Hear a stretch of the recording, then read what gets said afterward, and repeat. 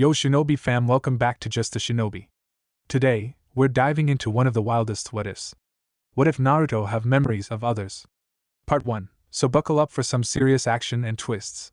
If you're new here, smash that subscribe button for more mind-blowing Naruto scenarios. Check out the other videos on the channel, share them with your ninja squad, and don't forget to drop your thoughts in the comments. Your support keeps this shinobi going strong. Prologue in the forest. And you know why everyone hates you?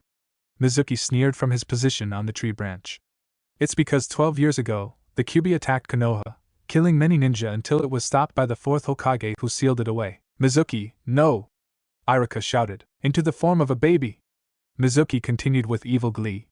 That baby was you, and you are the nine-tailed fox. And now I shall finish what Yondaime started. Naruto stood above the beaten and battered form of Mizuki, surrounded by hundreds of Kage Bunshin. Ah, I kinda got a bit carried away, he explained weakly as Iruka limped over. The clones started to vanish as Iruka stopped before Naruto. Close your eyes. The Chunin smiled. Huh, trust me. Naruto closed his eyes and felt his goggles being gently removed from his forehead, then something was tied on in its place. Slowly reaching up, his nervously questing fingers found a fabric band, and on that band, a metal plate. The plate wasn't newly minted like those he had seen on those classmates of his who had graduated, but the edges of the inscribed leaf were still easily felt by his fingertips, and the edges of the plate, although nicked and slightly scarred, were still solid. Naruto slowly opened his eyes and saw Iruka smiling proudly at him, his forehead bare of the Hittite that now adorned Naruto's brow. Congratulations, Genin Naruto, Iruka said gently. You are a true ninja of Konoha now, and of all my class, I am the most proud of you. Sarutobi Hiruzen smiled at the scene in the crystal ball on the desk in front of him. Then he reached out and placed the official stamp on a piece of paperwork that he had been filling out while watching the events unfold. Well done, Naruto-kun, he whispered quietly. You've taken your first step to achieving your goal. The piece of paper on the desk was placed into a small folder. As it vanished, the words at the top were briefly highlighted by the lamp in the corner of the room. Form 451,979. Confirmation of field promotion in peacetime. Academy student Uzumaki Naruto promoted to Genin 012607. Promoting Officer Senior Chunin Yumino Iruka 011850. Seconded by Hokage Sarutobi Hiruzen 000261. Memories of Others. Chapter 1. Path of a New Genin. Naruto woke up with a huge smile on his face as he opened his eyes to see, placed on the small wooden box that served as his bedside table, the slightly battered and scratched Hittite that confirmed beyond all doubt that the events of the previous night hadn't been a dream. He was a ninja, and in just 1 week, a mere 7 days, he would be assigned a team of his own, letting him prove just how totally awesome he was. As long as he wasn't teamed up with Sasuke, that broody bastard. Naruto shook his head to clear away the depressing thought.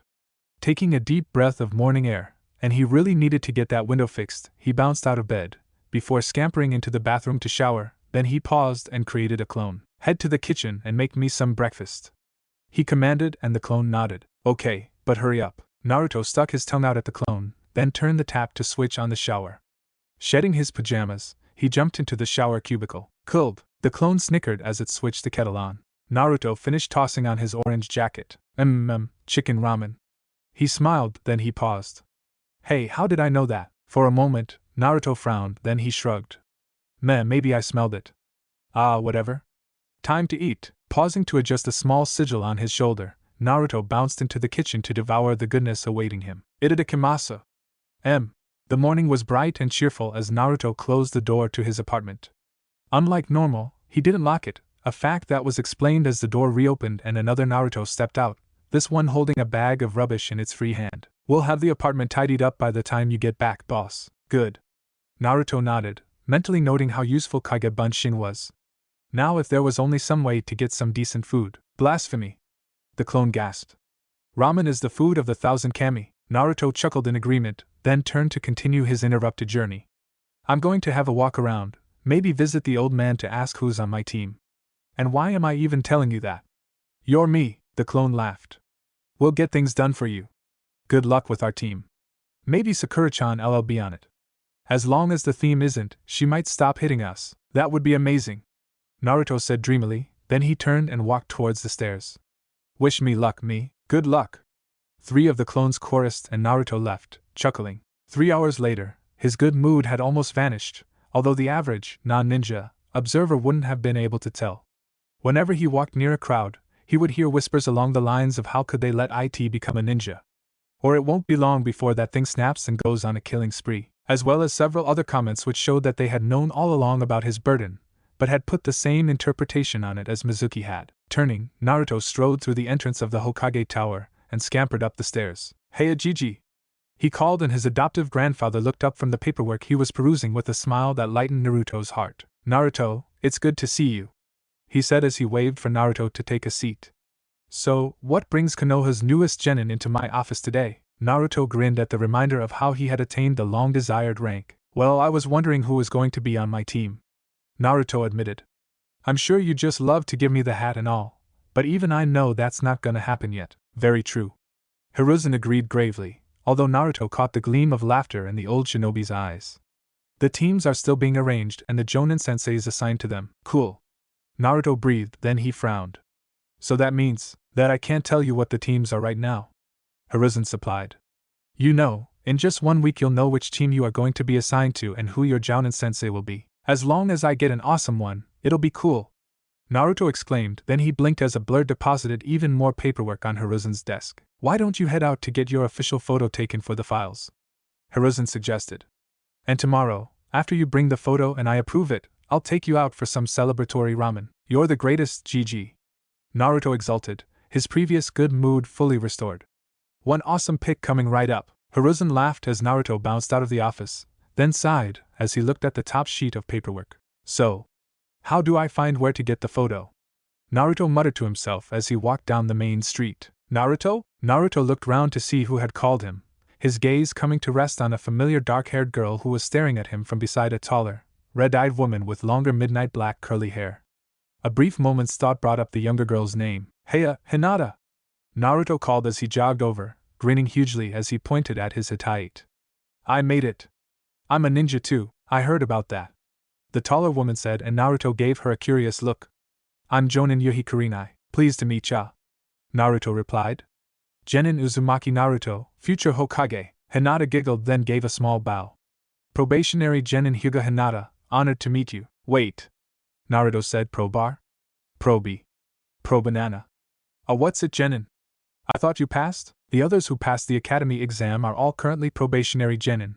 They will become full Genin when they are taken as students by a Jonin sensei," Kurenai explained. "You were granted a field promotion, so even if you don't get a Jonin sensei, you'll still be an official Genin and able to take missions." Hinata gave Naruto an odd look and his grin grew wider. "Yep, I'm awesome." "So, what ya doing?" "We don't get teams till next week, so we are going to be working on my chakra control," Hinata said quietly. "I need to build up my reserves." "Chakra control," Naruto groaned. "That's my weak point. I blew up the leaf last time I tried." "It sounds like you almost certainly have too much chakra," Kurenai mused. "If you wish, I can teach you a new exercise that should be fairly easy for you, then you can work your way back down to leaf floating." "So, training?" Naruto exclaimed. "Count me in." If that's okay with you, Hinata." "I mean, she is your teacher, right?" "It's fine," Hinata squeaked, turning red, and Naruto grabbed her shoulders. "Hinata, you're turning red. Are you getting a fever? Let me check your temperature." "Arg. Kurenai."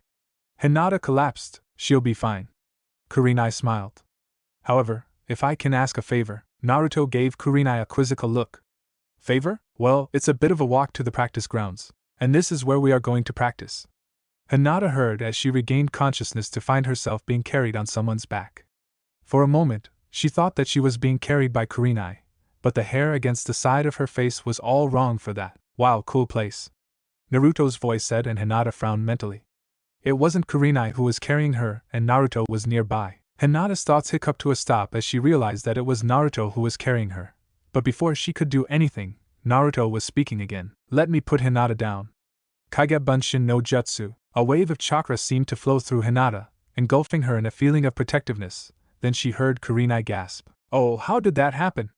Naruto asked, and Hinata opened her eyes, glancing round, to see herself staring back at her from the back of another Naruto. "Good heavens!" Kurenai breathed, her gaze switching rapidly between Hinata and her unexpected clone. "I know that the Kage Bunshin technique duplicates what someone is carrying, but to duplicate an entire person?" Hinata took advantage of Naruto's shocked stillness to lower herself to the ground, an action copied by her clone. Both girls glanced at each other, then looked down, tapping the tips of their forefingers. Well, Kurenai said slowly, I see that Hinata's clone has her mannerisms. Clone Hinata, what was the last flower you pressed? A bell flower. The clone replied and Hinata nodded in agreement. So, you have Hinata's memories too.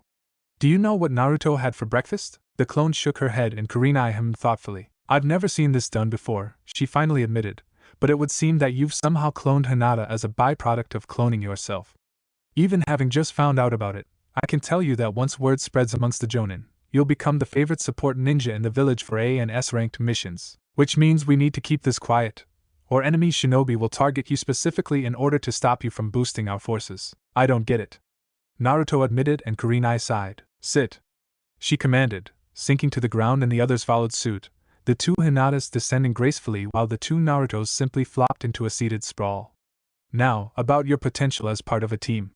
If you manage to learn how you clone Hinata, you could potentially do it for an entire group at once, thus doubling their numbers. Repeated enough times, and Konoha could fill an entire army composed purely of A and S ranked shinobi, each at full power and with all their abilities. Imagine having a dozen Hokages step onto the battlefield with another dozen in reserve. No enemy would choose to stay around at that point. Yeah, Gigi showed me some of his skills when I was younger. Naruto agreed. He's awesome, and that is why we need to keep it a secret for now, Kurenai stated.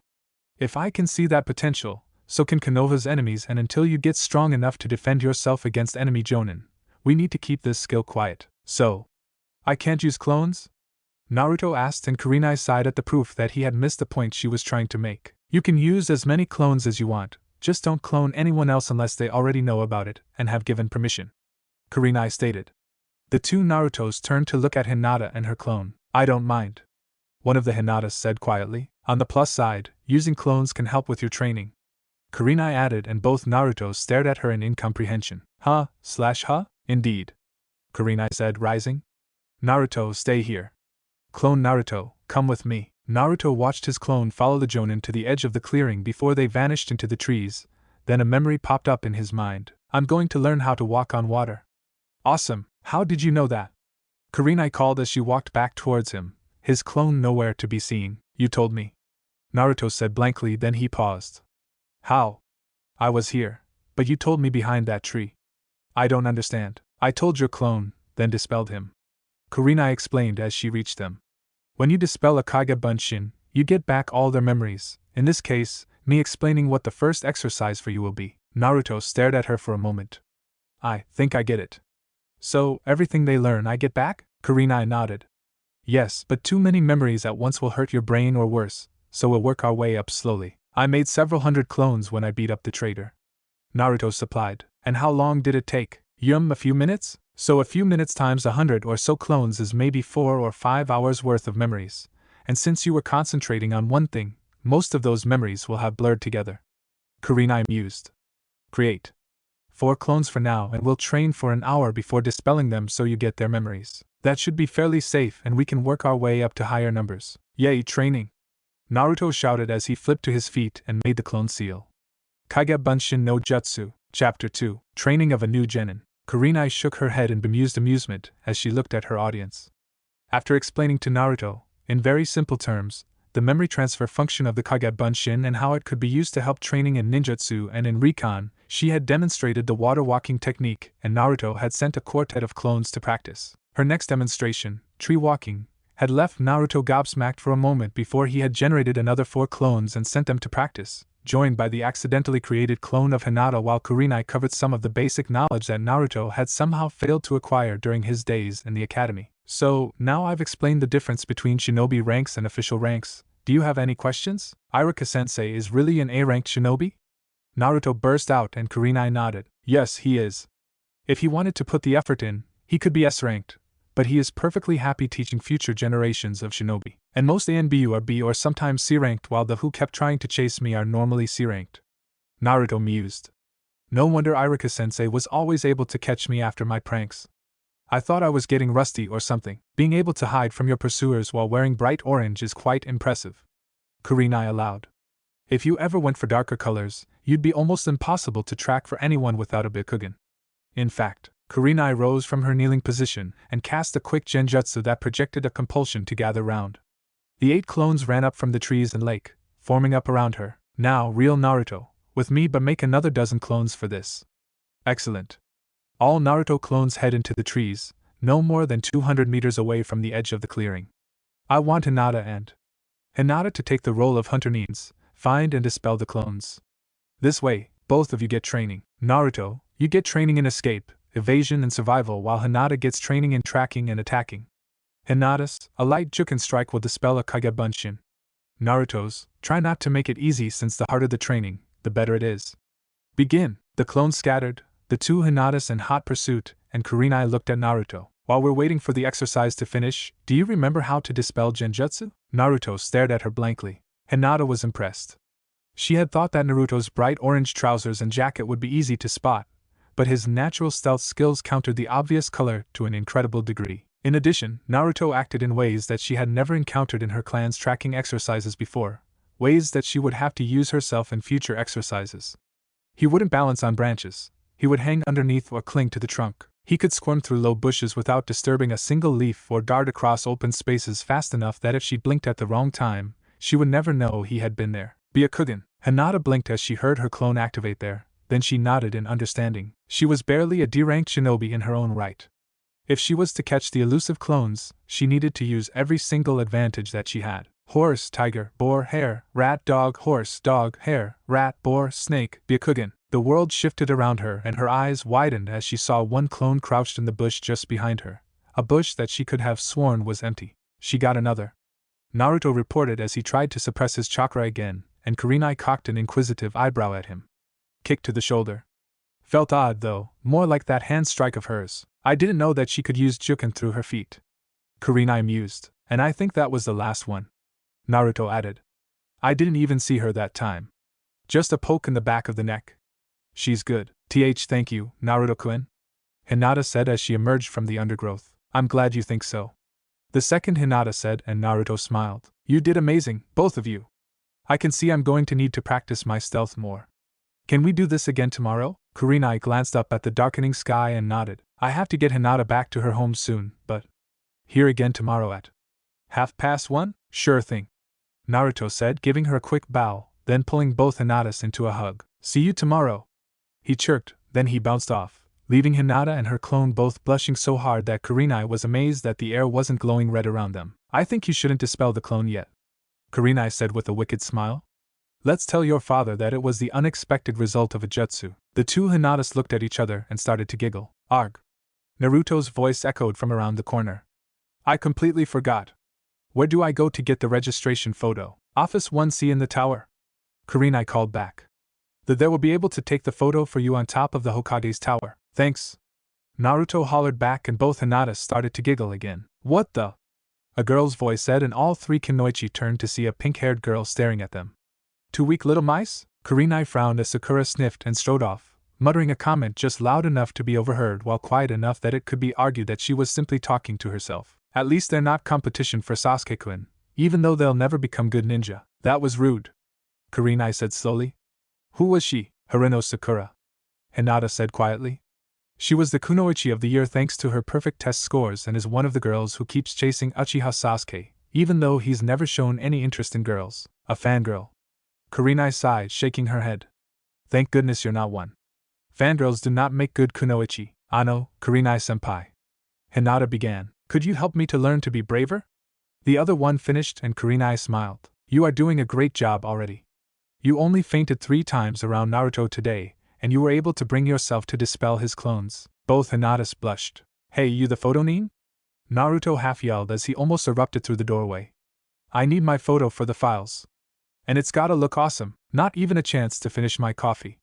The Chunin behind the desk groaned. Oh well, let's get this over with. So, name? Uzumaki Naruto. How did you know that? Naruto asked. I've never seen you before. Have I? I'm a sensor type. Named Zaji. The brown-haired ninja said as he rummaged through the desk drawers. That's how I knew who you were, a new genin with almost Kage levels of chakra and less control than the average academy student? Only one person fits that description. Hey! Naruto protested. I'm getting better, I can water walk and can almost tree walk. Hinata-chan really helped me by telling me what I was doing wrong. And what were you doing wrong? Zaji prompted, His voice muffled as he pulled out several large folders from the box under the desk. I kinda toppled a tree by using too much chakra, Naruto admitted, and Zaji jolted, causing the desk to lift slightly. A moment later, he reappeared, rubbing the back of his head. Ouch. You toppled a tree just by pushing chakra into it? Have you ever thought about doing that with your fists? Naruto blinked. Huh. Why would I want to topple trees with my fists? I meant the chakra push thing. Zaji sighed as he stood up, holding the camera equipment. If you manage to send out a pulse of chakra just as you hit something, it makes the impact a lot stronger. Of course, gathering the pulse means that someone like me can sense that it is coming. So, should I try to learn how? Naruto asked, and Zaji nodded. You should. Sensor-type ninja are fairly rare, so you'll have the advantage more often than you won't. Plus, if you get it working, you'll be able to claim it as a personal technique. I've got a few of my own, as have many of the shinobi. Wow. I'll have to try and come up with some awesome techniques. Naruto grinned as they emerged onto the roof. Zaji pointed to one of the sheltering awnings. Stand just there and look as serious as you can, but don't frown. Naruto bounced to the indicated point as Zaji set up the camera and tripod with the ease of experience. Now, look at the camera. Naruto blinked as a flash of light almost blinded him. Oh. What was that? That was one of the basic field jutsu, often used for signaling, Zaji said slowly. Didn't you come across it at the academy? Uzumaki Naruto, father. Hayashi blinked several times. What? But he failed the academy exam. He's a full genin now. Kurenai corrected me. The Jonin lounge was buzzing about it earlier. It's quite a tale. They pulled Irika in to tell it since he was part of it. Then I shall have to visit tonight to find out the details, Hayashi stated. Thank you for looking after my daughter. It has been an honor to be entrusted with her care, Kurenai replied with a smile. Good night, Hinata-chan. Good night, Kurenai-senpai, Hinata replied as she moved to stand by her father. Chapter 3. Equipping of a new genin. There he is, Hinata said, and Kurenai blinked. He seems nervous. The subject of their conversation turned as they approached, and Kurenai's eyes widened slightly as she realized what was different about him.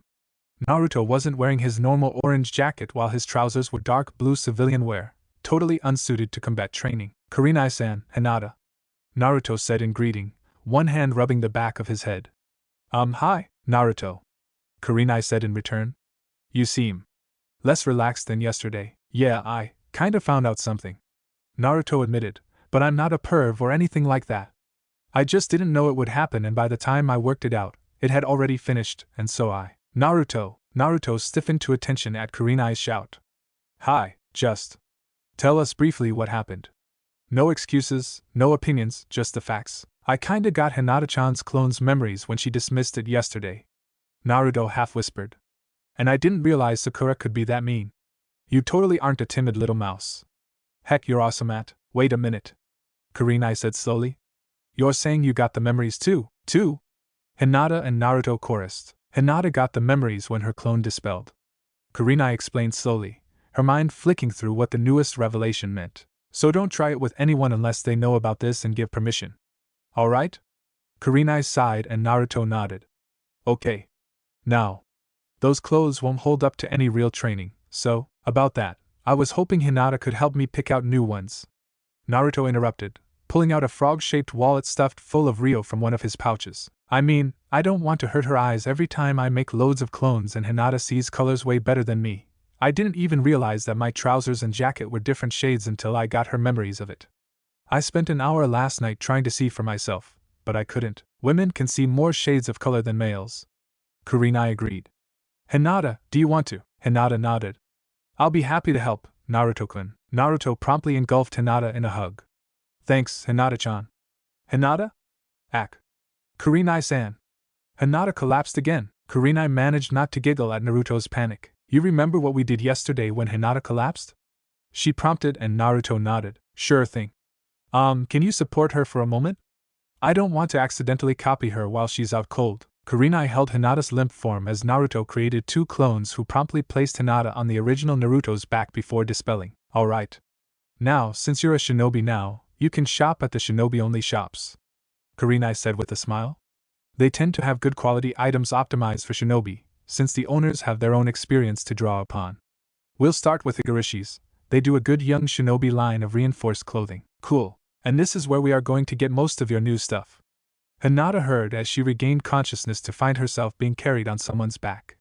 For a moment, she thought that she was being carried by Kurenai, but the hair against the side of her face was all wrong for that, yet somehow very familiar. Wow, cool place. Naruto's voice said, and Hinata frowned mentally. It wasn't Kurenai who was carrying her, and Naruto was nearby. Hinata's thoughts hiccuped to a stop as she realized that it was Naruto who was carrying her for the second time in as many days. But before she could do anything, Naruto was speaking again. I think Hinata just woke up. You awake, Hinata-heim? I am. Hinata squeaked, and Naruto half-knelt, allowing her to get her feet back on solid ground. Hinata took advantage of Naruto facing the other way to shoot Kurenai a small glare, to which the older Kunoichi responded with a bright smile, her eyes twinkling with mirth. Higurishis. Hinata read from the sign above the door. They're very good for the basic stuff. Kurenai supplied. Combat trousers and tops, sandals, kunai, shuriken, ninja wire, tags, all of the basic things that any well-equipped shinobi required. Come on. Kurenai led the way into the shop and they were greeted by the young teenage girl behind the counter. Welcome to Higurishi's Weapons and Supplies. Can I help you? Basic outfitting. Kurenai said, pointing to Naruto, and the girl stepped out from behind the counter, circling Naruto as she looked at him with a measuring eye. I'd say size 4, medium length for the trousers. Those sandals still have a bit of wear in them, but I'd advise replacing them in about 4 weeks or so. For the top, size 4 as well. What's your fighting style? He's a brawler. Kurenai interjected. Mesh enhanced then, to protect against slashes. The girl stated. You want sections 14 and 32. I'd recommend at least 3 of each, maybe 4. I'll get them. Hinata offered as she scampered off. So, weapons. The girl continued. Let's see what you have. Naruto pulled out a kunai and the girl flinched. What? I only got them a week ago. Naruto protested. Dad, what is it, Tenten? A deep voice replied from the back. We need a full set of kunai and shuriken. What? Naruto protested as Tenten's hands seemed to blur, pulling out all of his lovingly polished weapons and lining them up on the counter. I've got the clothes, Hinata said as she returned. What's going on? That's what I'd like to know. The deep-voiced man said as he stepped through the door, then his eyes latched onto the weapons on the counter. Ouch. Who on earth uses that? He rumbled, picking up a kunai and examining it. This is bad, metal crystallization, badly forged, no real edge, badly balanced. This would barely count as training kunai. I paid 5,000 ryo for those. Naruto grumbled and both man and daughter flinched. Kid, you were robbed. The man stated. The last time I saw a kunai this bad was Tenten's first attempt at making one when she was 7, and that was before I'd taught her how it was really done. Normally a full set would set you back 2,000 ryo, but if you give me the name of the moron who sold you these and let me have them as scrap, which is all they're good for, I'll have that price. I got them from Shima's shinobi weapons. Naruto said slowly, and the man nodded even as he scooped the weapons into a bag. Okay. In future, if you need anything ninja-related, you come here and I'll treat you fairly. He said. Name's Kyugu, Higurishi Kyugu, that's my daughter Tenten. Gloves. Hinata exclaimed and everyone looked at her in confusion, causing her to blush. What do you mean? Kurenai asked gently. I was thinking about what Naruto-kun needs. Hinata mumbled. He blocks a lot, so something like metal-lined gloves. Got just the thing. Kyugu said after taking a long look at Naruto's hands. Wait a moment. Kyugu vanished down one of the shop aisles, then reappeared. Fingerless gauntlets with overlapping metal plates on the outside. He explained, handing them over. Open design, more braver than gauntlet, but the metal inserts on the knuckles help you punch. Naruto finished donning the gauntlets and took several swings, causing Tenten to flinch. Who taught you to fight? She winced. Mizu. Ki. Naruto said, realization dawning mid-word. He screwed up my style, didn't he? Damn him, he said it was a special style only I could use. I spent hours every day trying to make it work. You'll need to inform your sensei that you urgently require taijutsu training once you've been assigned to your team. Kurenai noted. I saw how you fought against Hinata. Your stance wasn't like anything I've ever seen before. Another thing to try and fix. Naruto grumped. Why the hell did I even think the academy was useful? Iruka was the only decent teacher there. Now you know of the problem, you can solve it. Kyuga stated. The most important thing any shinobi needs to know is themselves. No lies, no delusions, just the basic truth about themselves, because if someone else knows you better than you know yourself, they'll be able to manipulate you to their will no matter what you want. Naruto gave a slow nod. So how much for all this? 2,000 ryo. What? Naruto gasped. But the clothes. The weapons, 2,000 ryo. Kyuga repeated. You've been screwed over enough. It's time to help get you straightened up. Just accept it. Kurenai advised. Thanks. Naruto said with a smile, then he picked up a pair of trousers and one of the armor mesh-lined t-shirts from the pile. Do you have somewhere I can get changed? The bell above the door tinkled and the woman behind the counter looked up. Welcome to Silken Leaf Fashions, she chirped. Ah, Kurenai. Here for another dress? Not today, Kunakata. Kurenai said, nodding towards the two genin who had followed her in. I'm escorting Naruto. He wants something that looks good but will stand up to combat. Kunakata rose from behind the counter and limped around. Both genin stared at the prosthetic that had replaced her left foot, and the woman smiled. Long skirts are not good for kunoichis, she said in explanation, and Hinata nodded in understanding. So, any specific requests? Orange? Naruto asked. Not bright orange, more darker orange, cause orange is cool but too much can hurt the eyes and I'm shutting up now. I'd recommend putting the Uzumaki clan crest on the shoulders of your t-shirts. Kunakata mused. And if you want orange, maybe a haori? Add some inner pockets for storage and a mesh layer, it'll help to reduce injury in combat. Hinata nodded as Naruto glanced at her. Hinata-Heim probably has a better idea than I do, he admitted. However, I'd like to include this as well. Naruto pulled out the clan tag that he normally wore on the shoulder of his jacket, and Kunakata nodded as she took it. Easily done, I can simply mount it on the cord that holds the haori in place. Let me get a few measurements, and I can have 2 completed within the hour. Leave the t-shirts as well and I'll add the crest to the shoulders. Left, right, or both? Left, please. Hinata requested, and Kunakata smiled. Left? Naruto queried, then he shrugged. I don't see a difference, so. Sure. Left. Come back in 2 hours. Kunakata ordered. While we're waiting, there's a few things I think I should check. Kurenai said once they'd returned to the training field. Naruto, how well can you read? Not very. Naruto sighed. I had to teach myself, there's quite a bit I still don't understand. Hinata? Hinata blushed, but nodded. I'll help. But it's almost time for me to go back home. Maybe if you left a clone. Kurenai mused and Hinata brightened. Okay. She smiled as she placed her hand on Naruto's shoulders. Then she eluded as Kurenai gently pushed her into Naruto's arms. We don't know how much contact it needs, so let's play it safe. Kurenai explained. Naruto? 1 set of clones, please. Hinata closed her eyes as the wash of chakra flowed through her, shivering in pleasure. Hinata, you cold? Naruto asked, and Hinata shook her head as she stepped away from him. No, I was just thinking about something. Clone Hinata, here's my house key. Take Clone Naruto there and start going through some of the basic books on my shelf. Kurenai ordered. Naruto, I'd recommend practicing with your new kunai and shuriken. In fact, go back to Higurushi's and ask if they can help you with that. Tenten is a weapons mistress in training, if memory serves, and they have a training yard out the back. I'll escort Hinata to her home, then come and pick you up so that you can pick up your new clothes. Okay. Naruto grinned, then he hugged Hinata. Thanks, Hinata-Heim. Today would have sucked without you. Why, you're welcome. Hinata managed as Naruto released her and raced off. Kurenai waited for a moment to ensure that she wasn't about to faint, then touched her shoulder to get her attention. Let's go. She said, you'll see him again tomorrow? And you'll get memories of teaching him later. Hinata smiled. Chapter 4. Teaching of a new genin. There he is. Hinata said, and Kurenai smiled at Hinata's eagerness. Wow, he looks better than I expected. Kurenai's smile widened as she took in the sight of the distant genin. He had replaced his old blue sandals with black ones to match his trousers, while dark orange wraps covered the gap between the sandals and the trousers.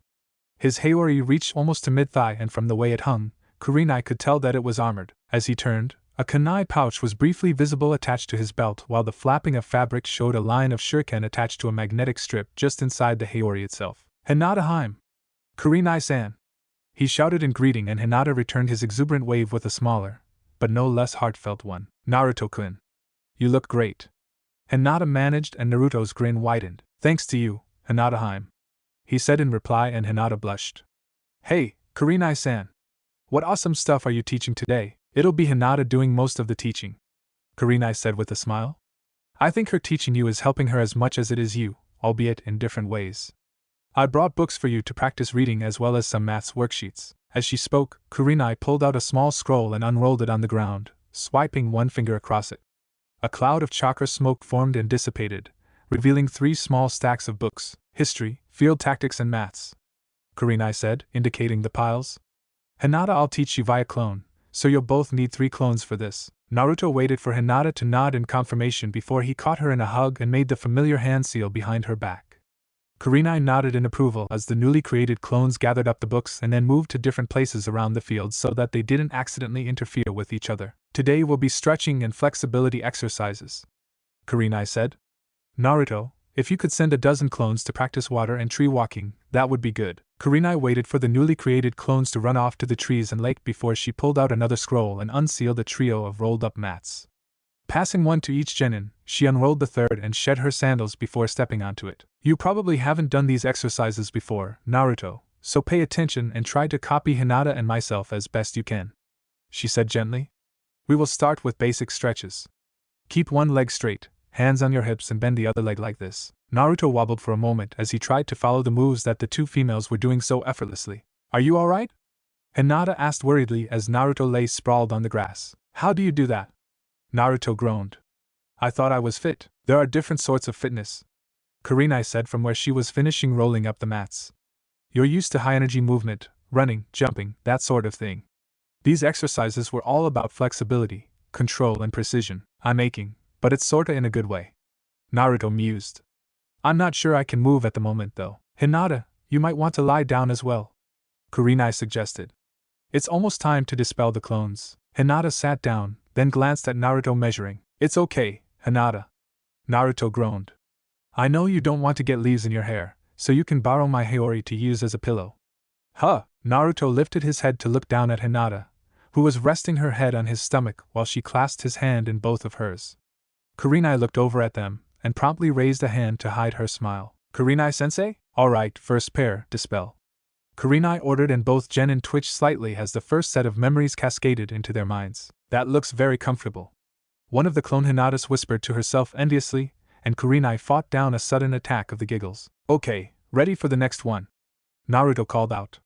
Hinata-heim? Aye, I'm ready. Kurenai nodded at the next pair, both of whom promptly dispelled.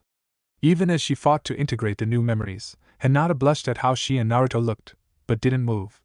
Kurenai turned away before she could lose control over her giggles. Kurenai-san. Kurenai stiffened in shock, then spun to face the new arrival, who was fortunately standing just out of view of the clones. We're ready for the final ones? Hinata called, and Kurenai spared a moment to nod at the remaining pair of clones before turning her attention back to the man in the trees. Hayashi-sama, she said with a slight bow, and Hayashi stepped forwards, his expression inscrutable. I see that my daughter is willing to aid Uzumaki and is becoming a friend to him, Hayashi said, and Kurenai nodded. I determined that Hinata's confidence improved every time she helped Naruto to recover from what seems to have been a campaign of neglect during his days at the academy, so the use of clones seemed to be a viable way of increasing that improvement without spending too much time that could be used in other forms of training. Hayashi held up a hand to halt Kurenai's explanation. I have no problem with Uzumaki aiding my daughter in becoming stronger, he stated. However, my daughter will soon be assigned to a team, and I would appreciate a chance to gain the measure of one who may be her teammate. I have already spoken to the Inuzuka and the Aburame. Not the Uchiha? Kurenai asked, and Hayashi shook his head. No.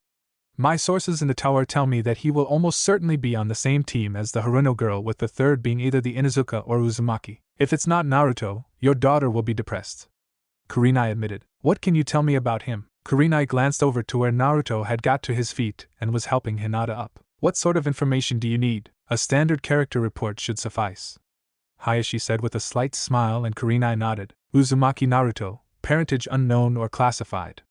Orphan. Failed the academy but was promoted to genin after succeeding in an unplanned field mission.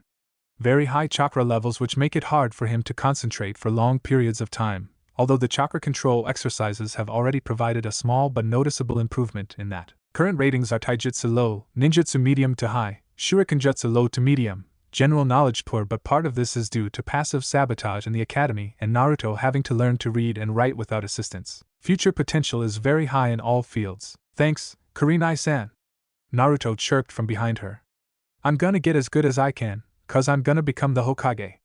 Believe it, Hayashi glanced at his daughter, who was nodding in agreement. And how are you intending to improve that much?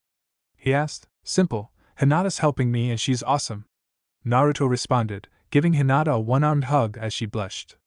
My reading skills have shot way up since she started teaching me. Soon I'll be on the same level as most of the others, and it's all because of how amazing Hinata-heim is. And would you say that Kurenai-san's summation of your skills was indeed a precise reflection of your current capabilities? Naruto stared at him blankly. Did Kurenai-san get the list of your skills right? Hinata whispered into Naruto's ear and he brightened in understanding. Mostly, but she got the taijutsu wrong. It isn't low, I completely suck at it thanks to being taught all wrong. I'm trying to relearn the academy style, but while it feels better, it still doesn't quite feel right.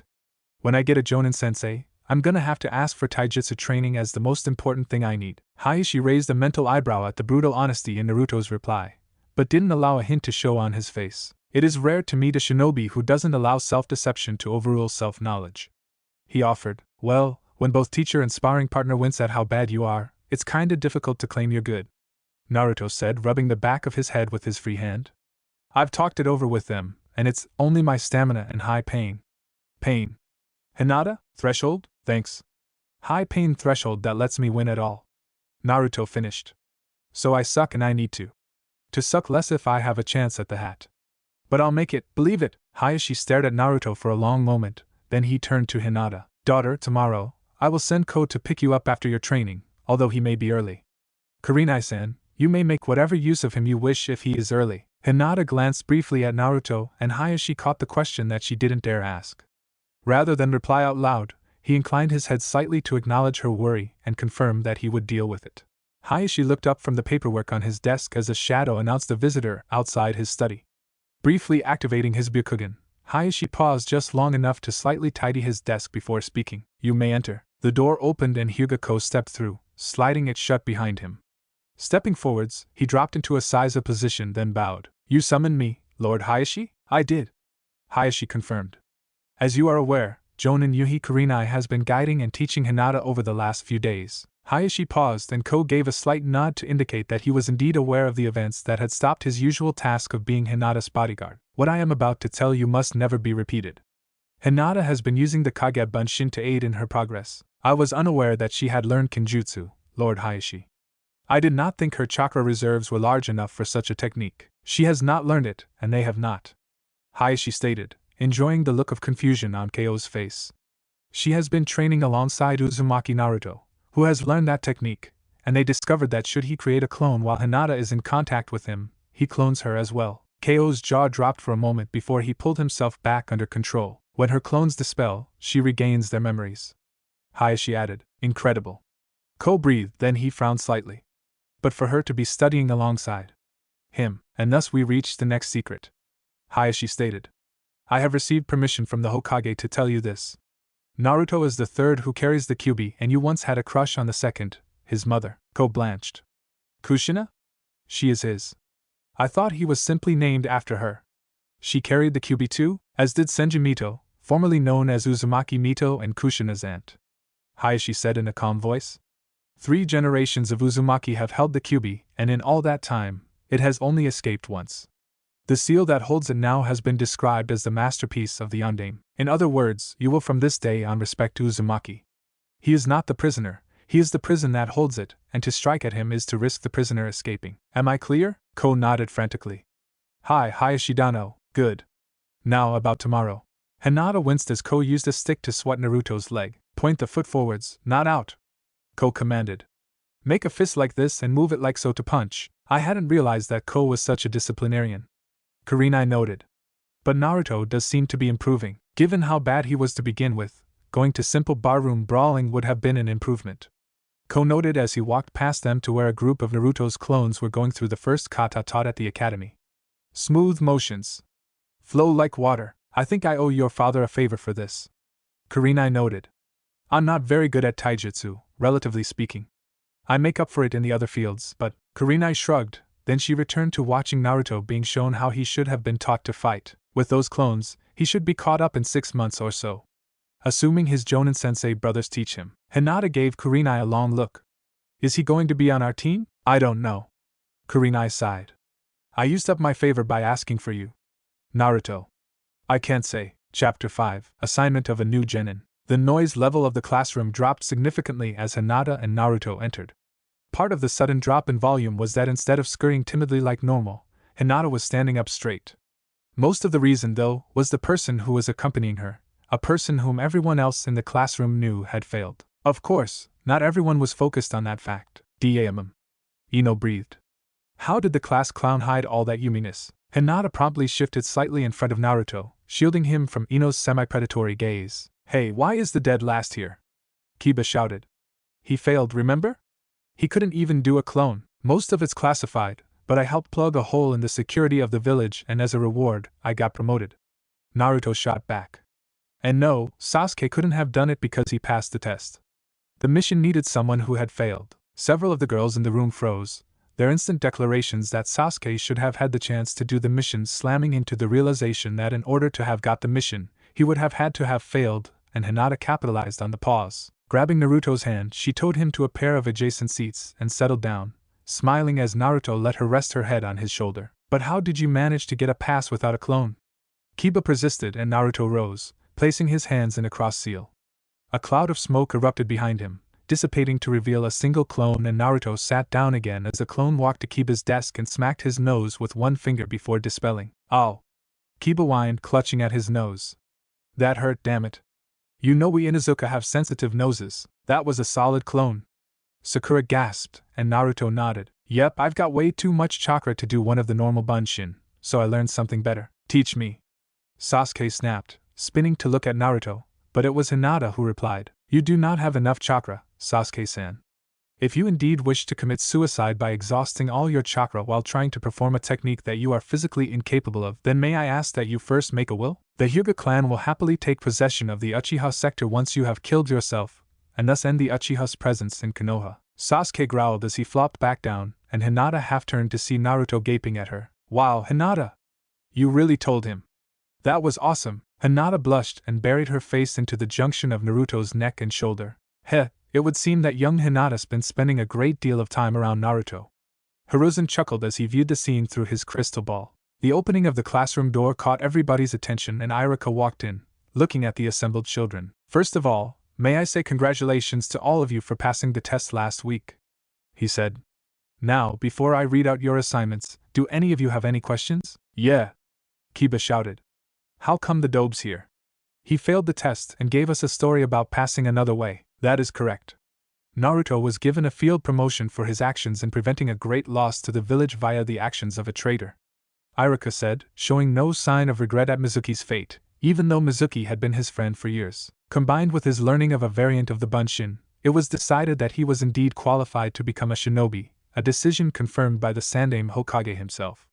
Do you have a problem with this? Kiba slunk back into his seat and Irika checked his list. Right now, Teams 1 through 6 are being assigned in the other classrooms, so I shall begin with Team 7. Team 7 is under the command of Jonin Hatake Kakashi, and consists of the Rookie of the Year Uchiha Sasuke, the Kunoichi of the Year Hiruno Sakura. Yes. Sakura exulted. Take that, Ino pig. No! Ino screamed. Sit down and shut up. Irika roared and both Kunoichi dropped back into their chairs, pale with shock. Ahem. And Uzumaki Naruto. No! Naruto shouted, inadvertently drowning Hinata's identical exclamation out. This team sucks, because you're on it. Sakura sneered. Even trying to look as cool as Sasuke doesn't change that fact. Irika pointedly cleared his throat. Team 8, under Jonin Yuhi Kurenai is Aburaim Shino, Hyuga Hinata and Inuzuka Kiba. Hinata sighed sadly and cuddled up against Naruto. Team 9 is still in rotation, so Team 10, under Sarutobi Asuma, will be Nara Shikamaru, Yamanaka Ino and Akamichi Choji. Damn it, forehead gets all the luck. Ino raged. Your senseis will be here to collect you after lunch, so you are dismissed for an hour. Naruto gave Hinata a quick kiss on the cheek, then rose and walked over to where Sasuke was sitting, trying to ignore Sakura. Since we are assigned to be a team, we should try to get to know each other. He began, only to quickly step back as Sakura swung at him. Before she could recover her balance, Hinata had appeared almost out of nowhere, Byakugan blazing, and struck Sakura's right arm, numbing it. Oh, thanks, Hinata-heim, Naruto said, noting that Sasuke had taken advantage of the situation to escape. Shino, Kiba, I'm taking Hinata to Ichiraku's, my treat. Since you're on her team, you want to come as well? Sure. Kiba shrugged. Sharing sustenance is traditionally an acceptable way to encourage and enhance interpersonal relationships. Shino drowned. I am honored to accept your invitation. Damn, those lessons you've been giving me really are working. Naruto whispered to Hinata as he led the impromptu group out of the classroom.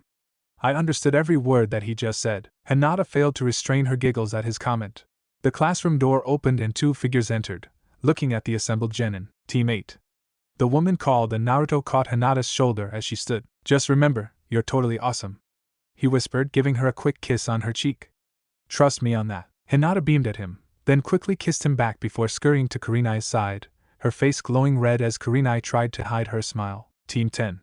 The man stated, and Naruto leaned back as Shikamaru, Ino and Choji filed to the bearded ninja's side. See you later, Hinata-heim. Naruto called and Hinata gave him a small wave before she vanished through the door. What does she see in a baka like you? Sakura wondered, and Naruto glared at her before reaching into one of his belt pouches and pulling out a small book. And what is that? It's a book, Sakura. You know, it has paper sheets that hold words. Naruto riposted, and Sakura looked taken aback at the lack of the normal chan suffix that was usually attached to her name by him. And since when does a baka like you read? Since a princess took the time to teach me. Naruto shot back.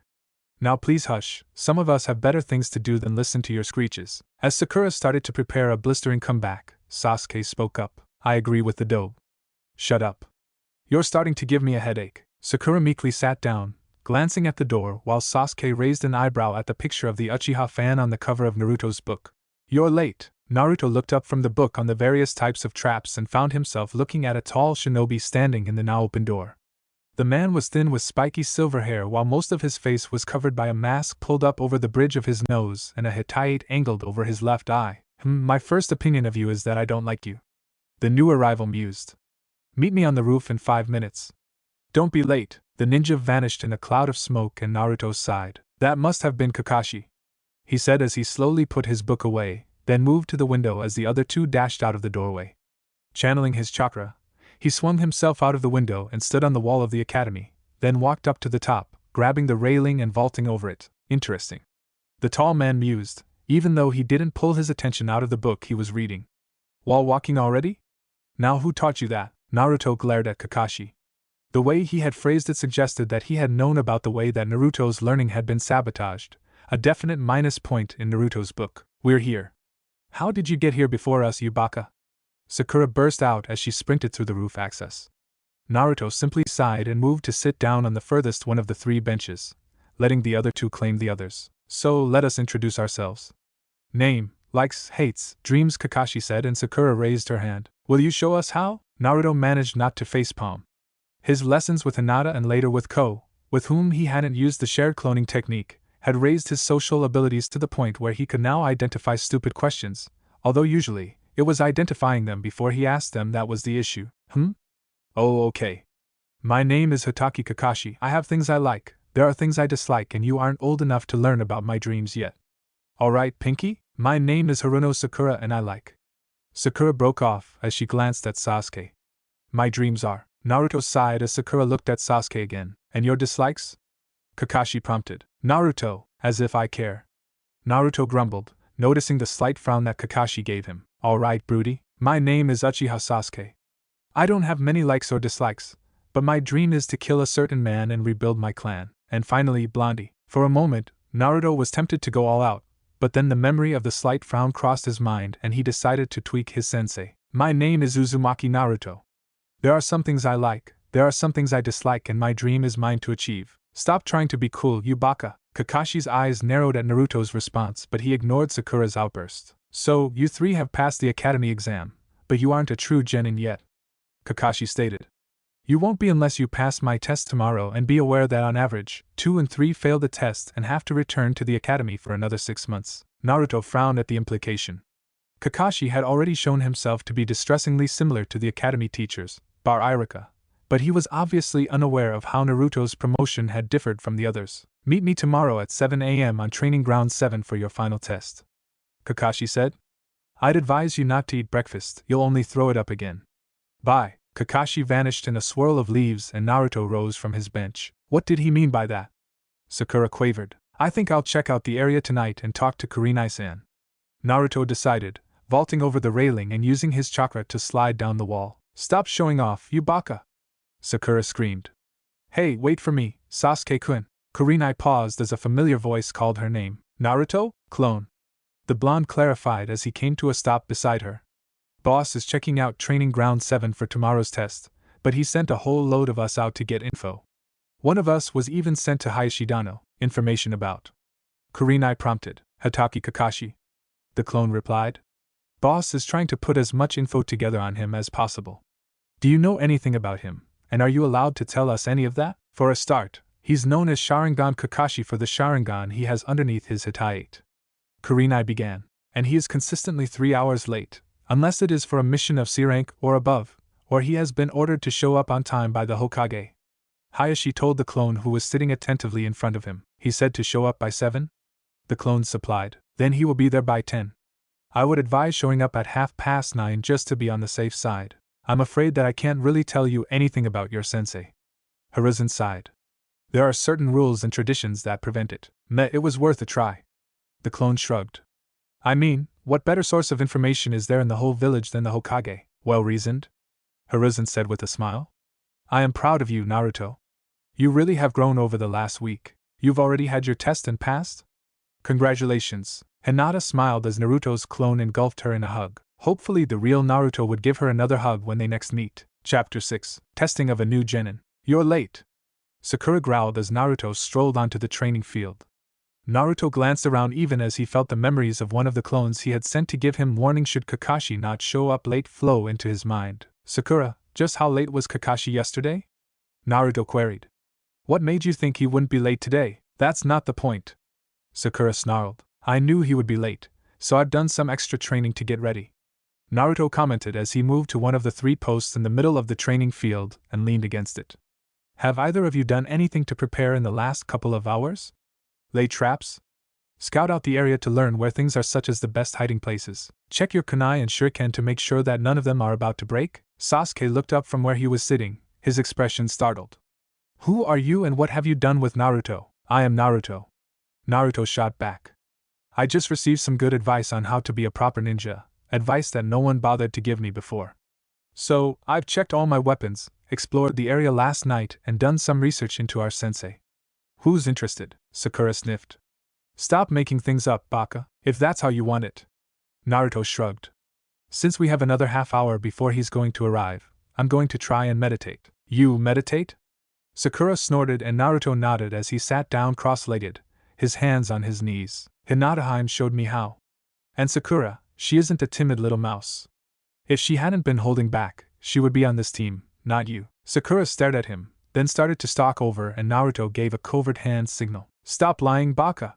Sakura shouted as she swung her fist at his head, only to fall over as Naruto vanished in a puff of smoke. I think I'll leave a clone and meditate somewhere else, Naruto said from the side of the clearing, where his clone had Kawarimi with him. Nice trick, Sasuke admitted, causing Sakura to stare at him in shock. You're late. Naruto didn't need the inflow of memories from the watch clone to inform him that their tardy sensei-to-be had arrived, and with a sigh, he pulled himself to his feet and stepped out from behind the tree. Well, I had to help an old lady with her shopping, then I got lost on the road of life, Kakashi said. Liar! Sakura, it's not a good idea to accuse someone of lying unless you have proof, Naruto commented. Kakashi, showing up late twice raises certain questions about your competence. Or worse. If not for Gigi vouching for you, I'd lump you in with Mizuki and simply walk away right now. Kakashi stared at him for a long moment before shrugging and walking over to the 3 stumps. Pulling out an alarm clock, he placed it on the middle stump, then held up 2 small bells. Now, I don't know if you've been told this, but passing the academy tests doesn't mean that you're full genin yet. You still need to pass the test set by your prospective Jonin sensei, who is, in this case, me. As you can see, I have 2 bells. You have to try and take a bell from me by noon, but there are only 2 bells, Sakura pointed out, and Kakashi nodded. Correct. Only 2 of you will manage to get the bells. In order to get a bell, you'll have to come at me with the intent to kill, otherwise you won't stand a chance. If you don't have a bell by the end of the test, you will return to the academy. Kakashi finished and Naruto glanced at his so-called teammates, Uchiha Sasuke and Harino Sakura, the latter of whom was still rather disconcerted by his sudden change from trying to pursue her at every opportunity to a cool disinterest. Let me get this straight, he said slowly. We are to try to engage you in hand-to-hand combat, without a chance to prepare, to get one of the 2 bells, and if we do somehow manage to get one before the alarm goes off, we'll have to defend ourselves against our so-called teammates, since they'll see whoever has the bell as an easier target than you. Is my understanding of the situation wrong? Kakashi shook his head slowly. Not really, but you're not completely right either. So, do you think that you understand the purpose of the test then? I understand perfectly, Naruto said, drawing on the many conversations he had had with Hinata, Kurenai, and several members of Hinata's family over the last week. This is primarily a taijutsu test, and we all know that I suck at it. Therefore, this test is aimed at getting rid of me so you can train the last Uchiha and his fangirl without the baggage of the dead last. Sakura winced at the venom with which Naruto injected into his description of her. You two win, Naruto said to Sasuke and Sakura. I'll see you around. Smirking at the shocked silence, Naruto turned and walked out of the training field. If he hurried, he could join Team 8 to take up Kurenai-sensei's earlier request to provide them with an op force to practice against, and still have time to find out what missions he could take as a lone genin. And Hinata would almost certainly continue to help him relearn how to read, which was very nice of her. And she was so clever, she had worked out that by using his cloning ability on her, he could both get the experience of learning how to read and the experience of knowing how to read. His vocabulary and ability to use it was expanding faster than he had ever dreamed possible. His old textbooks were already much easier to understand now that he knew what the longer words actually meant. And now that Kakashi has shown up, only 15 minutes late, we can begin, Hiruzen said. In order of team numbers, pass or fail with an overview if necessary. Team 1, total failure. None of them are suitable to be shinobi. Team 2, partial failure. 2 of them have what it takes to be genin but not elite. I recommend transferring them to the genin pool. Team 3, fail. Only 1 salvageable, although he does qualify for elite, meaning he can be reassigned if need be. Team 4. Fail doesn't even begin to describe it. Suggests that student Ami be expelled for being a disruptive influence. Team 5, partial failure. 2 probably salvageable as elite genin with another 6 months at the academy. Team 6. Fail. Just. Fail. Team 7. Long story? Kakashi sighed, attracting the attention of the other jonin. I'll explain after the others have reported. Team 8 passed, Kurenai said after a long pause. I also tested them against an op force today to get a good idea of their strengths and weaknesses. I'll have the write-up done by 7. You'll have to tell me who you hired for that, Asuma said. I may try that on my team. Which passed, by the way. Team 10. So, Kakashi? Hiruzen prompted, and the copy Nin sighed. The test was a non-starter. Naruto chose to walk after I explained the rules, stating that the test was an attempt to get rid of him so that I could concentrate on training the other 2. What was the test? Asuma asked. The bell test, Kakashi replied. I was testing their teamwork. Naruto failed instantly and vanished before I could give him another chance. From what I can tell and given what he went through at the academy, it was a perfectly logical conclusion that he drew, Hiruzen said, hiding his amusement at Kakashi's exasperation. And since he got his promotion in the field rather than via the academy, he can continue as a ninja and take missions. He's already signed up for the morning shift of wall patrol. But, Kakashi stuttered, only for Kurenai, who was amongst the assembled jonin watching with amusement, to interrupt. Naruto provided my team with the opposing force I mentioned earlier to train against today. With the number of clones he can create, he really gave them a workout. Yash! Guy shouted from the corner where he was observing. I shall have to ask him to do the same for my youthful genin. His taijutsu was sabotaged in the academy, Kurenai warned the exuberant jonin. You may need to train him in a new style first. On the plus side, he has a certain technique that might help, but he was meant to be on my team, Kakashi protested. I asked for him. He obviously disagrees. Hiruzen shrugged. But since we need the Uchiha on a team due to political reasons, I can find another genin for your team from the general pool or the salvageable genin. If you don't think you can take a team without Naruto, I'll appoint another jonin sensei for the Uchiha's team. Kakashi seemed to wilt. I'll take the 3rd genin. Wait. Lord Hokage, what did you mean by we need the Uchiha for political reasons? Kurenai asked. The other villages all know that the last Uchiha is now of an age to become a genin. Should we fail to field him as a shinobi, our reputation will suffer since they will assume that the Uchiha massacre was done by my command and that Sasuke is nothing more than a breeding stallion for the next generation. Hiruzen supplied. It's also why I assigned him to Kakashi. His Sharingan means that when Sasuke activates his, Kakashi will be able to train him in its usage. Ah. Kurenai nodded. Political reasons. Of course. My apologies, I thought for a moment that it was Konoha politics, not international ones. An easy mistake to make, Hiruzen said soothingly. Kakashi, please stay. Everyone else, thank you for coming. As the jonin filed out, Kurenai used her smaller frame to slide through the crowd until she was walking beside Mato Guy. As they exited the tower, the taller jonin looked down at her. You wish to discuss young Naruto, I presume, Kurenai-san? Kurenai blinked at the reminder that although Guy was bombastic, overly cheerful, insanely devoted to training and tended to be as blunt as A to the skull, This in no way equated to stupid. Kurenai briefly allowed herself to wonder just how intelligent the spandex-wearing Jonin really was. Then she refocused on the conversation. Naruto has learned the Kage Bunshin, and I took it upon myself to help him learn about the memory transfer effect of it. Aha! So I can ask him to make many clones and have each one practice a different part of the kata while his true self works on stroking his flames of youth. Guy exclaimed, and Kurenai blinked. Guy really was intelligent, despite appearances. It's more than that, she said, weaving a subtle genjutsu around them to prevent their conversation from being overheard. He has discovered another way of using it. Hinata has been helping him to learn how to read properly, by letting him clone her, and then her clone teaches him. When her clone dispels, they both receive the memories. Guy froze. Guy, alas! That would have been such an incredible way to teach my own students the ways of youth, but none of them yet have the ability to use the Kage Bunshin, and I fear that Likun never will. Right? Kurenai slowly said. Anyway, since he can learn techniques that way, you may be able to teach him by letting him clone you, doing one kata and dispelling the clone. An excellent, although now that I actually consider it, slightly flawed thought, Guy said, earning a confused frown. You see, should I give him the memories of one of the basic katas, irrespective of the style I will help him select, the memories will be more hindrance than help. I am a different size to him, the ratio of my torso to my limbs is different, as is my center of gravity. The memories attained that way would prove almost unusable. It would take longer for him to adapt them to his own body form than it would to learn them through the traditional katas themselves. I hadn't considered that, Kurenai admitted. Nevertheless, it is a good thought for the future, Guy continued. With the right training, he will be able to adapt new moves into his own fighting style, and it is then that he shall be able to learn as you have suggested. Kurenai mentally revised her estimate of Guy's intelligence upwards once again. Why did he go to such lengths to hide it? I shall look forward to meeting Naruto-kun tomorrow, Guy said, but for now, I sense that my team is ready to have their fires of youth transformed into a true blazing inferno. For youth, Guy blurred away, and Kurenai shook her head in amused disbelief. Why was she thinking he was intelligent again? Chapter 7. Patrol of a New Genin. Uzumaki Naruto? A voice asked, and Naruto turned to look at the old man who had spoken. I'm your patrol partner for the morning, Genin Mariboshi Kosuka, although many call me the man in Genin. Naruto stared at him in shock. You're as old as Gigi. Gigi?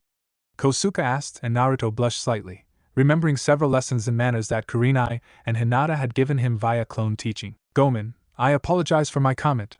Although I was surprised by your appearance, my behavior was inexcusable. You're forgiven, Naruto, Kosuka said, patting the, significantly, younger Genin on the shoulder. Now, who is this Gigi of yours? Hiruzen, the Hokage. Naruto explained, falling into step with Kosuka and glancing down to see that one of the old shinobi's legs ended in a prosthetic foot. I remember Hiruzen when he was younger. Kosuka reminisced, then his gaze sharpened. He had the same determination I see in you, young Naruto. I'm sure I'll see great things from you in the future. Naruto blinked. Somehow, Kosuka had, for a bare instant, radiated the same aura of strength and power that Hiruzen had occasionally displayed. I've never patrolled the wall before, Naruto said, changing the subject. I can create dozens of Kage Bunshin if you think we may need them. For patrolling, we walk along the top of the wall, watching for anything unusual, Kosuka explained. Multiple flocks of birds, gaps that weren't there the previous day, motion where there shouldn't be or stillness where there should be motion. If we see anything odd, we sound the alarm by striking the alert sequence on the pipe. Naruto followed Kosuka's glance and saw a long metal pipe half buried in the wall. The sound of the strikes go to the guard posts under the wall, and the direction of the alert tells them where they are needed. Kosuka continued. Cool, Naruto admitted. I thought it would be some sort of superjutsu or something. Why go for complicated things when simplicity works so much better? Plus, if you're injured, you can still hit the pipe, even if you can't channel chakra. Kosuka shrugged, then he paused. There. You see that? A flock of birds? Naruto asked, and Kosuka nodded. Yeah, but... Wait, another just appeared, and are some more birds circling behind the first lot you pointed out? Something startled them, Kosuka said, pulling out a kunai and walking to the edge of the wall. Something moving in the trees parallel to the wall, heading east. Now, pay attention to these codes. You'll need to memorize them at some point if you ever want to do this alone. Movement. South. Heading east. Distance, 1 kilometer. Speed fast. Naruto nodded as he tried to memorize the rhythms that Kosuka had tapped on the pipe. I think I got some of the signals, but I have a book you can borrow, Kosuka offered. Copy it and return it. The copying will help you memorize it. Thanks, senpai. Naruto said, and Kosuke started to chuckle. Senpai, am I? I'm old enough to be your grandpa, you know. Okay, it's been almost a minute, and no alarms have sounded, so whatever or whoever that was is known, and we can continue our patrol. Naruto gave the forest another look, then scurried to catch up with the older Genin. Senpai, what's with the wok? Kosuke reached back to tap the edge of the large wok that he was wearing on his back. I have several reasons. First, it's a shield. The shape helps to deflect anything thrown at me from behind which I can't dodge. Second, when I'm in the field, I can use it to cook food. Akamichi Chuza himself said my cooking was as good as anything he'd ever tasted in the field. Third, it's a weapon. As long as you can grip it, anything can be a club. Most ninja don't think of cooking utensils as being weapons, at least not before they wake up with bumps on their foreheads. Naruto stared at Kosuke in amazed admiration as the older man continued to share his accumulated wisdom. Good afternoon, Naruto. Kurenai called in greeting as Naruto leapt out of the branches of the trees and landed barely 20 meters away. Kurenai-san. Naruto replied with a big grin. Hey, I had a wall patrol today, I remember that. Kurenai sighed. It was one of the missions I had to take as aid to help pay my bills. So, anything interesting happened? I was teamed up with another Genin, a really old one, Mariboshi Kosuke. Kurenai stated, and Naruto stared at her. You know him? He's a Jonin in everything but his actual rank. Kurenai said, then she frowned. He's also in high demand. Odd that he was walking the wall. Unless what? Naruto asked after Kurenai trailed off. Never mind. Kurenai said. But he's very skilled, so you should take the opportunity to really listen to everything he chooses to tell you. And his food is amazing. If he ever offers you the chance to join him on a mission, I'd advise you to accept. He helped me when I was still a Genin, gave me some good advice that I've never regretted. Cool, very. Kurenai agreed. Now, we have a little while before my team returns from their mission, so I think I should tell you about a conversation I had with Madogai yesterday. Naruto-kun. Hinata called in greetings as she and her teammates entered the training field. Hinata-chan. Kiba. Shino. Naruto waved back. How'd your mission go? Tora tracked, caught, and returned? Kiba gloated, then he frowned. And an oddly familiar pink-haired girl stopped us for a few minutes to speak to Hinata. She wanted to apologize for what she said before the second Genin test. Hinata said quietly. Apparently she and Ino had just finished another of their arguments over Sasuke, and she was in a bad mood. Excellent work on Tora, and I'm glad that Sakura apologized. Kurenai said, causing both Hinata and Kiba to smile. Even Shino seemed to radiate a sense of satisfaction briefly. Hinata. If you would. Hinata hugged Naruto, and he made his most used hand sign. You managed to do that silently. Kurenai said approvingly as clones of Naruto and Hinata appeared. Very good. Any enemy who doesn't know what that seal is would be taken by surprise. Kosuke-senpai lent me a book on combat signals to study. Naruto said as his clone fished his own copy out of his storage pouch. Ah, that book. Kurenai said with a nod of recognition. I'll get copies for the rest of you tomorrow. It'll help with tracking if you can communicate silently. The tactical advantages inherent in learning silent communication are obvious. Shino drowned. I must inquire as to why such skills were not taught in the academy, however. It's an old bargain, one unique to Konoha. Kurenai sighed. As you all know, Konoha is unique amongst the Great Five in that we rely extensively on civilian support in order to free more shinobi for field work, so as a means of persuading the civilian clans that the then newly formed Konoha could be trusted. Overall control of the academy curriculum was placed in the hands of the civilians. Since so many of them wanted access to the advantages that having a shinobi in the family brings, better contacts, access to the shinobi information exchange and so on, the standards were slowly lowered to give the civilian-born a better chance of graduating. Silent communication was one of the things jettisoned to make it easier to pass the test. The four Genin stared at Kurenai for a long moment. And what else was removed? Netuto finally asked. Several parts of the history course, the camping jutsus known as the Traveling 10, physical conditioning lessons. Fortunately, the teamwork aspect generally allows new Genin to survive in the field long enough to find out their own weaknesses and find ways around them, or find people who have different weaknesses so that they can protect each other. I have no idea if that sucks or not. Kiba admitted. I'm not good with classwork, so if the academy has been made easier, would I have made Genin in the old times? And where did your clones go? To study the book. Naruto supplied. As an independent Genin, I really need to learn those things. Indeed. Kurenai nodded. Now, it is time for training. While we do basic warm-ups, I want you, Naruto, to use some clones to set up a trap course for my Genin to work through. Nothing lethal, but be tricky. Naruto grinned, causing Kiba to shiver. Oh. Yeah. Oh. Ah. Ah. Inuzuka started as her son lurched through the main gate of the Inuzuka compound, groaning and complaining with each step. Irk. Arg. Eek. Arg. Kiba? Kiba paused as Akamaru caught up with him, twitching and trying to scratch all over. Hey mom. Don't let Naruto set up a trap course for you. Gotta wash.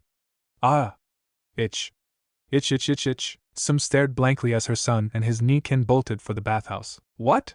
Hinata tried not to squirm as she walked through the main gate of the Hyuga compound, but the small twitches she couldn't restrain gave away that some of the itching powder in the trap that Kiba had triggered had caught her. Daughter. Father. Hinata managed. Hayashi raised an eyebrow. You seem distracted. Kiba-san set off a trap in training. Itching powder. I almost dodged it. Hayashi's eyebrow rose higher. I was unaware that Kurenai was adept at traps. It was Naruto. Father, may I be excused? Hayashi nodded. Once you have washed, report to me.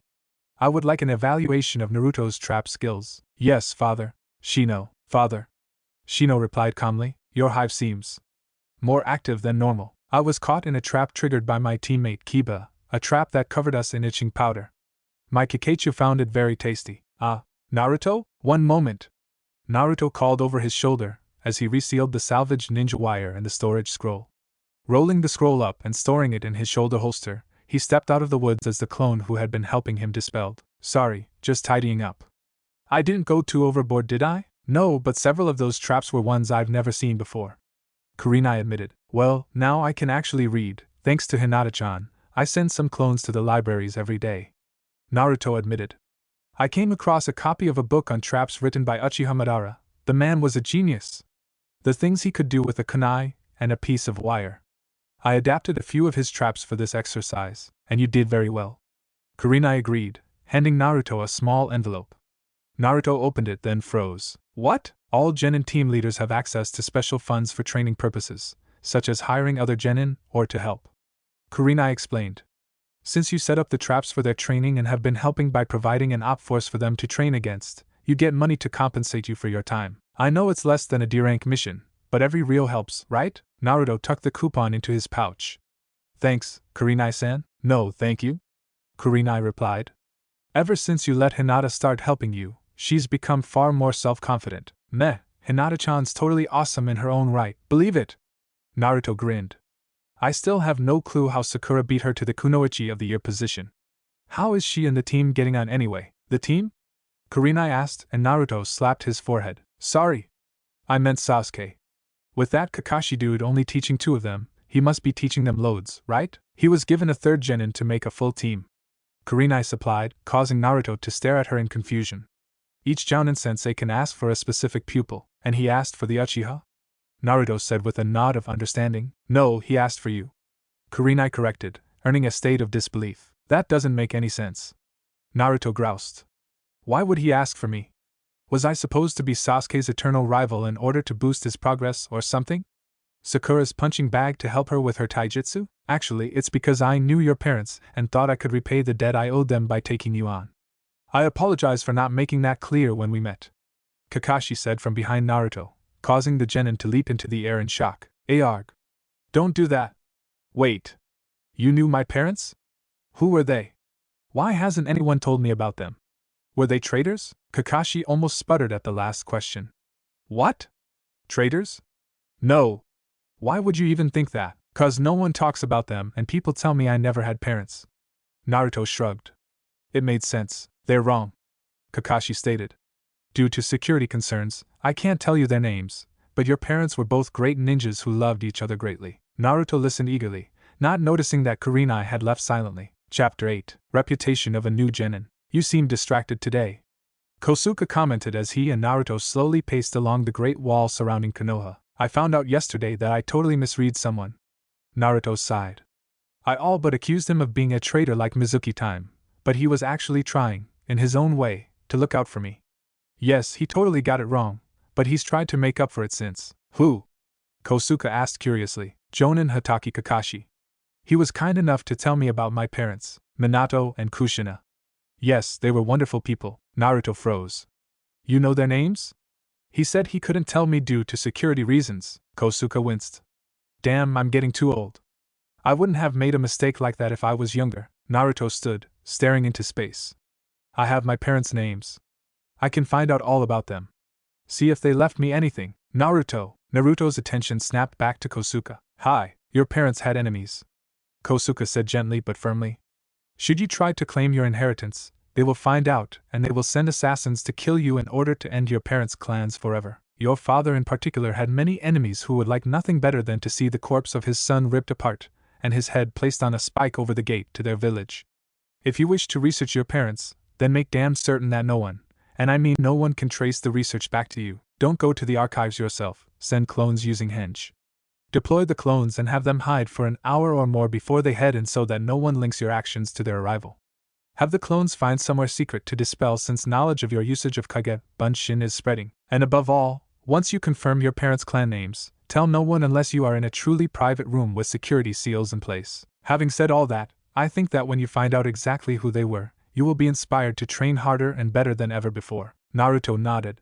Thanks, senpai. Now, since I've messed up enough for the day, we may as well discuss infiltration and interrogation techniques, also known as how to get information from others, Kosuke said, and Naruto grinned at how the old man was able to turn an honest error into a lesson. He was almost as cool as Gigi.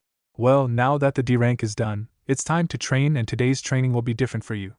Asuma smiled and Shikamaru frowned. You seem to be looking forward to this too much. This means that whatever you have planned for us will be highly troublesome. Asuma's grin broadened and he stepped to one side, revealing a meter-tall scroll leaning against the tree behind him. This is your target, he said. And the scroll is your dinner. All you have to do is bring it here and unroll it on that table. Don't worry, I won't make a single move to stop you. The trio of Genin glanced at the long table set up in the shade, then back at the scroll. The test will start at 10. 9.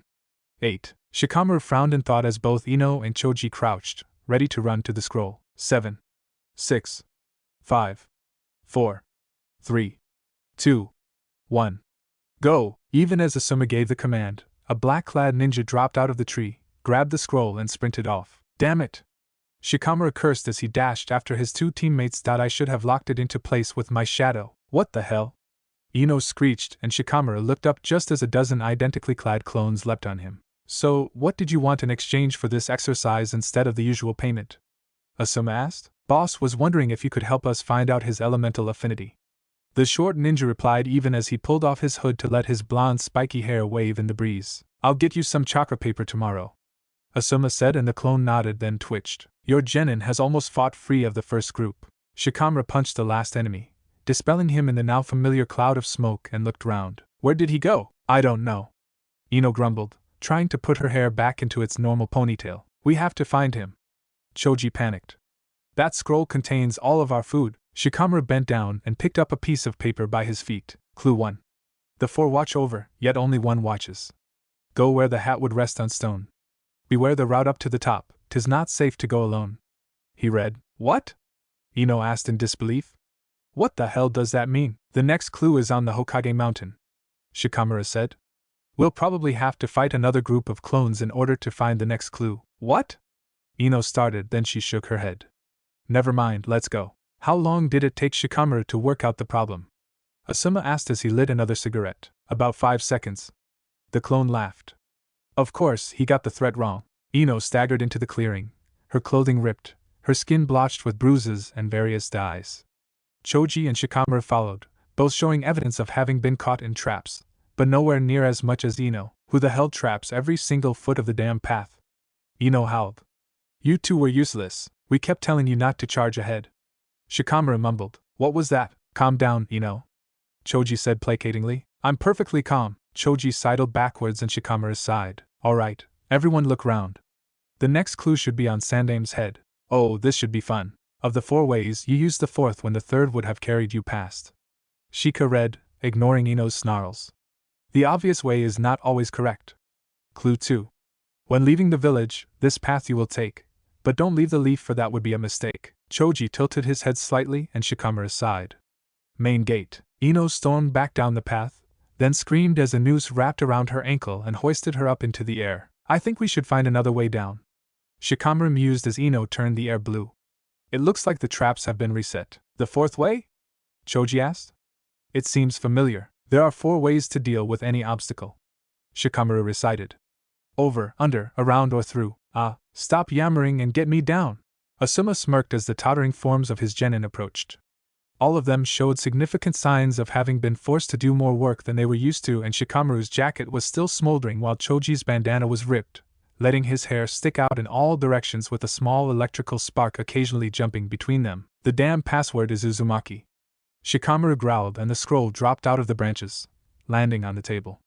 Naruto, I'd like you to know that I really, really hate you right now. I hope you know that. You ruined my wardrobe. Ino tried to shriek, but her exhaustion prevented her from getting any real volume. Asuma glanced at her, and his eyes widened at the sight of the rags tied together to form an impromptu pair of shorts and chest wrap. Holy crap! Naruto gasped from beside him. You mean the trap with the 3 lemons and the paperclip actually worked?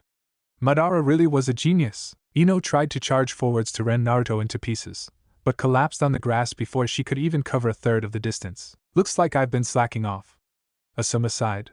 Naruto, I'll hire you again next week for another round, but remember to pop by tomorrow for the paper. Shikamaru gave his sensei a pained look, then slumped onto the ground. Before then, though, I think a finishing spar would be a good idea. All 3 genin of Team 10 glared at their sensei. Well, don't you look like the cat that ate the cream?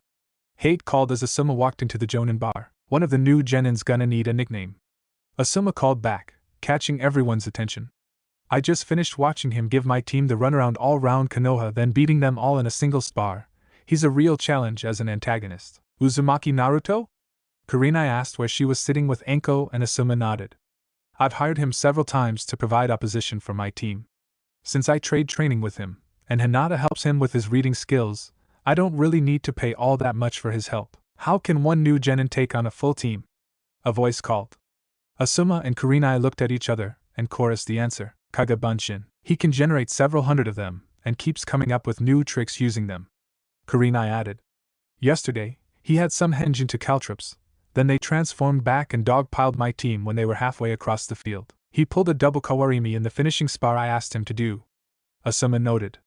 He kawarimi'd away from Shikamaru's shadow technique, leaving a log in his place. Then when Shikamaru turned away, he swapped back and took him down. Damn. One of the jonin whistled in awe.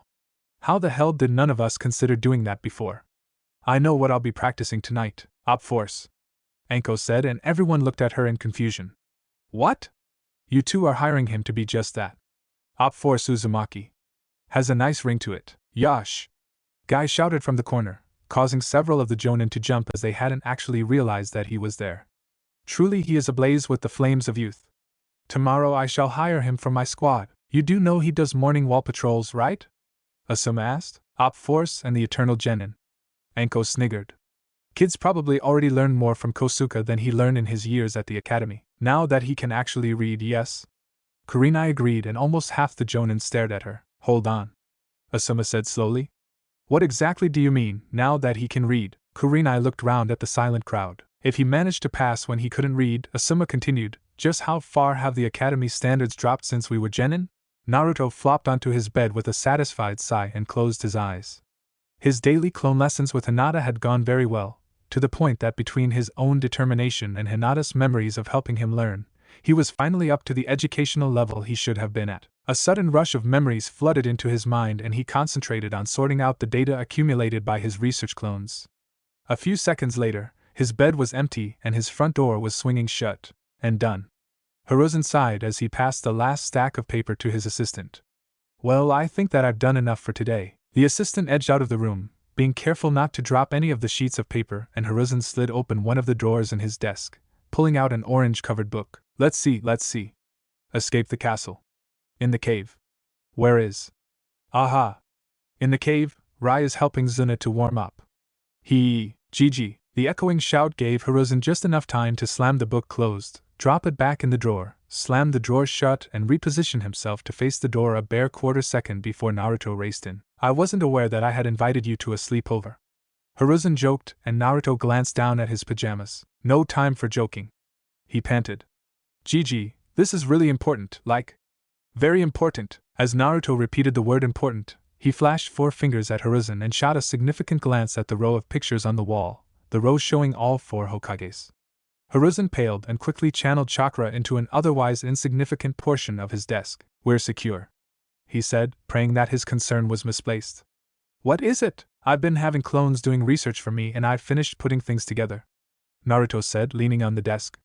When were you going to tell me that my old man was the Yondaime? Hiruzen stared at the young Genin. Chapter 9. Revelations of a New Genin. When were you going to tell me that my old man was the Yondaime? Hiruzen stared in shock at the young Genin, then he gathered his wits. Tell me what you've worked out and what you think might be, but are unsure about, he commanded. First, my parents were Uzumaki Kushina and Yondaime Hokage Namake's Minato, Naruto stated. I've seen a picture of him at the academy.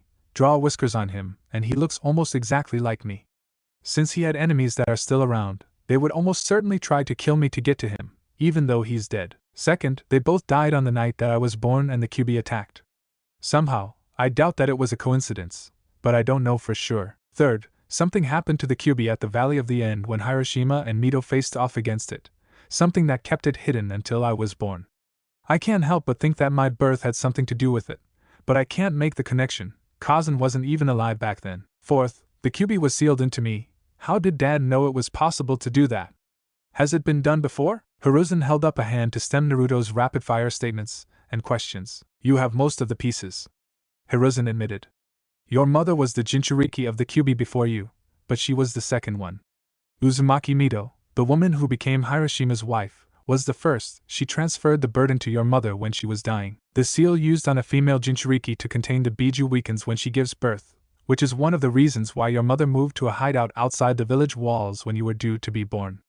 We don't know what happened, but your parents died to reseal the Kyuubi, leaving only you and no witnesses. My wife was helping your mother, but she was killed by whoever or whatever caused your mother's seal to break. I had intended to tell you all of this when you either turned 16 or you reached the rank of since either would hopefully mean you could learn it without instantly running off to shout out the news all over the village, alerting your father's enemies and getting killed as a result. Since you found most of it out though, Hiruzen trailed off and Naruto nodded thoughtfully. Did they leave anything for me? Not as much as you might think, Hiruzen admitted. Kushina was the last of the Uzumaki from Yuzushiogakure, and when it fell, all her family's wealth was lost, either destroyed in the attack or seized by the other villages. As for your father, well, the position of Hokage doesn't actually pay all that well and his custom kunai were relatively expensive, especially with how many he used, so your father never amassed a large fortune. There are several technique scrolls from your parents, your mother's Fuinjutsu scrolls and more, eclectic collection that your father owned, but most of those were damaged in the Kyuubi's attack. Fortunately, there are those who know your father's two most famous moves, the Rasengan and the Hiraishin. Can I meet them? Naruto asked and Hiruzen frowned. Those who know the Rasengan or those who know the Hiraishin? For now, the Hiraishin, Naruto decided after several seconds of deep thought. While learning Dad's attack jutsu would be cool, I think I should pay more attention to the technique that lets me escape to fight another day. 2 of them are currently on a mission, and it takes all 3 of them to perform the technique, Hiruzen said. I'm afraid you'll need to wait a couple of weeks to see it in action. Naruto nodded, then glanced at the clock and cursed. Kyuso, I really need to get some sleep, or I'll be late for my practice with Hinata-chan tomorrow and I have a D-rank helping Team 9 after that. Practice? Is that what they're calling it now? Hiruzen chortled as he lowered the security seals. Damn it, Yarojiji. Ah, Naruto. You have joined us. Naruto grinned nervously at Guy's bombastic greeting, then looked at the trio of genin staring at him. Tenten? Hi, Naruto. Tenten replied with a smile. Ah.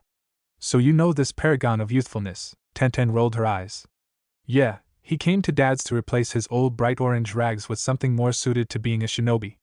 He was with your cousin and her teacher, Niji. Niji glared at Naruto for a long moment before turning away. And the mini guy is Rock Lee, Tenten said with a wave of her hand. I am pleased to meet you. Naruto blinked, wondering if he should try a genjutsu dispel. So, Guy boomed. Now you are here, we can begin. We will finish our warm-ups while you set a series of traps on the route we agreed on, then I shall send my genin in to test their youthful prowess. While they are doing so, I shall help you find a taijutsu style of your own. Naruto nodded and summoned 24 clones. Alright guys. You know what to do, YOSH. It's done, Naruto said as he re-entered the clearing. That was fast, barely 20 minutes. Guy said with a slight frown. Kagabunshin. Ah, of course. The Jonin exclaimed, his face brightening. So, my students, your task is simple. Make your way from one safe point to the next until your route brings you back here. The safe points are marked by yellow ropes on the ground in the shape of a square, Naruto added. There's also an arrow in each one pointing to the next safe point. Sounds simple enough, Tenten said. Is that the first one there? Naruto nodded and Lee seemed to blur into the rope-marked area. I see the arrow. It goes down the path. As the other two ran to catch up, Lee vanished down the path, only for a twang to sound, followed by a yelp of surprise. Snare trap. Naruto shrugged at Guy's inquisitive look. I see. Guy mused, then he grinned. It will be educational for them. Now, let us see about building a proper foundation for your youthful fighting skills.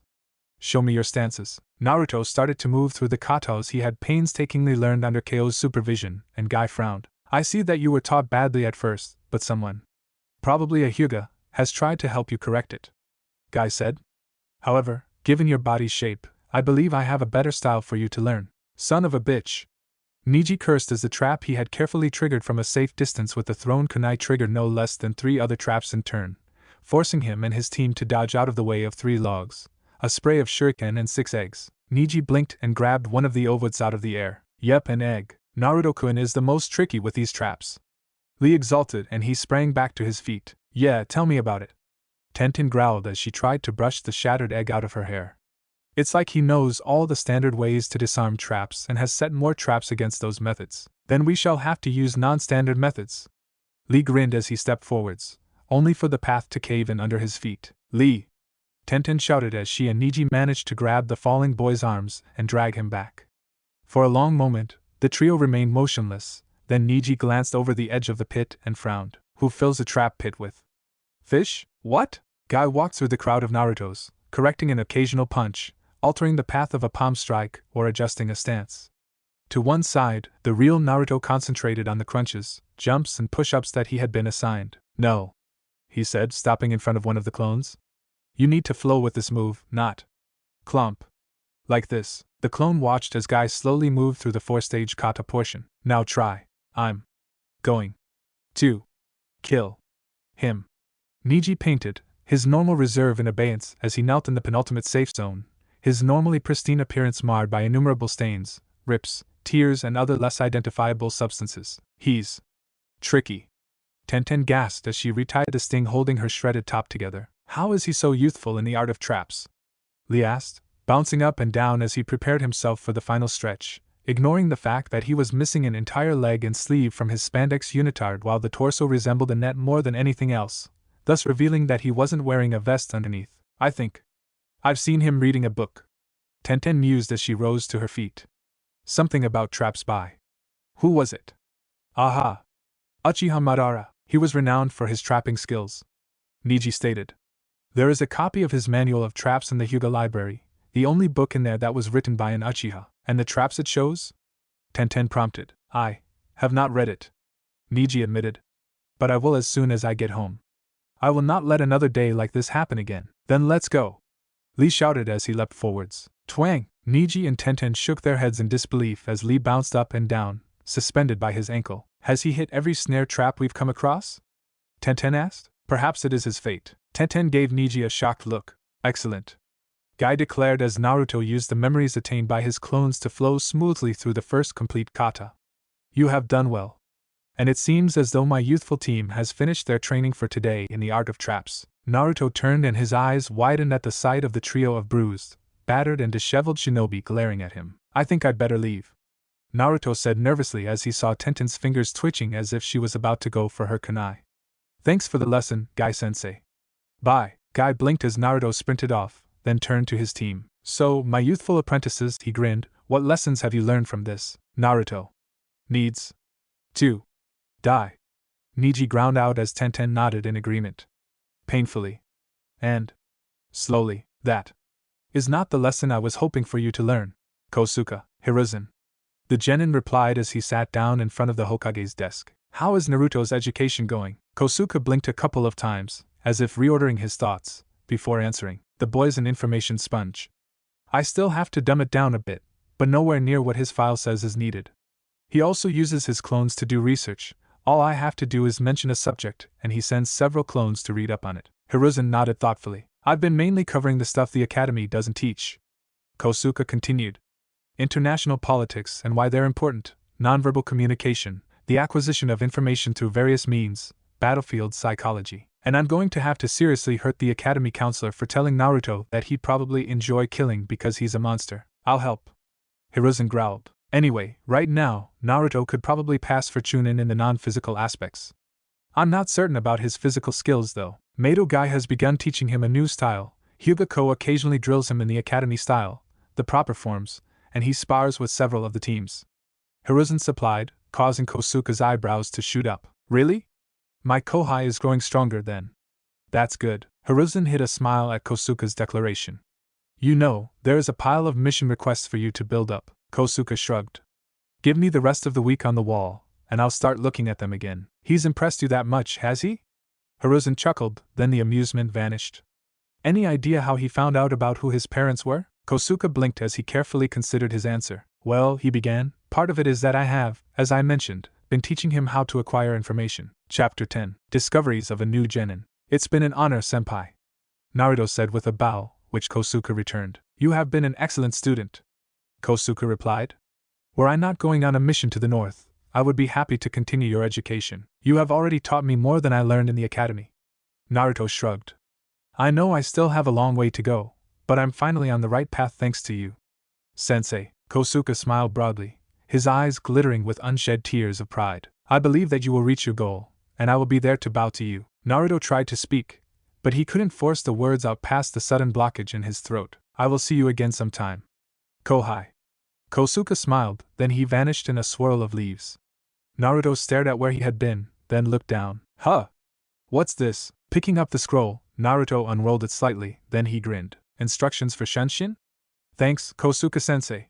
Hinata threw herself into an airborne roll just shy of being a full somersault in order to avoid being tackled by a trio of Narutos. Her mind tried to pull up images of what she could do with 3 Narutos, but she suppressed the distracting thoughts with the ease of long practice even as she spun on one shoulder, delivering juken strikes with her feet in order to clear some space. Bouncing back up, Hinata lashed out behind her, hearing the normal pop of a dissipating shadow clone. Gutsuga, Kiba and Akamaru barreled through the attacking clones and Hinata pirouetted on the spot, allowing the duo to pass one either side of her so closely that her jacket rippled from the displaced air. Then she took advantage of the newly cleared path to sprint to where Shino was being overrun, taking out half of the clones mobbing him before they knew she was there. And done! At Kurenai's shout, the remaining clones vanished in clouds of chakra smoke, except for one which simply strolled to Kurenai's side. Stand down, students. Kurenai smiled and Hinata flopped into a sitting position, then she mentally winced as she saw Ko watching from the sidelines. No doubt her lack of grace would be reported to the Hyuga Council. 12 minutes to destroy 100 attacking clones. Kurenai said approvingly as Kiba threw himself to the ground, panting for breath. Now, what went wrong? My taijutsu skills, although I am technically proficient in their katas, seem insufficient to situations such as this. Shino admitted. The problem is that your taijutsu skills are too perfect. Kurenai said, earning a confused tilt of the head. You do each move perfectly, in its entirety, before moving on to the next move. You need to learn to flow from one move to the next so that the end of one move should overlap with the start of the next. I see. Shino mused. I shall endeavor to correct that problem. Kiba, that last big attack of yours and Akamaru's almost hit Hinata. Kurenai continued. However, you managed to bracket her perfectly. Was it intentional? Shit, I almost hit Hinata? Kiba gasped. Sorry, I thought you were somewhere else. Situational awareness in combat. Kurenai said slowly. I see that we'll have to work on that. We had a few spare clones ready to switch if it looked like anyone was about to get seriously injured. The clone interjected. One of us was about to swap with Hinata until she did that awesome dance-like move between Kiba and Akamaru. Hinata blushed in pleasure at Naruto's comment. A sudden burst of chakra shocked the genin to their feet as Naruto appeared in the middle of the clearing. 7 feet above the ground. Yeehaha! Naruto managed to turn his uncontrolled fall into a tumbling roll which would have ended with him back on his feet.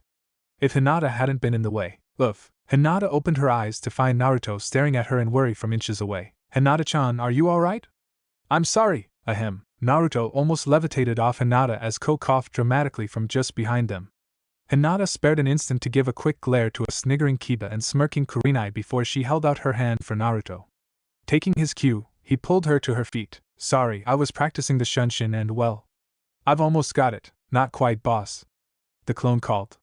See for yourself. The clone dispelled and Naruto managed to both pale and blush at the same time as he received the memory of his failure. Sorry, Hinata-chan, he said with a slight wince. I hope I didn't hurt you. I'm fine, Naruto-kun. Hinata smiled back at him. What book are we working through today? Ko lifted an eyebrow as Naruto brandished a medical text. Basic primer for battlefield medicine. With my reserves, there's no way I'm ever going to be able to become a medic nin, but battlefield medicine, herbs, bandaging, setting bones and stuff that I can learn, and it'll really help on missions outside Konoha. Several of the Hyuga clan have chosen the path of the Irionin. Ko commented. Our eyes give us a considerable advantage. I'm ready.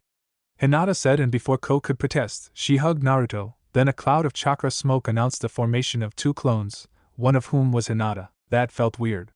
Naruto mused as he looked at Hinata. I've been using Juken for the last hour. Hinata explained. I'm sorry, I didn't mean to push like that. Shouldn't make any difference. Naruto mused. Hey, you two are still us? I mean, are you me and are you Hinata? I'm your clone, boss. The male clone announced while the female clone blushed slightly and poked her forefingers together. Yep, that's Haim-sama. See, no problems, Naruto shrugged. Now I can give you some more clones, but then I've got another mission, with Team 7 this time. You know, this'll be the first time I've seen the I mean Sasuke and Sakura since the test. I wonder who the replacement for me is? Tobio? Naruto. The dark-haired Genin waved. Hey, listen. I never got to say sorry for accidentally causing you and Sasuke to. That never happened. Both male Genin roared, causing Tobi to cringe, then they glanced at each other in surprise while Sakura started to giggle. I thought you were on a different team. Naruto asked, hoping to redirect the conversation, and Tobio shrugged. I was assigned to Team 3 with Orochimaru and Kinoku. We were given a test and the other two decided to squabble over who would do it better. I managed to do some of the tests, but I couldn't do it all since the other two didn't help. Apparently that's why I was given a second chance on Team 7, because I was willing to try to work as part of a team. Wow, nice one. Naruto grinned, exchanging a high five with his former classmate. Why are you here, Naruto? Sakura asked. And why are you still wearing a Hittite? Didn't you go back to the academy? He's an independent genin. Sasuke supplied before Naruto could answer, and Sakura stared at him in confused shock. What? After that fiasco of a test, I checked the Uchiha archives and discovered the difference between an academy-promoted genin and a mission-promoted genin. So, am I correct in assuming that you're the opposition for this afternoon's training? Yep, you're going up against Op 4 Uzumaki. Kakashi said from behind them, causing all 4 genin to jump in shock. Now, if you'll excuse us, I need to discuss the situations we'll be setting you up against. The trio stared in shock as Kakashi, who was early, vanished with the blonde genin. What just happened? Sakura finally asked. Lord Hokage told me you found out about your parents. Kakashi said as they reappeared amongst the trees. The 4th. Your sensei. Naruto replied quietly. And his wife, who was the second to bear the burden I now have. For what it's worth, I'm sorry. Kakashi sighed. I wasn't in a good place mentally after sensei died. It took me several years to get myself back together. By that time, the other villages were keeping an eye on me since they thought that if sensei had an heir, I would be the one to act as guardian. So you stayed away to keep me safe. Naruto finished. And trying to get me on your team? To try to protect you and repay the debt I owed your parents. Kakashi confirmed. I knew I'd be assigned Sasuke, so I thought that the other villages would assume you were merely there to bulk out the team, not because of your heritage. Naruto nodded. I understand, Hataki-san. I do have 2 quick questions before we start planning what to do to your team. Do you know Rasengan? And what about Hiraishin? Kakashi held up his right hand, in which a sparkling sphere of chakra was spinning. This is the Rasengan, taught to me by your father. As for the Hiraishin, I was going to learn it, but the Kyuubi. Kakashi trailed off, and Naruto nodded. That bastard fox screwed up so many things when it attacked. Yeah. For a long moment, the duo remained in silent contemplation of what could have been. We are going to do 3 scenarios, one after the other. Kakashi told his team as he unrolled a topographical map of Konoha and the surrounding environs.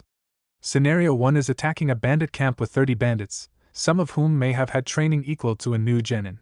You will be rescuing a hostage. Me. Scenario 2 is protecting me as you get me to a secure location. I will not be moving faster than a civilian, nor will I defend myself beyond basic dodging, so you'll have to protect me for the journey from the camp here to the way station here. Expect up to 20 bandits for this. Scenario 3 is repelling an assault by a 3rd group of bandits until reinforcements can arrive. For that one, I will be acting in my capacity as your Jonin sensei, with the dummy taking the role of a rescued civilian.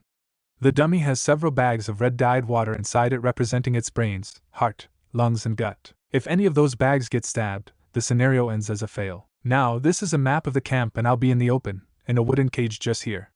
There'll be guards here, and here with orders to terminate me if there's a rescue attempt, so you'll need to move fast. Other than that, how you do it is up to you. See you when you rescue me. Kakashi vanished and Sakura moved to the place where he had been, looking closely at the lines of the map. There's a ridge behind the camp here, she pointed out. If we take it and use kunai to nail the guards, we can then descend using a rope. We'll have to be careful, Sasuke interjected. I've heard nasty things about Naruto's trapping skills.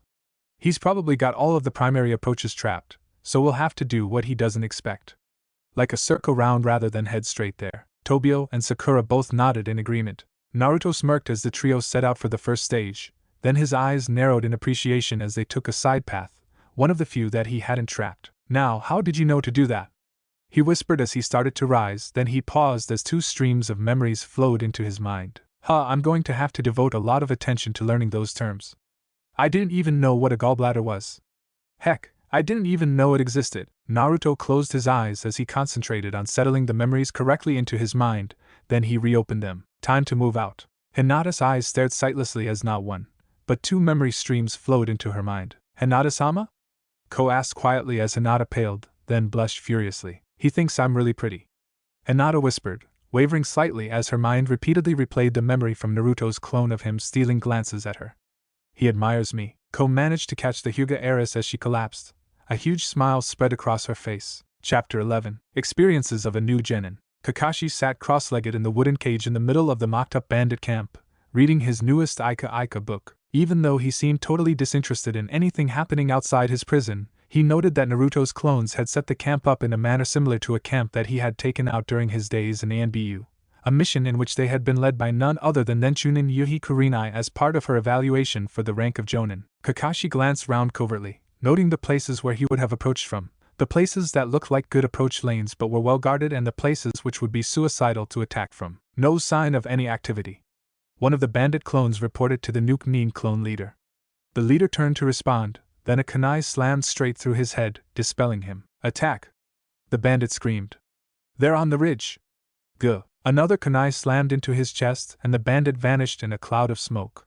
Putting his book away, Kakashi looked round, noting that the accurate throws were only happening near his position while the rest of the camp was being bombarded by Kage kunai bunchins. Now, when did Sasuke learn that? Or was it Tobio? It certainly wasn't Sakura. She didn't have the required chakra reserves. Sakura threw another pair of kunai and her hands flickered through the technique, multiplying the blades as they arced downwards. I'm down to 2/3. Tobio said as he pulled his hands off Sakura's shoulders and the kunoichi nodded. Okay, matching your chakra was rather more tiring than the scroll said. Sasuke, all guards near the cage were neutralized. Sasuke reported. Sakura nodded and kicked at the stones tied to the ends of the coiled ropes. The stones dropped over the edge of the low cliff and Tobio crouched down as they went taut. Cover me as I go down. On it. Sasuke confirmed a brace of kunai in each hand and Tobio swung himself over the edge. Think we got them all? Sakura asked quietly. There isn't any movement, but we can't relax yet. Sasuke muttered, then he leaned forward slightly. Tobio's reached the bottom. Let's go. Sakura swallowed as she made sure her grip was solid, then she let herself slide down the rope, landing between her two teammates. All clear so far. Tobio reported his normal jocularity in abeyance. Then let's move. Sasuke commanded. Kakashi smiled as Sakura ignored the heavy padlock and thick chain holding the gate to the cage closed, instead slicing through the rope hinges. Sir, let's go, she said, and Kakashi nodded as he stepped past the dismounted gate. You've done well so far. Stage 1 success, now we have Stage 2. Sakura sighed. We're avoiding the direct route, Sasuke said. It'll take longer, but there'll be less cover for ambushers and hopefully less traps. Well then, lead the way. Kakashi smiled. It's so wonderful to be escorted by such great ninja. His students stared at him blankly for a moment. Tough crowd. Naruto generated a dozen clones and sent them to disassemble the traps on the routes that Team 7 hadn't taken, since there was no point leaving them to trip up unwary passers-by. They had surprised him once again. He had expected them to take either one of the more direct routes, or the route that circled around the edge of the designated exercise area, but instead had gone for one of the longer routes that he had only lightly trapped, and that as a mere precaution. He was going to have to consider carefully how to do the assault once Kakashi resumed his role as Jonin-sensei. Yeppy! Tobio dived to the ground as a spray of blunted kunai were fired across the path. Even as the thunk of the launcher sounded, Sasuke was already leaping forwards to deflect the projectiles and take out the launcher. Sakura helped Tobio to his feet as the sound of splintering would announce Sasuke's discovery of the launcher. Then he re-emerged from the bushes and Sakura gasped. "Those traps are sneaky," Sasuke grumbled. "What I want to know is how he got those kunai to fly so slowly. It almost threw me off, but I won't let him beat me." Tobio wordlessly pulled out a kunai and held it up in front of Sasuke's face. "What am I meant to be looking?" "Wow, Sasuke!" Sakura gushed. "You've activated your Sharingan." Sasuke stared in shock at the reflection of his now red eyes, then he started to grin. "Well, I wasn't expecting that," Kakashi admitted. "He's activated his Sharingan." Naruto gasped as the memory popped up in his mind. "Damn, I'm going to have to change my plans for the third stage, or he'll be copying my jutsu left, right and center. Then again, he doesn't know I know about his eyes, so I may be able to use that to my advantage." "Let's move," Sasuke commanded with a smirk. "He won't know I've activated my blood limit, so he won't be expecting it. That should help give us an advantage." "There it is," Sakura whispered as she pointed. Both her teammates followed her gaze to the collection of boulders perched on top of the hill. "Excellent," Sasuke mused. "Cover, concealment, open approaches.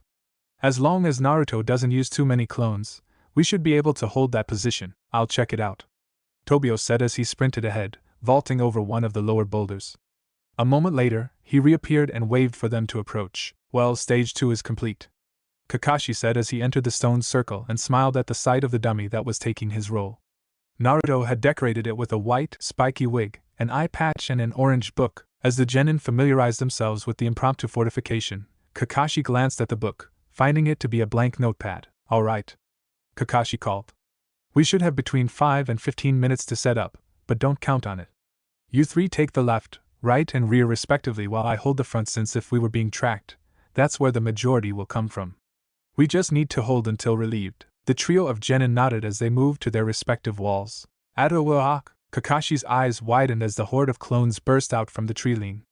It wasn't the numbers that surprised him, there were actually less than he expected.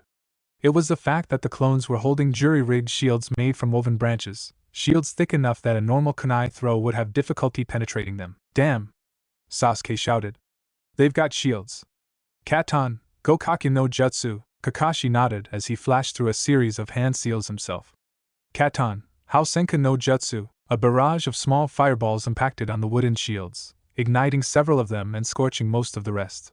The clones behind the burning shields didn't drop them, but instead sprinted forwards, and Kakashi's eye narrowed as he realized that they were trying to create a smokescreen so that he couldn't see their approach. "Very clever, Naruto," he whispered as his hands flashed through a new set of seals. "Just what I expected from my sensei's son." "Suetun, Sueden no Jutsu." Kakashi pulled down his mask and spat out a long blast of water before pulling his mask up again fast enough that no one had a chance to see his face. "Okay, I didn't see that coming," Naruto mused. "I think it's time for a diversion." Sasuke blinked in surprise as the clones who had been trying to attack suddenly pulled back, leaving only one standing in the middle of the open area. "Now you've done it!" the clone shouted. "Prepare to face the wrath of the Uzumaki Hijitsu, the Kage killer. Proven when it took down the Hokage." Sasuke grinned mentally as he activated his Sharingan. He would copy the technique and use it against Naruto. The look on his face would be priceless. Both of them blazed through a sequence of hand seals and in unison shouted out Oiroke no Jutsu. Sakura spun round in shock. Tobio blinked. What did Sasuke just say? Sasuke felt a wave of chakra pass through him and his center of gravity shifted. His back felt chilled. And on the field a naked blonde girl waved at him before blowing him a kiss and vanishing. "What the hell?" he asked, then paused. His voice was pitched higher than normal. Suspiciously, he looked down at himself, and then suddenly he remembered just where he had heard the name of that technique from. What the fuck? Damn it, Naruto, how do I end this damn technique? The high-pitched squeal of feminine fury combined with his clone's memories caused Naruto to fall over, clutching his sides as he howled with laughter. The clones also stopped attacking as they bent over laughing, and Kakashi sighed. "Exercise terminated," he shouted. "Someone tell Sasuke how to change back from Sasuke." The uchiha in question glared at him, even as she tried to cover her breasts and groin. "Just pulse. Chakra. Concentrate. On. Form." One of the clones gasped, and Sasuke closed her eyes in concentration before reverting back to his male form in a cloud of chakra smoke. That. Sasuke growled, then he glared at Tobio, who was wiping some blood off his upper lip. You know, you made a cute girl. Sakura giggled and Sasuke stomped off. I'm never going to hear the end of this, am I? Damn it, Dobe, how the hell could you claim that this Orochi no Jutsu could take out the Hokage? Because the boss used it to KO the old man when he was taking the scroll. One of the clones managed. Gigi hit the wall so hard, it left a dent. Look just opposite the office door, but to the right. Sasuke sighed as the humor of the situation finally started to filter through his embarrassed anger. Damn it, it's just the sort of thing I can see the Dobe doing. And now I can. I'm going to end up in a situation where I have to use that damn technique, aren't I? In the land of hot springs, a large, white-haired man lowered his telescope and frowned into the distance. My senses tell me that something rather perverted and yet exceedingly humorous just happened. He muttered to himself. For a long moment, he didn't move, then he shrugged. Ah well, back to research. He. Oh yes. Kakashi was still sniggering as he led his team back to the tower half an hour later. As they opened the door, Sasuke sighed at the twinkle of amusement in the Hokage's eyes. You know. He accused, and the Hokage nodded. How? Hiruzen pointed at the crystal sphere on his desk. Damn it, language! Sasuke-chan. Kakashi giggled. Morning, Hinata-chan. Naruto called as he ran up to where Team 8 was assembling. I really pulled a fun trick on the team yesterday and… Hinata? What's wrong? What did I do? Naruto shot a pleading glance at Kurenai, who responded with a confused shrug. Naruto. Hinata whispered. Remember how yesterday I accidentally added some chakra to our clones? Yeah, why? It gave me the memories of your clone. Hinata continued, so quietly that Naruto almost didn't hear her. I know how you feel about me. Thank you. Naruto caught Hinata in a hug. You don't hate me for that? He whispered, and Hinata shook her head as she returned his hug. Thank you? You're not mad I got your clone's memories? Hinata asked in shock, and Kurenai inhaled sharply. Nah, you've been giving me your memories, so it's only fair you get mine. Naruto replied, still hugging Hinata tightly. I'd be a real jerk if I thought you getting my memories was a bad thing.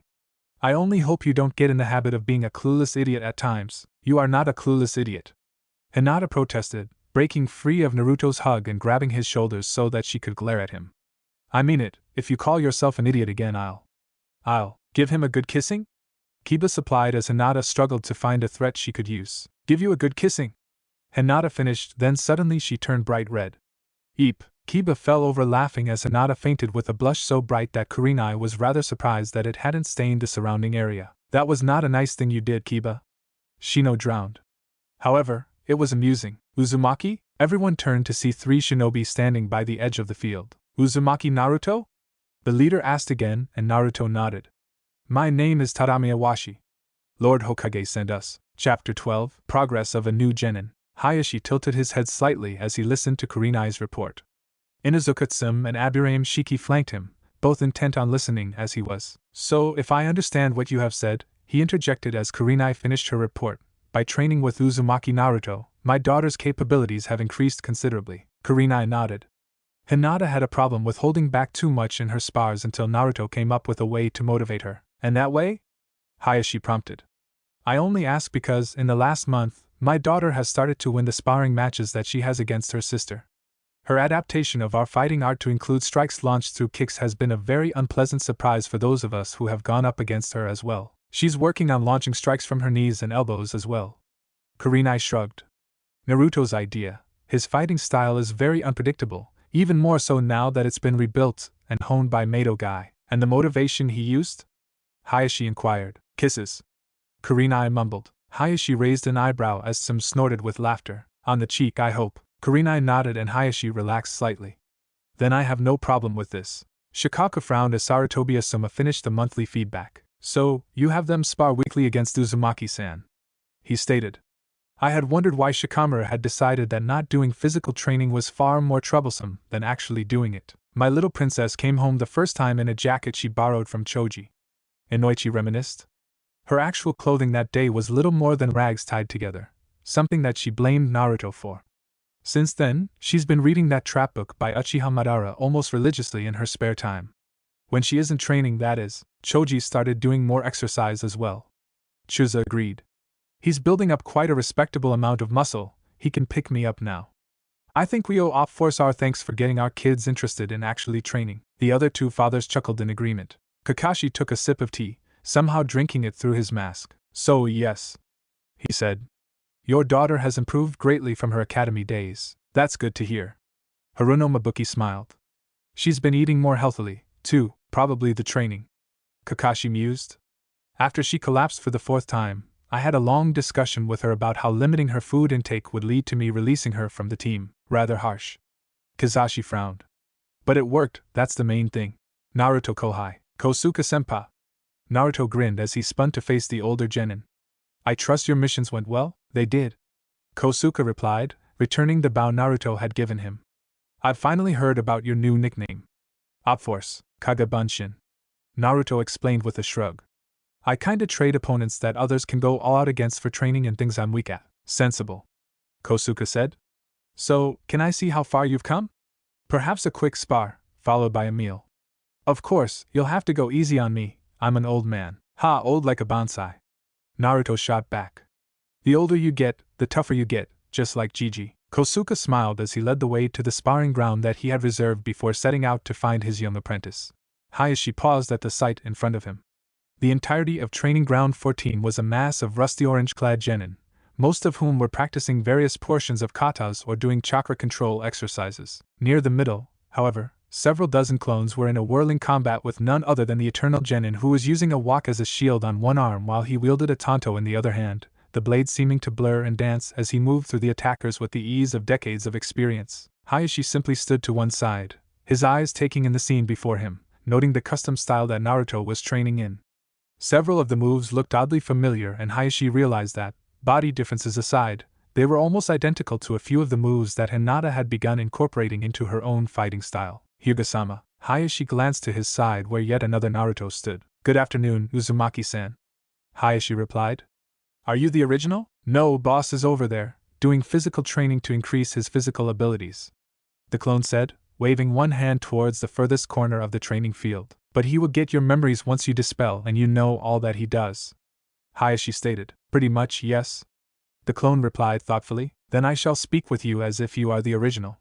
Walk with me. Hayashi commanded as he turned and moved away from the field. The duo walked in silence for several moments before Hayashi spoke. My daughter is very attached to you, Naruto-san. As a father, I must take an interest in this.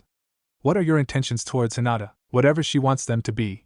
The clone replied almost at once. Boss owes Hinata big time. She shared her memories with us while she was helping Boss, which is why we know that she actually likes us, although we still don't really get why. We admire her. We would never do anything to hurt her, and if anyone tries to hurt her, they will regret it. Despite his self-control, Hayashi's eyebrows rose slightly at the sheer amount of determination and protectiveness in Naruto's voice. Emotions that he could respect. I see, he said after a long pause. That attitude is commendable. That means good, right? The clone asked, and Hayashi hid a sigh. Yes, Naruto-san, it does. Ah, good. The clone sighed in relief. We hadn't come across that word before. Iwashi, Hiruzen said with a slight smile. Have you succeeded? Uzumaki has the strangest way of learning that I've ever come across. Iwashi said by way of reply as he sat in the seat that Hiruzen indicated. It does have limits, though. He's probably got enough chakra to duplicate one, maybe two of you, but any more than that, he'll need to start opening gates. Really? I'll have to think about that. Hiruzen mused. And has he learned the technique? He has learned how we do it, Iwashi said. He does it in conjunction with two clones. As long as one of the three is flesh and blood, all three perform great. If all three are clones, it still works, but the clones dispel before they can stabilize. I handed him the original scroll as you commanded, but I don't know if he'll learn to do it solo. I can't, and I've been trying for years. His method, though. We're working on replicating it ourselves. Until he does learn the solo method, it won't be useful in combat for him. Hiruzen mused.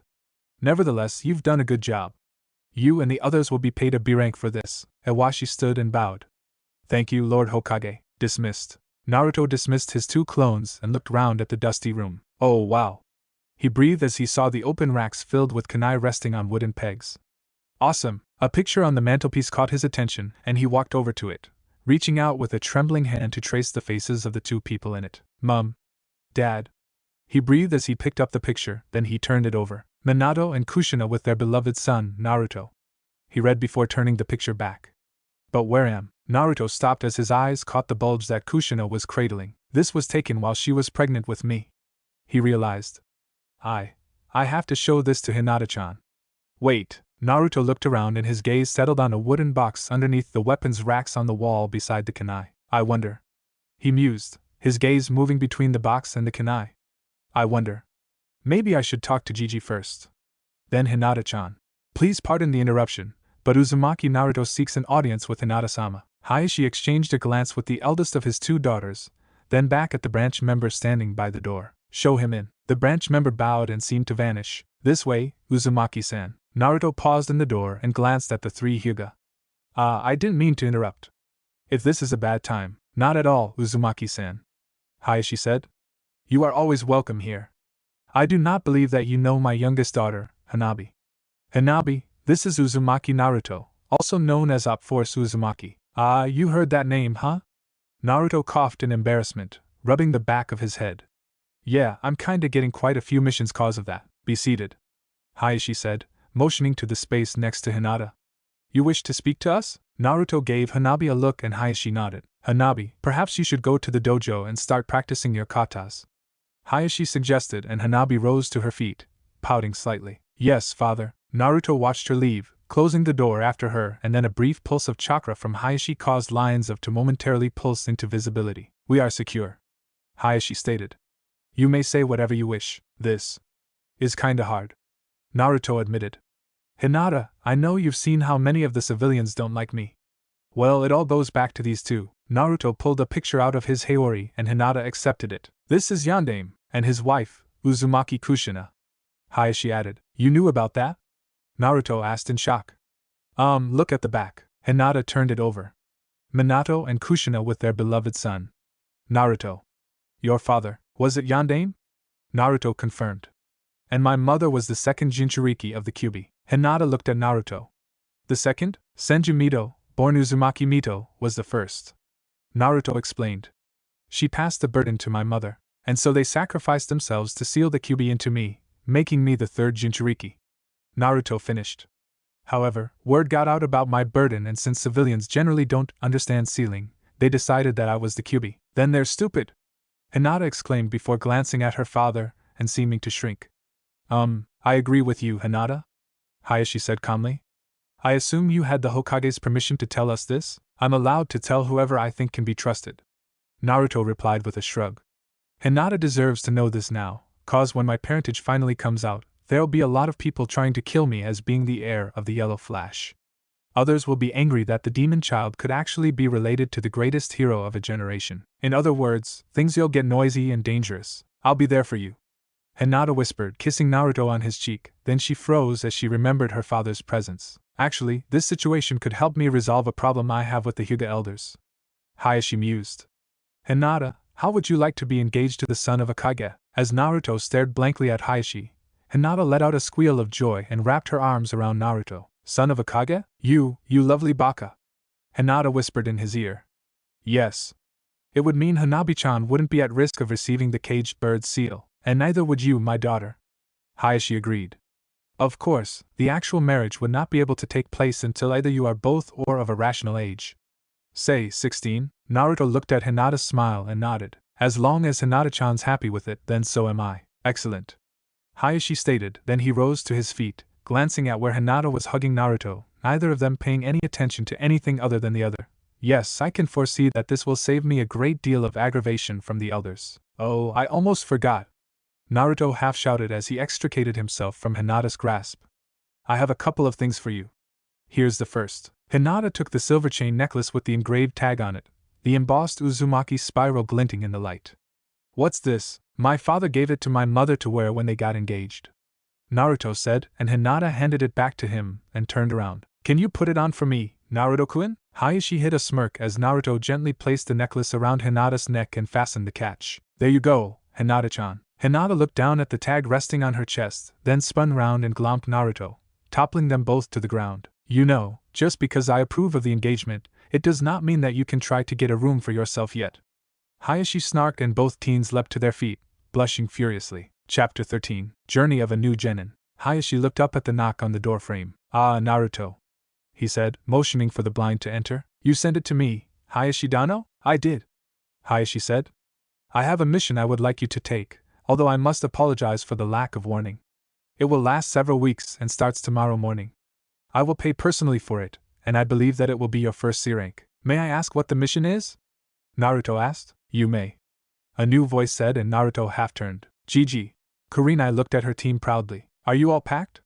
She asked, and her 3 genin nodded. I have clothes and supplies for 3 weeks and 2 storage scrolls. Hinata said. 2 weeks, plus stuff for Akamaru. Kiba stated. 2 weeks. Shino said quietly. So, are we ready to go? A new voice called, and Kurenai turned. Indeed we are, Tazuna-sama. Good. The elderly civilian said. Hang on, I thought I was only getting 4 of you. There's 5 of us.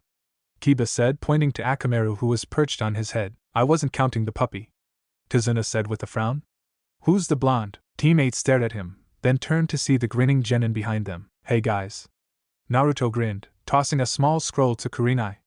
Odd thing, I've got a mission that takes me to Wave as well, so if you don't mind, I'll tag along with you guys. That's okay. Kurenai opened the mission scroll and scanned it before rolling it up again. We'll be glad to have you along. She smiled as she handed the scroll back. Cool. Naruto grinned. I even stopped by Ichiraku's and filled a scroll with piping hot ramen for our first evening meal on the road. I remembered your faves and even got a bowl of beef for Akamaru. Best tag-along ever. Kiba cheered. Hoo, there they go. Hiruzen said, concentrating on the image in the crystal sphere. Their first C-rank mission. At least if something happens, backup will be available. Hayashi looked up from the sphere with a quizzical expression. Hokage-sama? I don't think it's my secret to tell. Hiruzen smirked, earning an irritated glare from the Hyuga clan head. You know, this is my first time actually outside Konoha. Naruto commented as they stepped through the main gate. I've looked through the gate and across from the top of the walls, but I've never actually been outside the walls. Until now.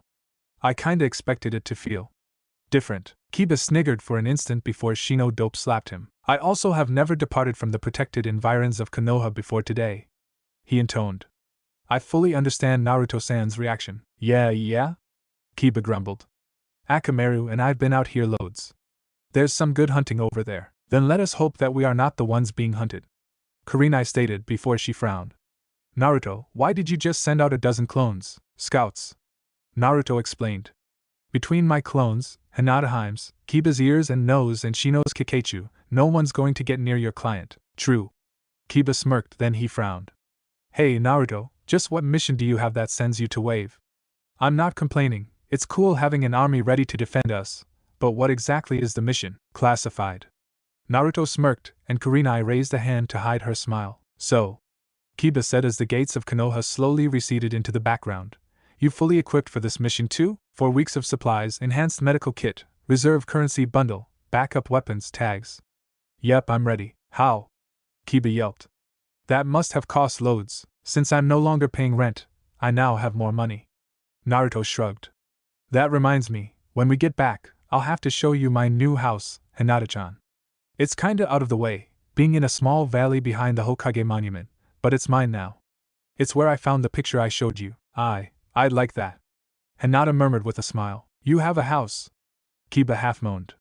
I still live with my mom and sis. I gotta start earning more so I can get a den of my own. Sensei, are we allowed to do solo D-ranks? Elite genin like yourself are not encouraged to take solo D-ranks. Kurenai replied. Among other reasons, independent genin like Naruto need the income. Damn. Kiba grumbled. Well, bud, looks like we gotta stay where we are for now. Akamaru let out a small whine. I know. Kiba sighed, then he brightened up. Hey, if we defeat any bandits on this mission, will we get rewarded for it? We'll need to send them back to Konoha for the reward to be registered. Kurenai said. That's the reason why we often carry prisoner scrolls, although they can only hold the prisoner for a day or 2 before they fail. Sounds like a project for you, Naruto-kun. Hinata giggled. Kurenai-sensei, Hinata said as she deactivated her Byakugan, there are 2 shinobi hiding in a small hole covered with the genjutsu of a puddle just over the hill. They are wearing horned head protectors, one with a single horn and one with 2. Kurenai stopped walking and pulled a book out of one of her hidden pockets. She started to leaf through it, then paused before handing it to Hinata. Can you find them for me? Hinata quickly flicked through the book, then paused. Here, sensei, the demon brothers Gozu and Meizu, formerly of the Hidden Mist village. Kurenai read. Individually classified as low to mid-C rank, when acting together, threat rating is high B rank. Taijutsu focus with poison secondary. Reward, 60,000 ryo each or 150,000 if captured together. 150,000 ryo. Kiba breathed. I could buy a really neat den with that. Rewards get split between the party that captures them. Kurenai commented. Genin gets a single share, Chunin gets 2 shares, Special Jonin 3 and Full Jonin get 4. That would grant each of us Genin 18,750 ryo, while Kurenai-sensei will receive 75,000. Shino mused. What? Kiba yelped. I have an idea. Naruto said with a lopsided grin. It'll help us gain actual combat experience without the risk. Hinata's eyes widened in realization. Here they come. Gozu whispered as the group crested the hill and strolled down the path towards them, the members throwing glances at the nearby woods. Amateurs, shhhh. The duo remained silent as the party of 6 passed by the puddle, then they launched themselves at the unsuspecting group. One down! Meizu gloated as their shuriken chain wrapped round the dark-haired woman and snapped taut, slicing through her and scattering her remains on the ground. The 4 genin froze and the duo took advantage of their hesitation to launch a barrage of kunai at their target, the old bridge builder. The kunai slashed through the air and impacted him, causing him to vanish in a cloud of chakra smoke. Huh! Gozu gasped as he froze, shocked by the unexpected turn of events. Then the genin was moving. One of them seemed to explode into a cloud of bugs that engulfed the two, blinding them. Gozu felt the chain detach from his brother's gauntlet, and was about to follow suit when a new voice spoke, a feminine voice promising pain. 8 trigrams, 32 palms. A barrage of light yet incredibly painful strikes jolted Gozu like he was a puppet being shaken, then he collapsed to the ground, unable to command his muscles to move. Getsuga! The swarm of bugs lifted just in time for Gozu to see his brother being hammered into a tree by a swirling drill of chakra, a drill that dissipated to reveal the feral-looking one of the genin group. Oh yeah! Bring a crane for they are down. Well done. Jonin's voice said approvingly, and Gozu managed to turn his eyes to see a second group approaching, a group identical to the first. Huh! He managed. We're Kagebunshin. The feral genin gloated.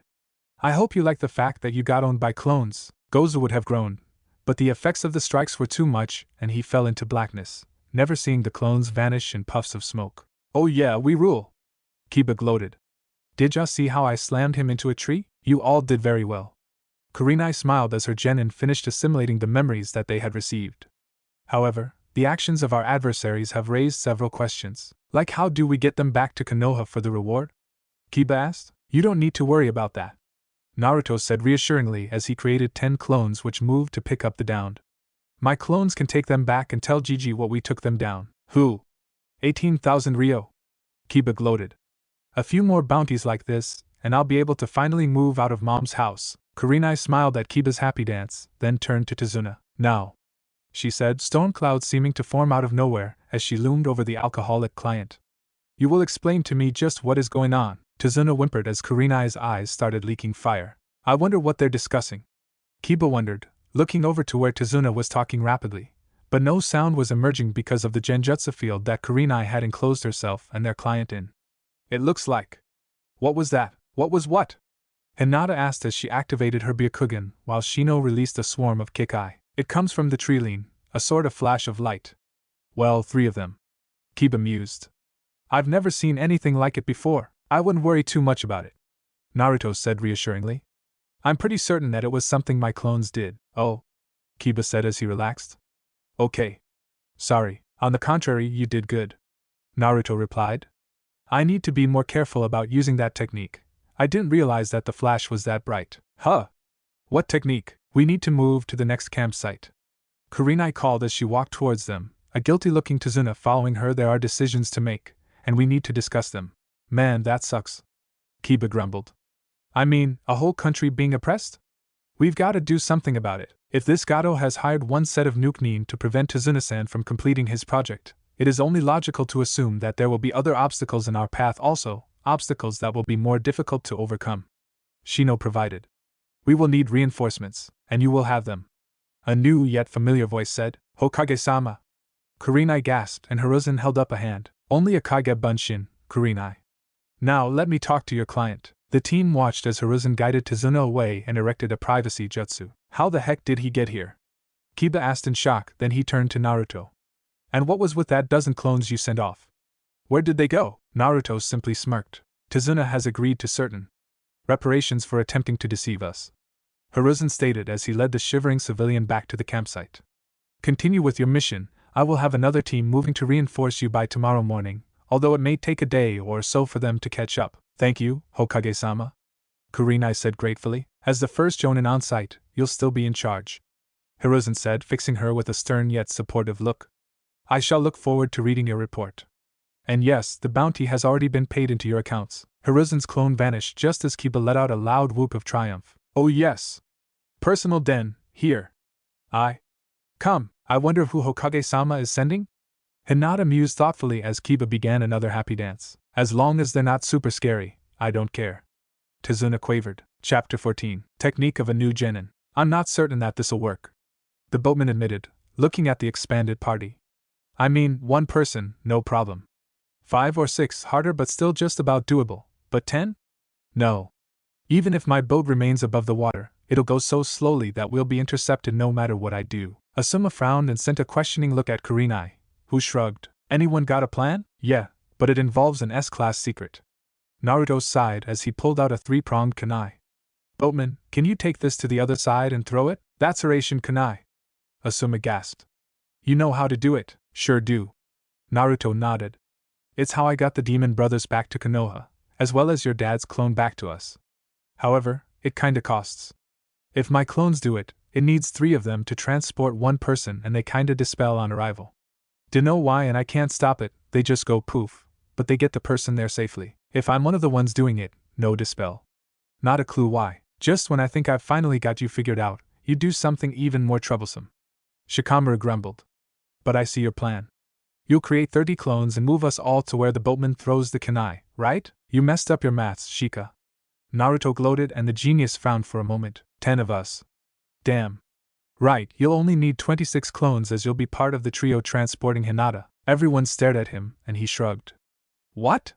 It's obvious, the way you two keep looking at each other. I'll be off then, the boatman said, accepting the blade and tucking it into his tunic. So, the Hokage guard taught it to you then? Asuma stated and Naruto nodded. Yep, still failing to get the single-person version down though. Dunno why, you'd think it was an easy step if 3 clones of the same person can do it, but nope. Daemen, Yandame was a genius. Shikamaru raised a mental eyebrow at the correction which no one else looked like they had caught. So, he continued to think out loud. Team 10 will someday need a way to knock someone out so that you can supply clones to take them to Konoha. I assume that there's a special cell in TNI where you can simply drop them off? Naruto nodded with a grin and Shikamaru sighed. Troublesome. You work with plants. I think you may need to start looking at anesthetics and poisons since you have the best access to the source materials. Ino opened her mouth to protest, then paused as Asuma nodded approvingly. Think how well it'll go with your new trap-making skills. Shikamaru added and Ino started to grin. Naruto suddenly looked up from where he was watching Asuma and Shikamaru play shogi. He's thrown it. Who's in the first wave? Kurenai and myself. Asuma stated as he flipped his king over to indicate that he was yielding. We're Jonin, we'll secure the area. You'd better send a clone with us so it can dispel to give the all-clear. 30 clones then. Naruto sighed, ignoring the triumphant smirk from Shikamaru, who was putting the pieces away in their travel box. Taiju Kage Bunshin. A mass of pops announced the formation of Naruto's clones and Asuma nodded. Nice. Alright, I'm ready.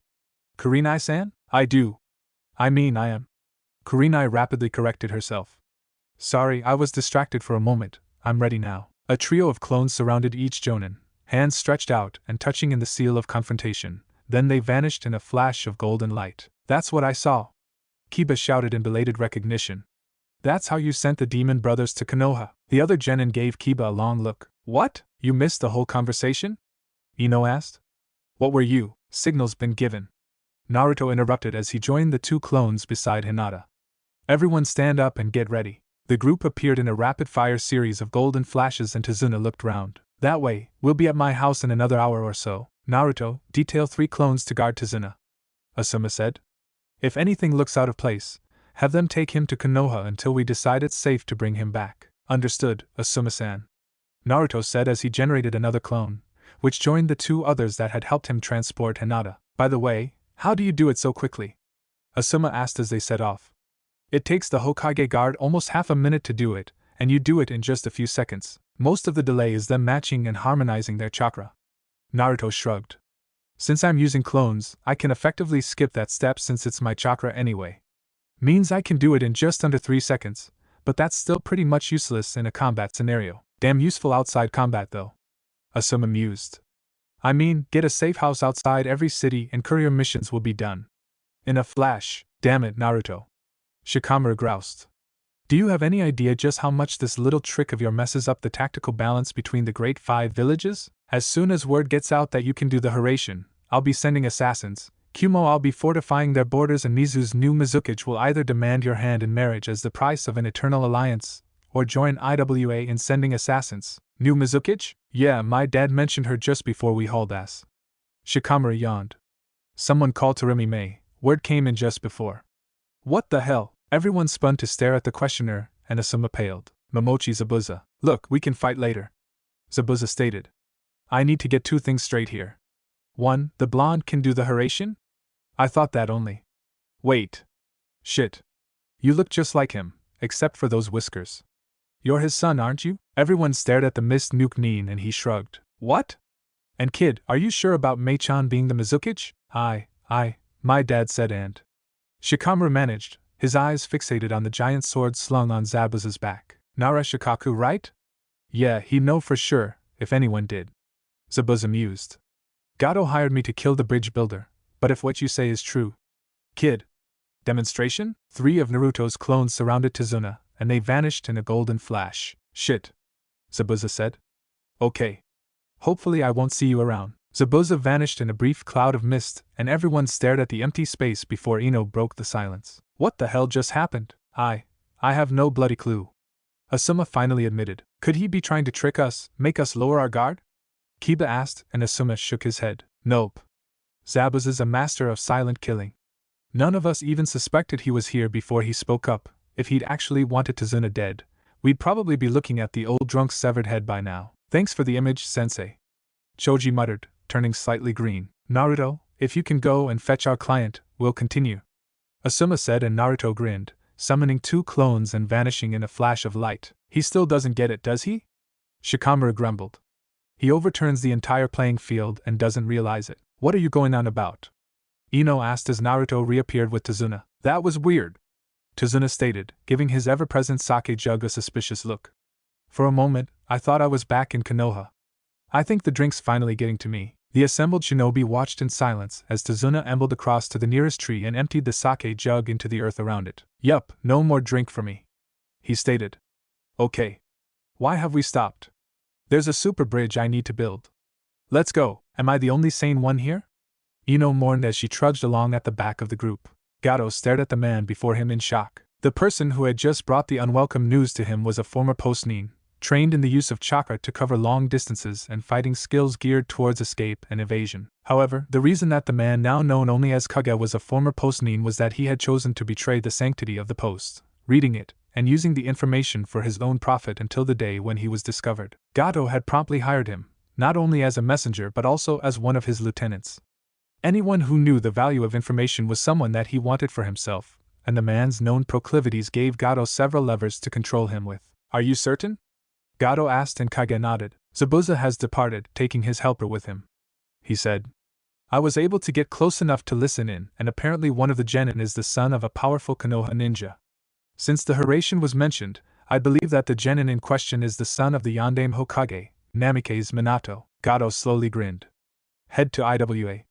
Tell them that in exchange for a team to destroy the bridge and kill the builder, the boy in question will be theirs. Kage returned Gato's wicked grin, then he vanished in a cloud of smoke. Soon, Wave will be my permanent fiefdom, a tax-free land of slaves and servants where I rule all and where I can pursue whatever business dealings I wish.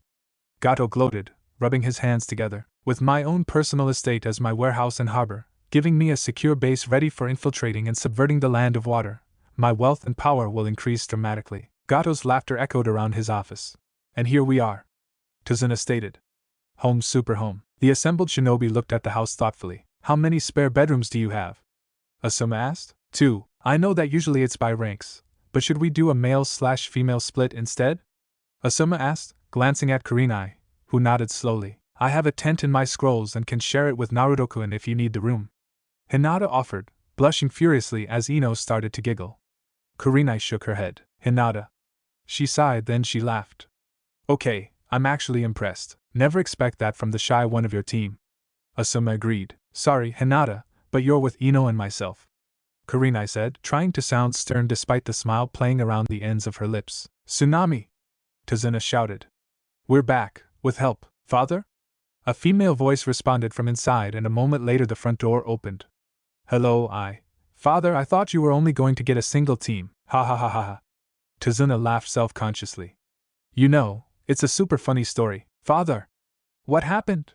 Anoki stared at the photo in his hands, then his eyes rose to meet the fearless gaze of the ninja who had brought it to him. So, he growled.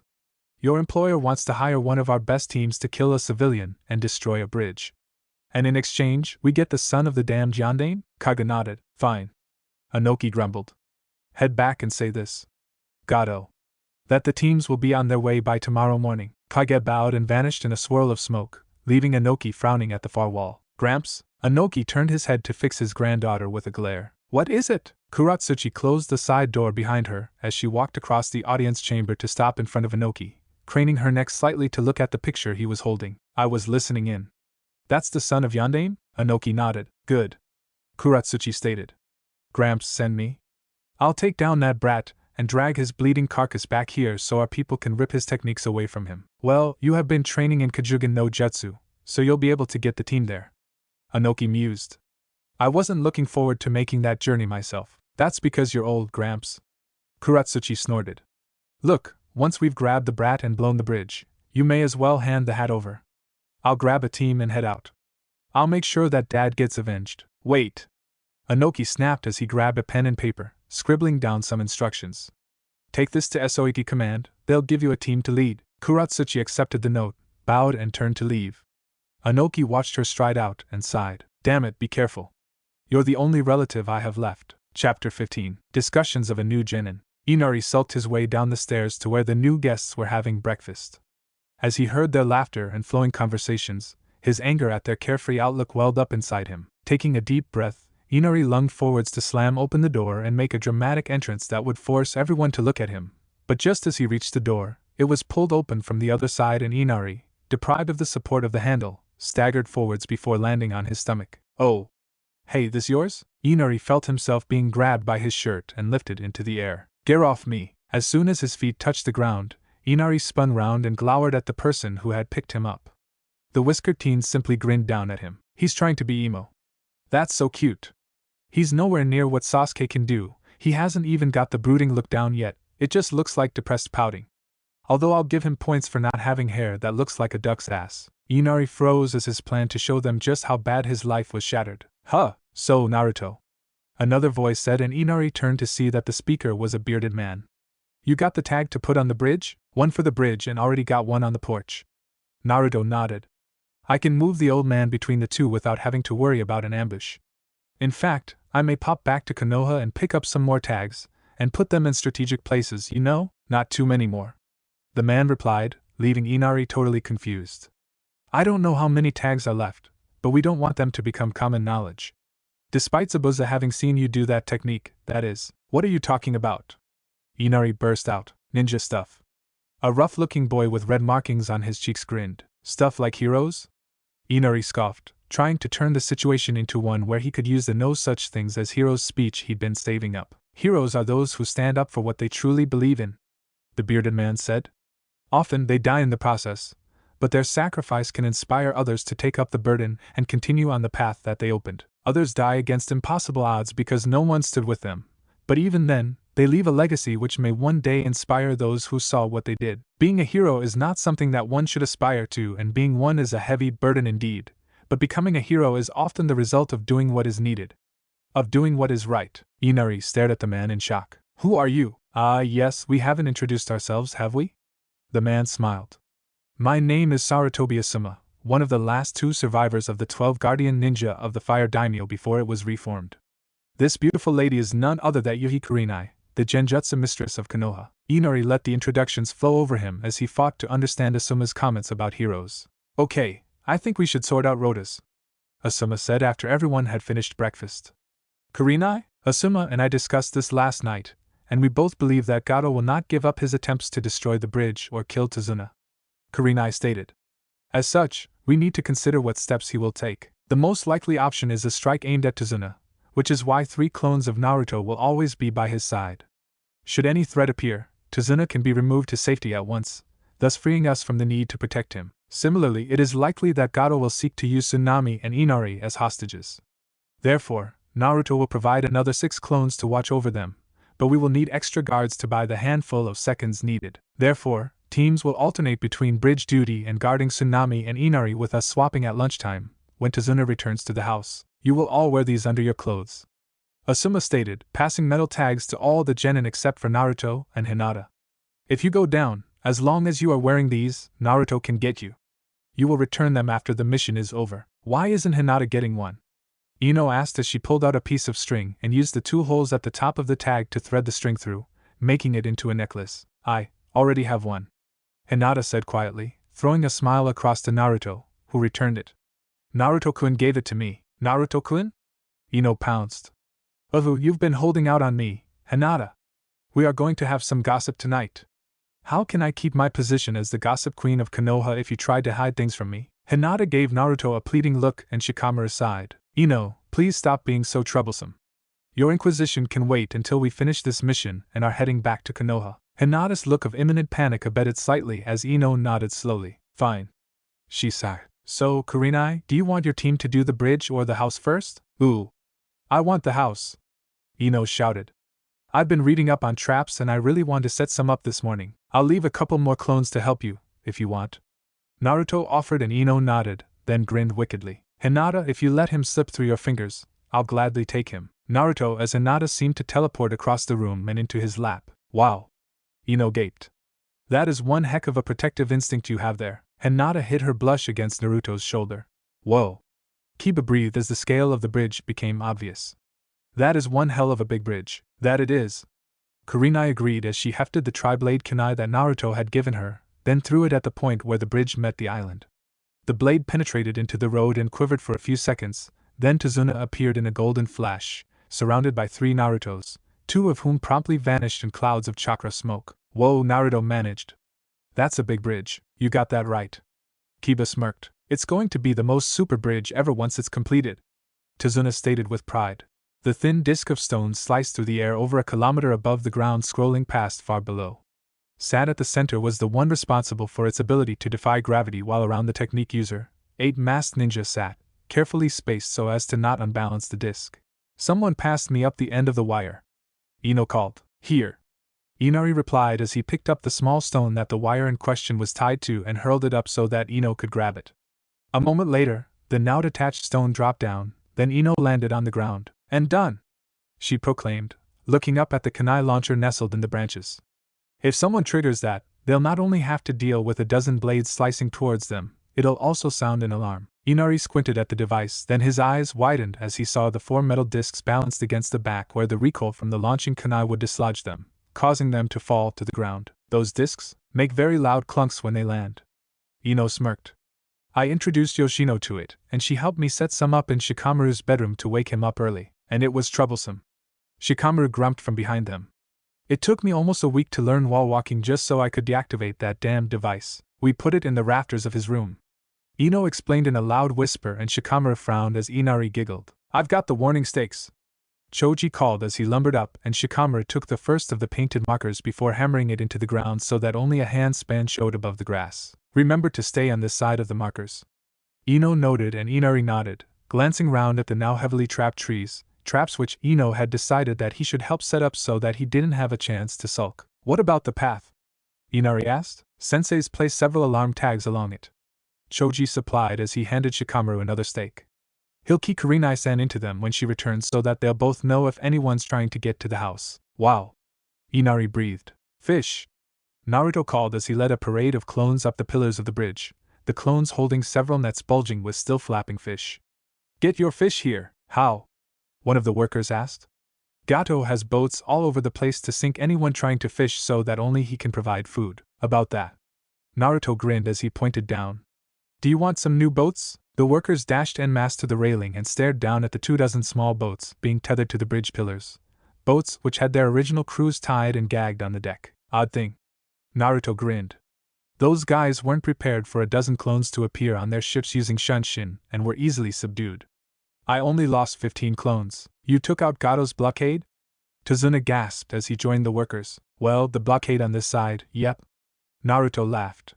You know, if you have anyone who knows where Gato's ships are kept, I could probably sneak aboard and take them from him. We'll keep that in mind, but I'd insist that you have either myself or Asumaku-san along with you, Kurenai said as she leaned over the balcony to look at the captives below. So, what do we do with them?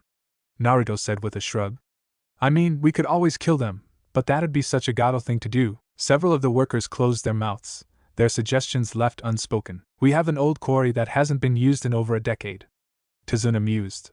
It has steep sides and only one way out. I think it'll suffice as a prison if we build a wall around the top of the ramp. A rumble of agreement met his idea. I can help with that. Naruto grinned. Kakashi-senpai helped me to learn a technique to raise walls after I helped him test his team. Search and bring our new prisoners. Tazuna shouted.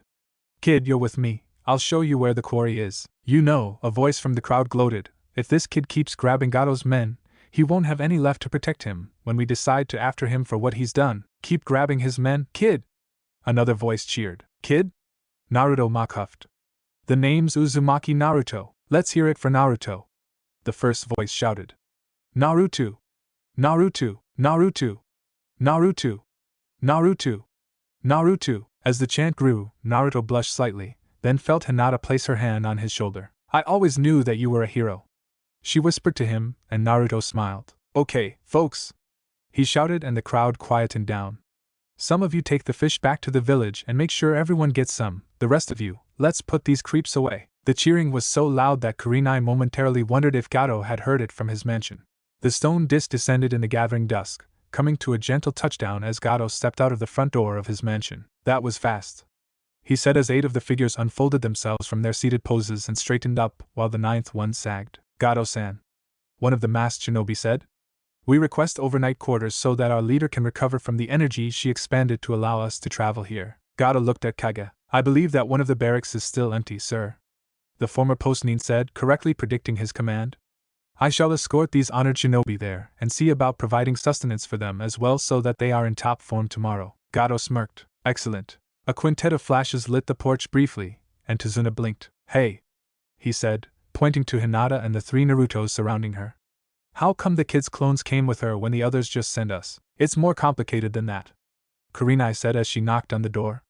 Naruto? Naruto dispelled his 2 remaining clones and grinned. My clones dispel on arrival, unless I'm part of the ring, he said. My teachers and I still don't know why, but I hear that they're using the same technique now as well. This is not very reassuring. Tazuna mumbled. It works. Naruto shrugged as the door was opened by Choji. Chapter 16. Peril of a New Genin. Gato looked up from his breakfast as one of the IWA shinobi appeared in a cloud of smoke. Gato-san, the shinobi said in a voice that managed to give away nothing about the shinobi behind the mask. We are almost prepared to move out to neutralize the Konoha squad and destroy the bridge. Excellent. Gato almost purred. I shall gather my men and start towards the village at noon to reassert my control. Will you be finished by then? The masked shinobi nodded, then vanished in another cloud of quickly dissipating smoke. Soon, all of Wave will be mine to command and no one shall dare raise their hand against me. Gato gloated. Shinjun, Robi and Satsata are ready to move out, Kuratsuchi-san. The first masked man said and Kuratsuchi nodded in satisfaction. Excellent, she said, pulling out a map. The house is here and the bridge here, so we'll head to this point. Squad 1 under Kokogen will then travel to the bridge and covertly place explosives to take it down. Once that is done, they shall move to reinforce Squad 3. Squad 2 under Sakagen will go to the house and kill everyone there while Group 3 under myself will engage and kill the bridge builder and any Konohanin at the bridge, except for our target, Uzumaki. He is to be kept alive. Note that I do not say anything about him retaining the use of his limbs. A sense of predatory hunger briefly infused the atmosphere of the room. Today, we finally get our revenge against the yellow flash of Konoha. Kuratsuchi growled as she rolled up the map and returned it to its storage scroll. SOAT, move out. 3 seconds later, the room was empty. 4 flashes of light marked the appearance of Team 8 at the bridge. For a moment, they all remained motionless, then Hinata placed a hand on the necklace that she wore and Tazuna appeared beside her, surrounded by 3 Narutos. We're clear, Tazuna-san. Kurenai reported that a wave of bugs emerged from Shino's coat and flew outwards towards the woods. Nothing dangerous in the range of Hinata's and my other 2 genin don't detect anything dangerous. Thanks. Tazuna sighed as he spotted the first few members of his workforce appearing. Okay, time to keep building. What the fuck? Kuratsuchi swore as she collapsed her telescope and clambered down from the top of the tree. As she landed, she looked at the 5 SOAT members waiting for her. The Uzumaki just transported himself, the civilian and a Genin team via Haration. She snarled.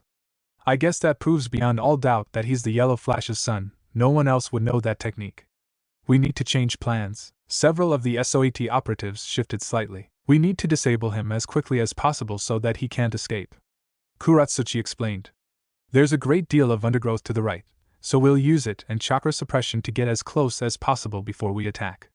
Genbigen, you use your IWA bunshins to engage the Genin while you and Chosiki engage the Jonin sensei. The rest of you will help me charge the Uzumaki and take him down hard. If you can kill the civilians during the attack, do so. The shinobi nodded. Then let's move out. Hinata activated her Byakugan for another quick scan of the surrounding area and froze. Hinata? Kurenai asked, catching the girl's reaction. Shinobi. 5. No, 6 of them, coming in from the east through the undergrowth. Hinata whispered and Kurenai cursed under her breath. How strong are they? I think. Jonin? Hinata managed and Kurenai inhaled sharply. Shit. Go to Naruto, tell him to get the old man the hell out of here and see if he can get us some reinforcements. She snapped. Hinata nodded and scampered off to where Naruto and several clones were standing near Tazuna. Okay. We're almost in position. Kuratsuchi whispered, then a sudden flash of yellow light illuminated the edge of the bridge. Fuck! She shouted. Attack! Kill the fucking leaf nin! Kuratsuchi and her team almost exploded out of the undergrowth and leapt onto the bridge, kunai already leaving their hands as the civilian workers dived for cover. That one's a Hyuga! An unsealed one. Genbigen shouted and Kuratsuchi glanced at where he was pointed. Seize her! She commanded. At the very least, IWA will gain one of the great dojutsu. Wa! Inori yelped as 3 of Naruto's clones grabbed him and vanished an instant later. Another flash from inside the house marked Tsunami's forcible relocation as well. Troublesome. Shikamaru sighed as he rose from where he was playing shogi against Asuma. Naruto must have detected an enemy, agreed. Asuma said as he pulled out his trench knives. Everyone, be alert! Twang! Ino smirked as a screaming figure briefly appeared above the treetops before arching back down to the unforgiving ground. At least we know where one of them is, Asuma said after a long moment. Tuing! Seize her! The leader of the rapidly approaching attackers commanded, and Hinata gasped as long-repressed memories of being helpless in the arms of the kidnapper from Kumo surfaced. At the very least, IWA will gain one of the great dojutsu. Hinata stepped back, raising her arms in a defensive posture, but the attackers were Jonin and deep in her heart, she knew that she didn't stand a chance. Dynamic entry. 2 of the attackers were blasted sideways by a pair of somehow familiar green blurs which were followed by a rain of kunai, then a familiar figure stepped up to Hinata's side. Niji and I-san, Hinata-sama. Niji replied calmly. Naruto-sen came to us, offering an impromptu exercise and Gai-sensei decided it would be good training. Yash! Hinata blinked then turned to look at where the duo of green blurs were engaging all 6 attackers in battle, the sounds of punches and kicks coming so rapidly that they sounded almost like a constant impact. Ya! 8 trigrams, 64 palms. Hinata and Niji shouted in unison as their hands blurred. The unmasked Kunoichi trying to attack them shuddered as the strikes closed down her chakra system. Yash! Lee shouted as his spinning kick shattered one of the ninja, reducing it to a pile of stone. Gai-sensei! Our adversaries seem to be using some sort of youthful rock-based clone. That is IWA Bunshin, my student! Gai shouted back as he grabbed one of the remaining shinobi and used them like a club, slamming a second one into the air. Strike them hard enough and they shatter like the log I had you practice the lotus on. The last shinobi fell over, having been punched by both green-clad ninja at the same time, and the 2 leaf nin looked at each other. That was an excellent workout, Gai-sensei. Indeed it was, Lee-kun. Gai-sensei, Lee-kun. Hinata found herself being pulled so she was facing away from the pair, then the world seemed to light up behind them. Arg! My eyes!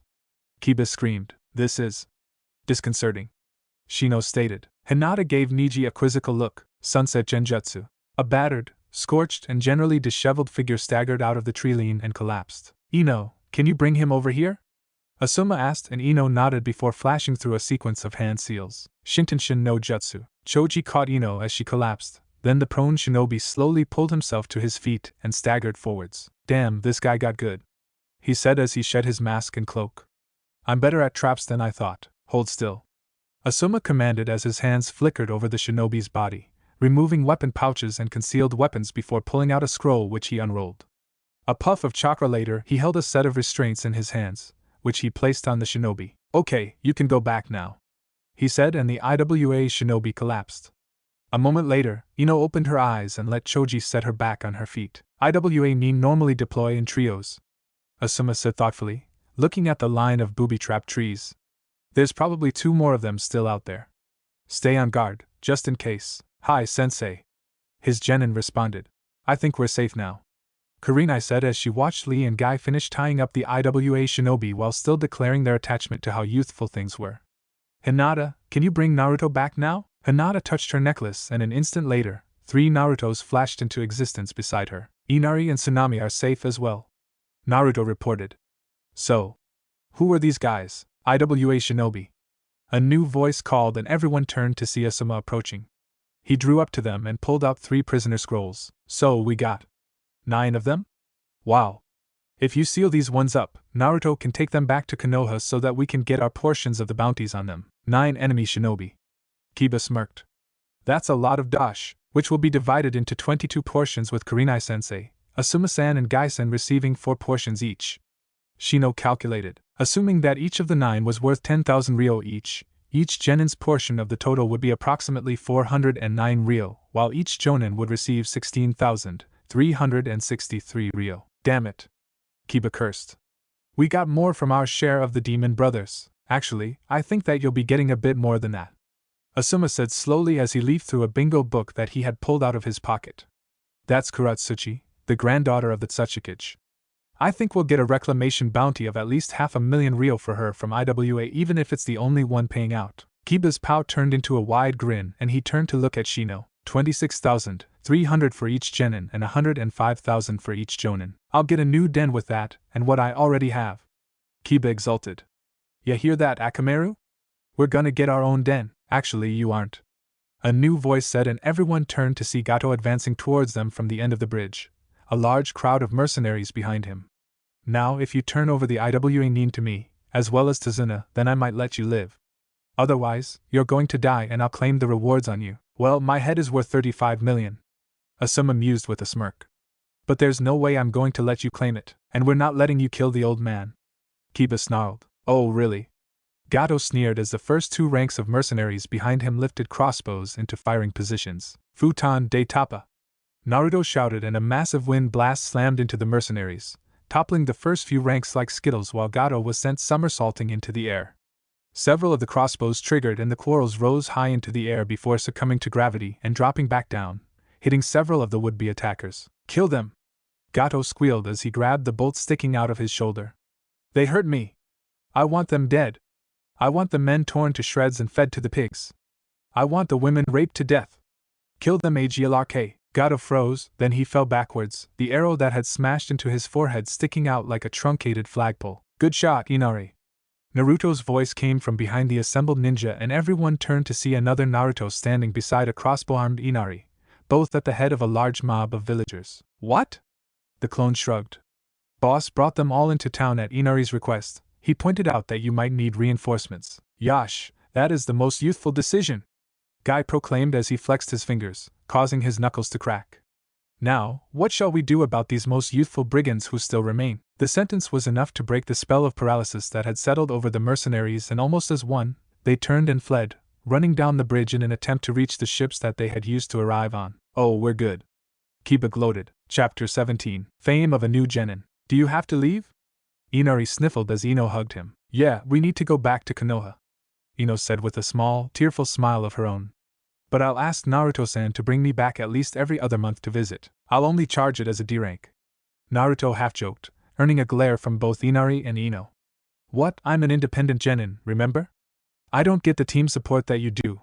I need to earn money to pay for my training." Ino sighed as she finally released Inari and ruffled his hair, eliciting an annoyed protest. "You know, the Chunin exams are coming up in about 3 months."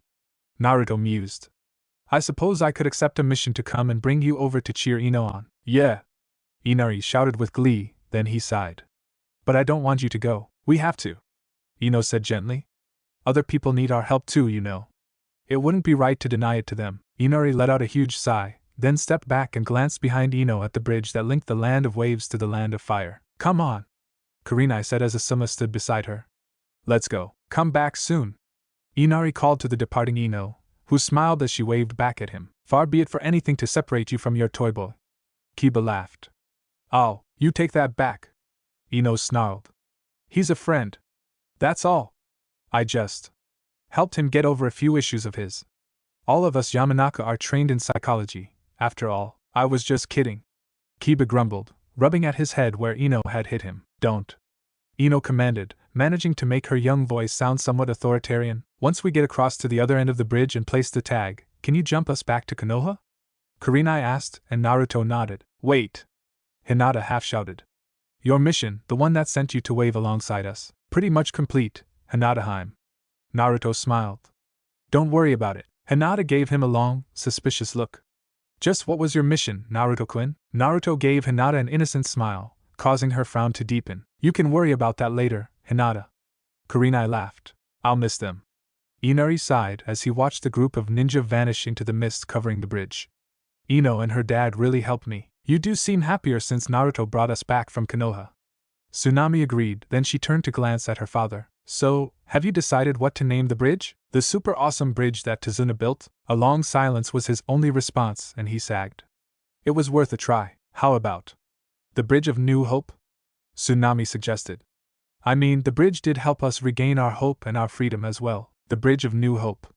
Tazuna mused. That would work. Now all we need to do is build the outposts for the Leaf Ninja who'll be stationed here to help collect the ties from the traders who'll soon be coming through. What exactly did you promise to get them to help? Tsunami asked suspiciously.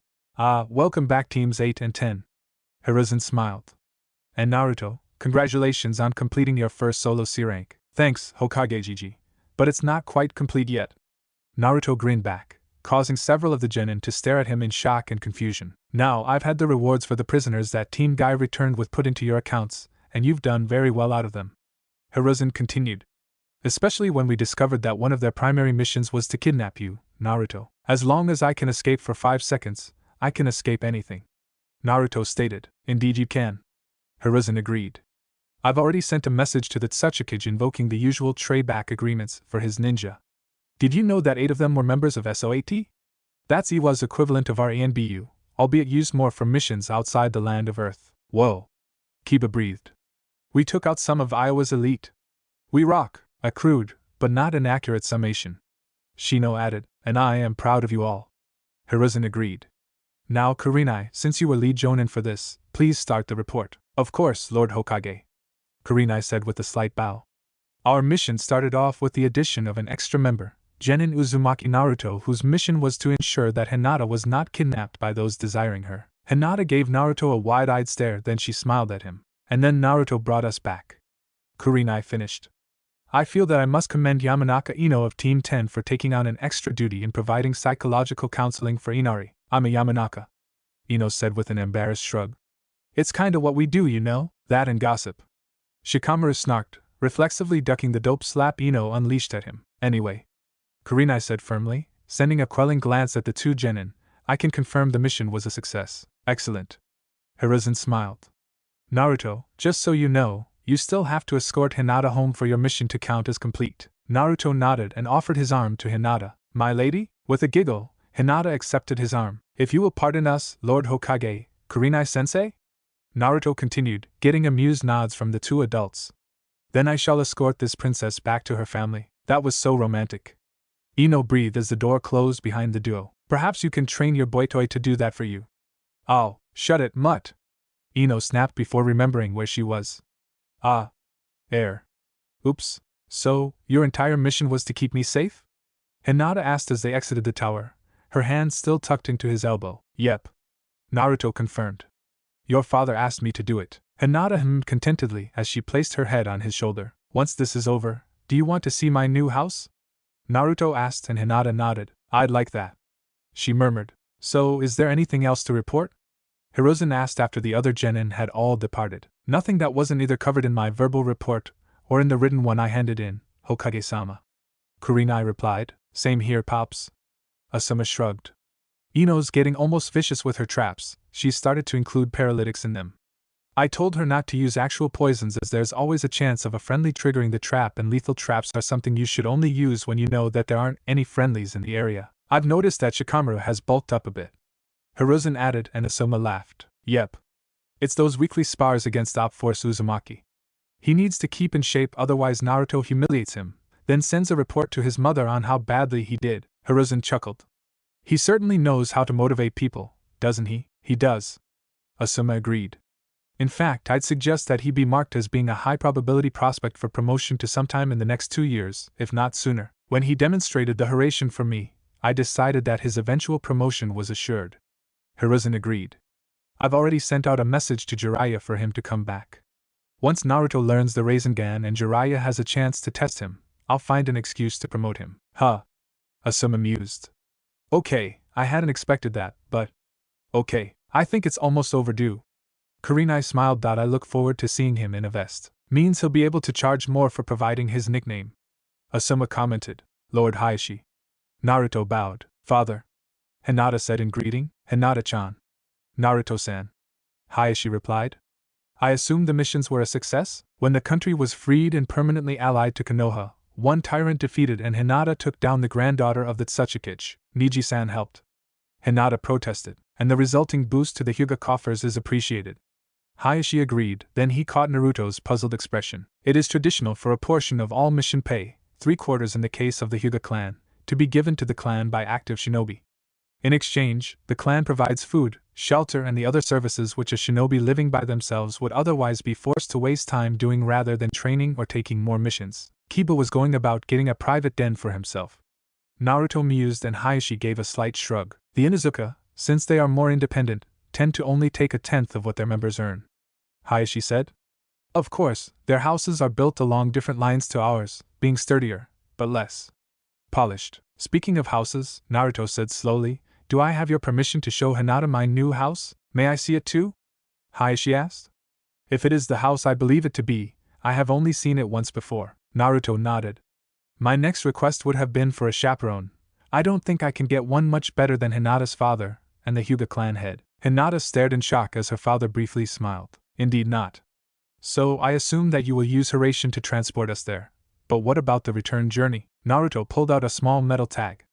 This is the one that Asuma-san was carrying during our mission. If you put it in your study for now, I can send you back whenever you want. In fact, having the tag in a small and otherwise unused room would be quite useful if I need to get Hinata back quickly. I will make the arrangements. Hayashi said as he accepted the tag. Wait here. Damn, he scares me. Naruto whispered after Hayashi had vanished. I mean, he's an elite jonin, and I'm still just a genin, and one dating his daughter. I'm amazed he hasn't threatened me with a sword or something. I believe you to be honorable enough that I do not need to. Hayashi said from behind them, causing both genin to jump in shock. I am ready, shall we go? Hinata lay down on her bed with a content smile on her face.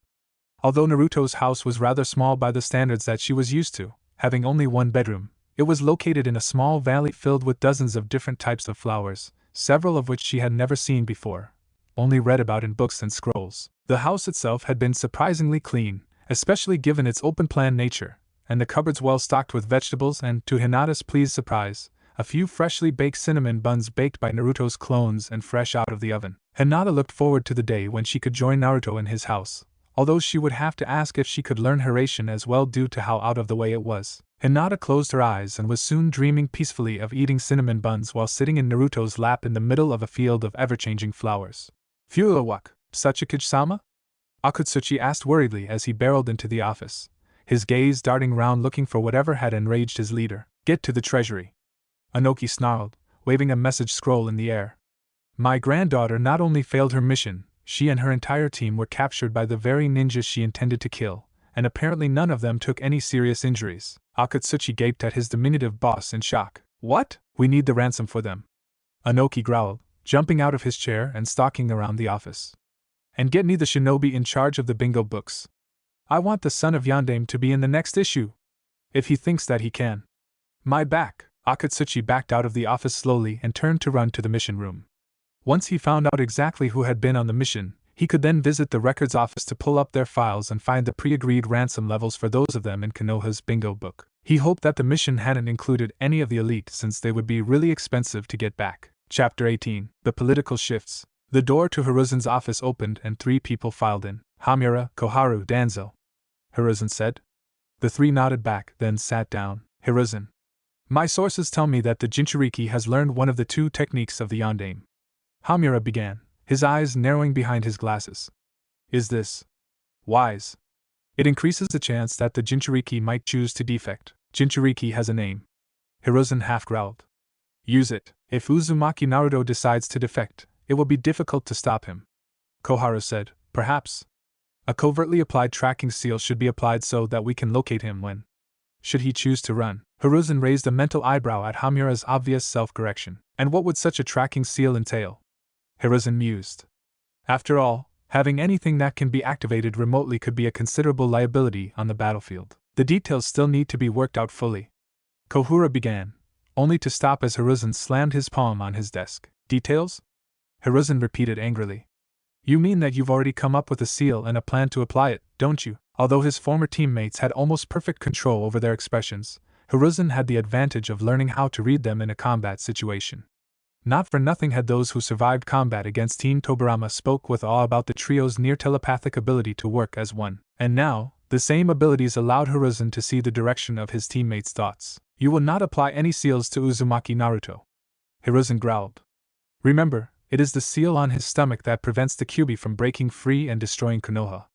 What would happen if the seal you wish to apply disrupts that seal? The seal is perfectly safe. Danzo interjected and Hiruzen's eyes narrowed. Ah, so now we get to the root of the matter. Danzo went expressionless at the emphasis placed on the word root, and Hiruzen hid a smirk. I know that you believe that obedience is a good foundation for shinobi. He continued, catching the twitch that betrayed Danzo's hidden wince, but let us speak clearly. You want, once again, to turn Naruto into a weapon and nothing more. You hope to allow Danzo to apprentice him, which will put him in a position to not only turn Naruto into an unthinking automaton, but also to finally get your hands on the Hiraishin for your own ends. Koharu opened his mouth to protest, only to close it again as Hiruzen leaked enough killing intent to warn him against saying anything. As it happens, there is already an apprenticeship lined up for Naruto. Jiraiya will soon be returning to teach him, so if you think that you can take on both an enraged Toad Sage and myself, feel free to try your plan. For a long moment, the atmosphere in the office was heavy with unspoken threats. Then Danzo used his cane to pull himself to his feet. We shall take no action, he said, leaving at this time unspoken but clearly heard. You have heard our concerns and I believe you will do what you think is best for Konoha. Hiruzen noted the specific phrasing of Danzo's apparent acquiesce to his will, especially the way that he was subtly casting doubt on whether Hiruzen's actions were actually good for Konoha. I believe that this covers the main part of what I wish to bring to your attention, Danzo continued, so with your permission, I will depart. Hiruzen nodded and Danzo made his way out of the office, leaving Koharu and Hamura behind. So, Hiruzen said pleasantly, what other matters did you wish to bring to my attention? The 2 advisors exchanged glances before Hamura spoke. Well, with confirmation that Uchiha Sasuke has activated his Sharingan, we feel that it may be wise to harvest some of his sperm to aid in rebuilding the Uchiha clan via artificial insemination. Hiruzen's eyes narrowed slightly. Zabuza. Haku, Maesama. The swordsman replied with a bow, then he pulled out a scroll. I come bearing a gift. You bring me the nicest things. Terumi purred as she recognized the scroll as one for holding prisoners. Zabuza unrolled it and applied chakra, causing a body to materialize in a cloud of smoke and slam headfirst into the ground, cursing. That fucking hurt. The new arrival half shouted as he pulled himself to his feet and glared at the bandaged swordsman. You slammed me onto the scroll and then dropped me onto the ground headfirst? Why would you even do that? To bring you to me, obviously.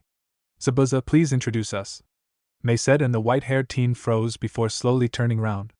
As he took in Mei's robes and hat, his eyes widened and he whimpered. Suigetsu, meet the Mizukage Terumi Mei. Mei, this is Hozuki Suigetsu, the younger brother of my former comrade Mangetsu. Hi!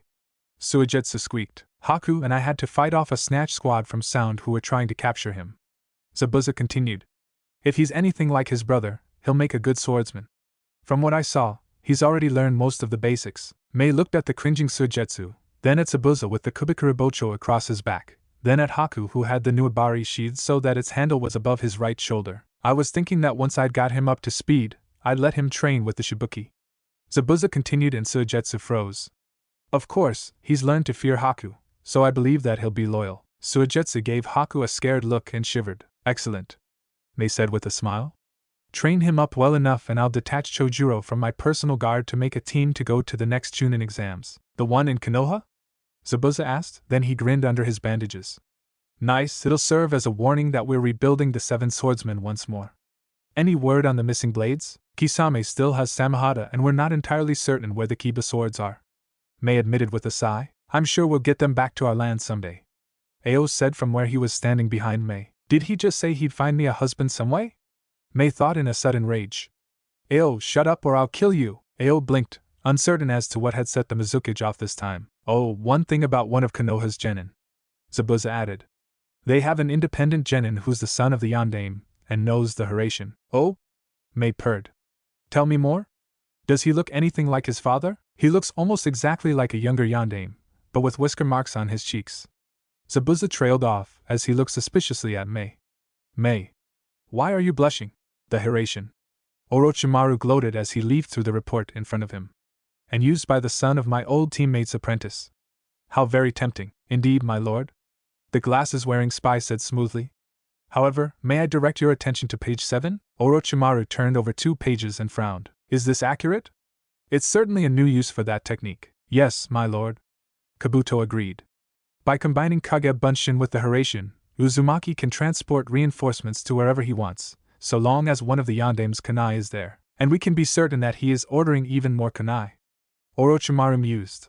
Which means that if we can find one, we may be able to use it to capture him. I shall put that near the top of my list of priorities, my lord. Orochimaru nodded and leafed through another page. I see that young Sasuke has activated his Sharingan. Wonderful. He will make a splendid future host for myself. Assuming that he is strong enough, perhaps you can watch him during the Chunin exams? Kabuto suggested. I mean, assuming that you have no other plans for the occasion that would interfere. Well, I am planning to attack Konoha and raze it to the ground. Orochimaru mused, but that can wait until I've seen Sasuke fight. As you wish, Lord Orochimaru. Yes, as I wish. Orochimaru confirmed. Soon I will have the Sharingan and the one who wields it in my power. Huh. Tazuna said as he read the missive that had been delivered. Father? Tsunami asked as she handed him a cup of tea. An official invitation to the 3rd stage of the Chunin exams in just under 3 months with the Yamanaka clan volunteering to act as our hosts while we're there. Tazuna said, passing the message across for the Tsunami to read. Well, Tsunami finally said. I'm sure that Inari'll be overjoyed to see Ino again. Even if the other lads are teasing him about having an older girlfriend. Tazuna chuckled. Yeah, but the blonde girl really did help him out of his ongoing grump, didn't she? You know, I don't know if I ever gave her anything as a thank you. I'll pick up something for her from the market. Tsunami smiled. Before they came, we didn't have a market thanks to Gato, but now, it's bigger than ever, and that's despite the bridge tolls. Tazuna smirked. It ought to finish paying us back within 10 years, even with Konoha's cut taken into account. How much are the tolls anyway? Tsunami asked. I heard someone mention 10%. Half that, actually, split equally between Wave and Leaf. Tazuna corrected. Low enough that the traders don't mind paying, especially with the security that the permanent outposts the Konoha ninja have provided. Tsunami nodded. Well, I'll head there sometime next week to choose a gift. A gift? For who? And why? Inari asked from the door. You know, Tazuna mused, if you head in early, you could see if there's any more business for us. I was about to send a message to the Hokage anyway. Tsunami nodded with a smile. What are you talking about? Inari asked curiously. Hiruzen stood atop his tower and looked up as the familiar shape of Inoki descended, flanked by a single bodyguard. Welcome to Konoha, Hiruzen said as Inoki touched down. Let's not waste any time. Inoki growled. I'm here for my granddaughter and the 8 idiots with her. You have them? Hiruzen made a hand sign and 9 scrolls were slapped onto the roof, unrolled, and unsealed. Inoki stared at the unconscious forms, then nodded. Seal them back up, I'll take them back to IWA with me. Here's the ransom for them and I'll tell them that if they ever set foot in Konoha again, I'll be very displeased with them. Inoki's bodyguard lumbered forwards and presented a scroll to Hiruzen. It's a pleasure doing business with you. Perhaps we can do this again someday. Hiruzen smiled as he passed the scroll to one of his ANBU and Inoki growled. Can the pleasantries, Hiruzen, we both know I'm too old for them. Inoki grated. So, you have a new yellow flash, I hear. You realize that I'll be sending a team or 2 to your next exams so I can get a better look at him, right? Not any of these morons though. Interesting how a mere genin can take up so much of your attention. Hiruzen countered and Inoki snorted in brief, bitter laughter. Well, we're done here. Akatsuchi, you got the idiots? The bodyguard nodded as he clomped back to Inoki's side, then the duo rose into the sky. Hiruzen watched them go with a wry smile on his face. Even when you're doing something else, you still somehow manage to shake things up, don't you, Naruto? He mused. My apprentice to be causing issues? A new voice queried, and Hiruzen turned to see a familiar figure lounging on the railing. About time you got back. He growled, and the new arrival waved a dismissive hand. Meh, I was doing some research, that's all. Vital research? You mean peeping on the onsens in the neighboring villages, Jiraiya? Hiruzen retorted. Only doing what my teacher taught me to do. Sensei. Jiraiya shot back, then he dropped off the railing and walked over to where the Hokage was standing. So, while I was doing some research, I found this. Jiraiya said, handing over a small booklet. Looks like someone is making a name for himself. Hiruzen opened the book and leafed to the page indicated by the ribbon. Golden Flash Uzumaki. He read, raising an eyebrow. Well, it looks like my favorite orphan now has 2 nicknames. So he does no Hiraishin? My old student's technique? Sort of. Hiruzen sighed. He knows the Hokage Guard's version and does it with Kage Bunshin. He isn't able to do the full version yet. Still damn impressive. Jiraiya admitted. I assume you want me to help him with the other one now? Yes. Hiruzen stated, then he paused. Well, once he finishes learning how to open his first 2 gates, that is. What? Jiraiya gasped. Why the hell does he need to learn that? Because someday, I will want to teach him as well. Hiruzen replied, leaving Jiraiya staring at him in confusion. Chapter 19. Education of a Genin. You summoned me, Hokage-sama? Naruto said as he entered the office, and Hiruzen nodded. I did. I hear that you've finally learned to open the first 2 gates. Naruto nodded, looking proud. I have, although according to Gai-sensei, the first 3 gates are easier if you have naturally large chakra reserves, while the rest are far more difficult. It still took me over a month to learn, though. My usual learning technique doesn't really go well with using the gates. I wouldn't know. The white-haired man in the corner of the office noted. I was skilled enough not to need it, then I learned something better. Naruto turned to face the second man, noting the red lines reaching down from his eyes and his unusual mode of dress. Jiraiya of the Sannin, I presume? Damn, sensei, he's fast. Jiraiya laughed, then he started a kabuki-style dance. Yep, I'm the man that all women want to love and all men would love to be. I'm the master of senjutsu and the summoner of toads. I am Jiraiya, GG. This man's crazier than Anko. No, he. Wait. When did you meet Anko? Hiruzen asked, distracted by the comment. Ran into her on one of my missions. Literally. Naruto sighed. I thought I was addicted to ramen, but my love of it's nothing compared to that crazy woman's worship of dango, and when the impact caused 2 sticks of it to hit the ground, Naruto gave a shudder, then grinned. On the other hand, that was the best escape and evasion lesson I've ever had. I actually had to use my special escape technique. You mean Hiraishin? Jiraiya noted. What? I taught Yondaime. I knew his techniques. You taught Dad? Naruto asked, and Jiraiya's jaw dropped. Damn it, sensei.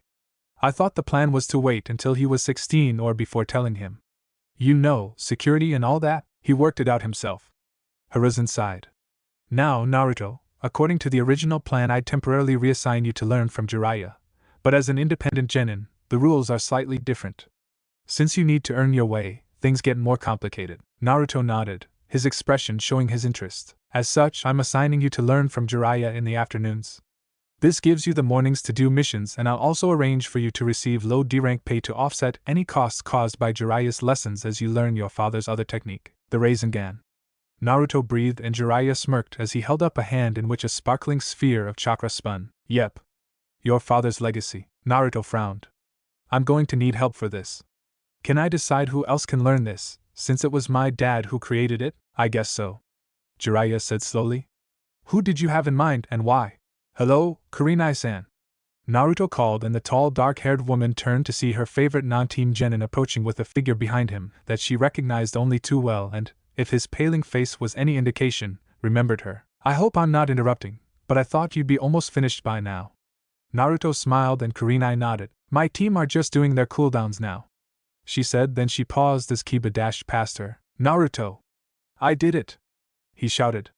I got myself a den for me and Akamaru. Sure, it's only a single-room apartment with a loo and shower in the corner and a small kitchen counter, but it's mine and it's all thanks to you helping catch those people and bring them back. I got over 50,000 Ryo, and even with the clan's cut, that was still enough for me to get my den outright. Now you need to spend extra time keeping it all clean, though. Naruto pointed out and Kiba sagged. Yeah, I hadn't actually realized how much effort that is. But still, my own den. Who? Kiba bounced off and Kurenai shook her head in fond exasperation. Just when I think I'm getting him calmed down. She sighed, then she turned her attention to Naruto's companion. Jiraiya, Kurenai-san. Jiraiya said formally, earning a confused stare from Naruto. What? What did she do to you to make you treat her like that? Naruto asked, and Jiraiya flinched. Don't ask. Kurenai smirked at the Toad Sage's discomfort before turning her attention back to Naruto. So, how may I help you? Well, Jiraiya's going to be trying to teach me a trick he learned from Yondaime, but it's one that I need an extra set of eyes for. And since I plan on letting Hinata-chan learn any of my techniques that she wants, I thought I'd start now and ask for her help on this. What technique is it? Kurenai asked curiously, and Jiraiya held up an orb of spinning chakra. The Rasengan. Jiraiya nodded as Hinata approached, her active. It's beautiful, she whispered.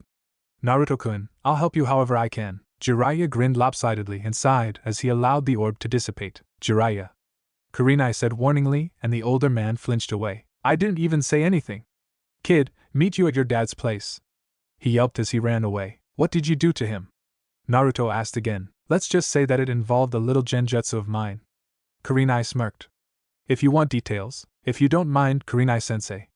Hinata demurred. Guy and Kakashi, in swimming trunks, doing a sunset of youth. Both teens flinched at the mental image, and Kurenai laughed. Hinata, you're excused. Go help Naruto learn an awesome jutsu. Thanks, Kurenai-san. Thank you, Kurenai-sensei. Jiraiya looked up from where he was scribbling notes, while sprawled across one of the sofas as a flash of light illuminated the house, fading out to reveal Hinata surrounded by a trio of Narutos. Nice, kid, Jiraiya said as he stuffed the notebook back into a pocket and straightened up from his sprawl. Naruto looked at him with a frown even as the other two clones moved to the kitchen area. I'm quite certain that I locked the door. Jiraiya held up a key. Given to me by Yondaime. Since this was one of his houses. Yeah, I can see why Dad would give you his key. Naruto nodded and Jiraiya raised an eyebrow at Hinata, not surprised by that revelation. Hinata blinked, then her eyes opened wide as she gaped comically at Naruto. Whoa! You called Yondaime Dad? You're his son? You're having the great pervert teach you? That's super pervert. Jiraiya corrected petulantly, and both Hinata and Naruto started laughing at her overacting. I guess you already know, since the day we got engaged. Naruto confirmed that a clone walked over with 3 cups of tea on a tray. The clone waited until Hinata was seated, then offered the tray first to her, then to Jiraiya before Naruto accepted the 3rd cup. Nice tea. Jiraiya noted after taking a sip, then he leaned forwards. So, engaged to a Hyuga, huh? I've heard about the secret Hyuga bloodline, and you are a very lucky young man. Both Naruto and Hinata glared at him, refusing to take the verbal bait. Fine, to business then. Unlike most jutsu, the Rasengan is pure chakra manipulation, Jiraiya said before he took another sip. Wow, this is good tea. Anyway, pure chakra manipulation. It requires a large amount of control to achieve, and it looks like this. The now familiar spinning sphere formed in Jiraiya's free hand. According to your father, it should be possible to combine a Rasengan with elemental chakra to create an even more destructive attack. Jiraiya continued. Your father was working on it, but keeping a Rasengan stable while adding an elemental edge to it is not a trivial exercise. He ended up in hospital several times after it exploded on him. Mental note. Naruto half-whispered. All Rasengan experiments are to be carried out by Kage Bunshin. I wouldn't be happy if you did something that put you in hospital. Hinata confirmed as Jiraiya drained the rest of his tea. So, finish up and meet me outside for your training, he said as he rose from the sofa and walked to the door, detouring to hand his cup to the clone in the kitchen area. Over here, Jiraiya called as the duo emerged. So, are you ready? I'm sure the Hyuga girl, her name's Hinata. Naruto interjected and Jiraiya nodded with a smile. Okay. I'm sure Hinata-san will have an advantage, given that she can see chakra flows. Naruto and Hinata exchanged glances, then he enfolded her in a hug. Kage Bunshin no Jutsu. The resulting cloud of smoke cleared to reveal 5 Narutos and 5 Hinatas. A nice trick, Jiraiya said as he held up one hand and all 5 Hinatas activated there. Now, this is how it looks. A sphere briefly formed on his hand, then he held up a water balloon in his other hand.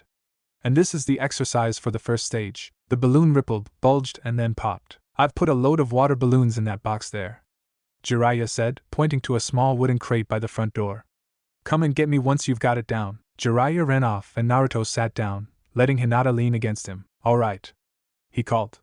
All Hinata clones and 2 of mine dispel one at a time. Let's see exactly what he did. Hinata gave him a look before her clones dispelled, and both of them absorbed the memories of how the chakra flowed into and through the water balloon. Naruto-kun, she asked as her mind settled from the informational influx.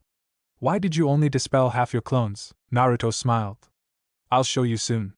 For now, will you help me make some more clones for practice? Hinata nodded, and when she felt Naruto's chakra flow through her, she pushed some of her own into it so that the memories from his clones would also return to her. Okay. Naruto smiled as he released her from the hug. Original 2, with me. Everyone else, we've seen how it's done, let's practice. Hinata, I'm sorry for not thinking of doing this for you earlier. As Hinata blinked in confusion, Naruto formed up with the 2 original clones, and they vanished in a flash of light. Naruto-kun? Hee. Jiraiya giggled as he scribbled in his notebook between peeping at the forms visible in the light haze of steam above the women's onsen. Yes. This is. His mutterings halted as he sensed 2 people just behind him, then with a double popping noise, 2 waves of water showered down on him, drenching his notebook. My research. He whimpered, then he turned to see Naruto and Hinata smirking at him, scraps of rubber held in their right hands. Already? It's only been a couple of hours. Hinata activated her briefly and Jiraiya looked at Naruto. That explains the princess, but how did you get it so fast? Kage Bunshin memory sharing with Hinata. Naruto grinned. When we make Kage Bunshin together, Hinata puts some of her chakra into mine, and when the clones dispel, she gets the memories as well. Why are you sniggering? I'd bet that Kage Bunshin isn't the only thing you'd like to make with Hinata. Jiraiya snorted. We cook as well. Naruto said even as Hinata blushed furiously. I've been taking lessons from Tuchi-san on how to cook and I'm getting pretty good at it. Jiraiya stared at him in shock, then he shook his head in disbelief. You have no idea what I'm trying to imply, have you? Is this a pervert thing? Naruto asked suspiciously and Jiraiya sighed. Look, your next lesson will be tomorrow at the same time. Now. Scream and recover. Naruto nodded and a single clone formed beside him. The 3 of them stood in a triangle, their hands touching, then they vanished in a flash of light. He taught her Hiraishin. Jiraiya gasped.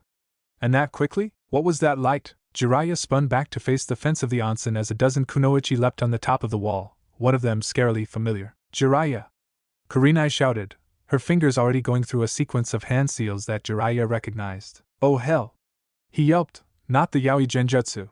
Time to Ryuguin! Jiraiya sped off as fast as he could, hoping to escape the wrath of the genjutsu mistress through sheer speed that almost matched that which his student was famed for. Chapter 20. Practice of a Genin. Jiraiya looked up as Naruto, Hinata and one of Naruto's clones flashed into existence. Hey, Ero Sennin! Naruto called and Jiraiya bit back a groan. We're ready for lesson 2, just show me the first lesson. Both hands. One at a time, then together. Jiraiya said, handing over some water balloons and both Genin stared at him. We haven't practiced that. Naruto finally admitted and Jiraiya shrugged. Then until you get it done, I won't teach you the next stage. He said, pulling out a scroll and unsealing the familiar box of balloons. Get practicing. Naruto sighed and turned to Hinata, who responded by hugging him as he created the by now familiar clones. Jiraiya smirked and turned to stroll away. I'll be back tomorrow, show me then. He called over his shoulder. You just want to peep at the hot springs. Naruto yelled at the Sannin and laughter was his only answer as Jiraiya vanished in a swirl of leaves. Damn it. Naruto groaned. Alright, 2 of my clones prepare some snacks to tide us over, the rest of us, let's start practicing. Kakashi. Jiraiya said in greeting as he strolled onto training ground 7, Jiraiya-san. Kakashi nodded back. Been training Naruto? And his girlfriend. Jiraiya confirmed. Hyuga Hinata. You know that she and Naruto can share memories? She used her Byakugan to examine the first stage of the Rasengan, then gave Naruto the memories of what it looked like. They managed to get the basic form in under 5 hours. I've left them learning how to do it with either hand, or both at the same time. Kakashi nodded, then turned to look at the trio of bruised and battered genin who were approaching. Tora. Captured. Sasuke ground out as he rubbed at the thick bands on his wrists. Bloody demon spawn. I got to use the mystical palm technique on them. Sakura smiled crookedly. I'm getting good at that. Probably a good thing with Ino learning how to use poisons. Very good. Remind me to give you some scrolls on analyzing poisons and synthesizing antidotes. Kakashi smiled. I'd like you to meet the sensei of my sensei, Jiraiya of the Sannin. Jiraiya smiled at them and Tobio gaped in recognition. You're the one who writes the books Kakashi-sensei reads. What? Sakura snarled, her fists clenching. You write that smut? Die. Jiraiya blinked in surprise, just long enough for Sakura to deliver an uppercut that launched him high into the air. As he vanished over the trees, Kakashi gave his female genin a wary look as he covertly pocketed his book. He deserved it, Sakura said defensively. Not only is it smut, it's badly written smut. How do you know that? Tobio asked, and Sakura blushed. Bloody hell. Jiraiya groaned as he pulled himself out of his landing crater. Girls hit almost as hard as Tsunadeheim did at that age. Standing up, he brushed the dirt off his clothes, then glanced in the direction of the distant training field. Wonder what would happen if she trained under Tsunadeheim? He mused to himself, then he shook his head. Nah, she said she wasn't coming back. Thank the chemist. I don't want to know how scary she would be if Tsunadeheim trained her. Hayashi appeared in the middle of the living area in a flash of light, and his gaze snapped across to where Naruto and Hinata were slumped on the couch, Hinata resting her head on Naruto's shoulder, while his cheek rested on her head. They collapsed after they spent all day working on the first stage exercise. The clone washing the dishes reported. I sent 3 clones to bring you here. They obviously decided that speed was of the essence. They did. Hayashi agreed as he looked around. Are you the only clone left? Yep, and I've only got enough chakra for maybe another half hour or so. The clone replied. I don't know about you, but I wouldn't trust Boss with the Hiraishin when he's this tired. Hayashi nodded, then walked up the stairs, vanishing into the bedroom area for a moment before reappearing. Why the large bed, Boss Dad's? The clone shrugged. Boss didn't see the need to replace it, just bought some new sheets and a mattress for the frame. Hayashi nodded as he descended and walked over to the sleeping duo. Is there a spare futon? Yep, several. The clone said. In fact, that sofa and the other 2 are futons. So, the princess gets the bed and the boss gets a futon? I'll set it up now. One of the ones that Naruto is not on at the moment, Hayashi said as he carefully disentangled his daughter from Naruto's gentle hug and picked her up. I see no reason to disturb him more than is absolutely required. The clone set about extending the couch against the front wall into a bed as Hayashi carried his daughter up the stairs and carefully placed her on the near side of the bed, facing away from the stairs, pausing to give her a smile that he would never show in the Hyuga compound, where quite literally anyone could be watching and someone almost always was. He descended to the ground floor just in time to see the clone finish laying the sheets on the downstairs bed. You may dispel, Hayashi said, and the clone vanished in a cloud of smoke. Hayashi stepped forwards and gently scooped Naruto up, then paused with a mischievous smirk on his face. A knock on the door roused Hayashi from his slumber, and he rose from his bed, mentally cursing whoever had interrupted his pleasant dreams at what seemed to be barely past the crack of dawn. Silently padding to the door, Hayashi flung it open silently and glared at the person on the other side, a glare which almost instantly changed to surprised recognition. Hayashi Dano. Mariboshi Kosuke smiled with a formal bow. Kosuke-sama. Hayashi responded with an equally formal bow of respect. I am surprised to see the eternal Genin deigning to visit the house of my daughter's betrothed. I had a free day and confirmed that my kohai was also free, so I thought I would aid in his training. Kosuke smiled, then his gaze sharpened. But you already know who his parents were, do you not? I do, Hayashi said, keeping his voice low, and Kosuke smiled. Then may I suggest that we share a cup of tea? I have with me a most excellent morning blend, the aroma of which should persuade my kohai and your daughter to awaken and join us. Hayashi nodded and stepped back, waiting for Kosuke to enter Naruto's house. A pleasant aroma drifted through the air, teased at Hinata's nose, and she clutched tighter at her nice, warm pillow as her mind wavered between the comfort of sleep and waking up to discover what that smell was. Her pillow let out a small, sleepy grumble, and Hinata's eyes flew open as she realized that it wasn't a pillow she was hugging, but Naruto. Releasing her grip on him, Hinata sat up and looked around in surprise, then down at Naruto, who was lying facing away from her, but even from that angle she could see the small smile on his face. The murmur of conversation caught her attention, and she slipped out of bed, noting that she was still clad in her clothes from yesterday, and crept to peer round the chimney, carefully avoiding knocking anything off the shelves. Her father sat in the dining area and talked to an older man that Hinata vaguely recognized, glanced up, then pointed at the kitchen area. Hinata moved to the top of the stairs and blinked at the sight of 2 steaming mugs of tea on the counter. Naruto? Naruto? The combination of the delightful aroma, the motion of someone shaking his shoulder, and his name being called were enough to wake Naruto up. Yawning, he sat up and stretched, then looked round in confusion. Did I sleepwalk? He asked in befuddlement.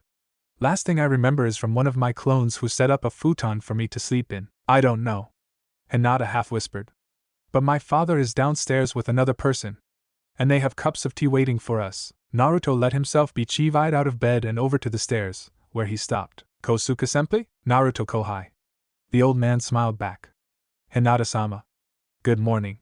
I brewed some tea. Please come and join us. I hope you don't mind the unexpected visit. Senpai, you are always welcome here. Naruto smiled as he descended the stairs and scooped up one of the mugs. The sunrise ascendant blend. Hinata took a sip of her own mug and blinked at the complex weaving of hints of fruit and spice that somehow enhanced the flavor of the tea itself. Hayashi-sama. Naruto continued. I did not wake up where I expected to, yet you were exactly where I knew you were. Hayashi replied, and Hinata caught the tiny creasing at the corners of his eyes that showed he was amused. These futons are very comfortable both as seats and as beds. May I ask where you procured them? I think it was Sasada's furniture supplies. Naruto said as he sat on the chair facing Hayashi, and Hinata slid in beside him. He was doing a 3-for-2 offer at the time. Hayashi pulled out a small notebook, made a notation in it, and then tucked it back in his kimono. Hey, I smell something amazing.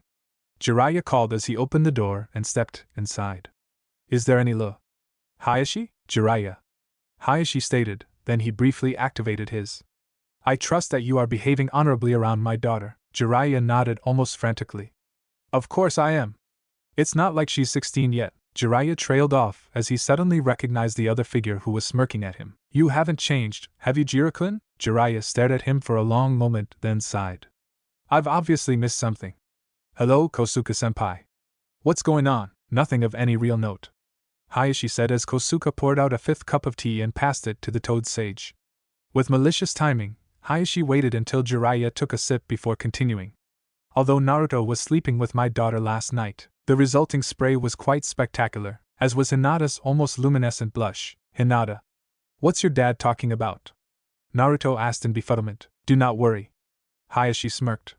And apropos of nothing, I believe that once I finish this excellent tea, it will be time to see if you can use that tag you gave me. So, since I had today free and heard that you did as well, I thought I'd pop over to see how you were doing in your dad's old house and maybe give you some help with training.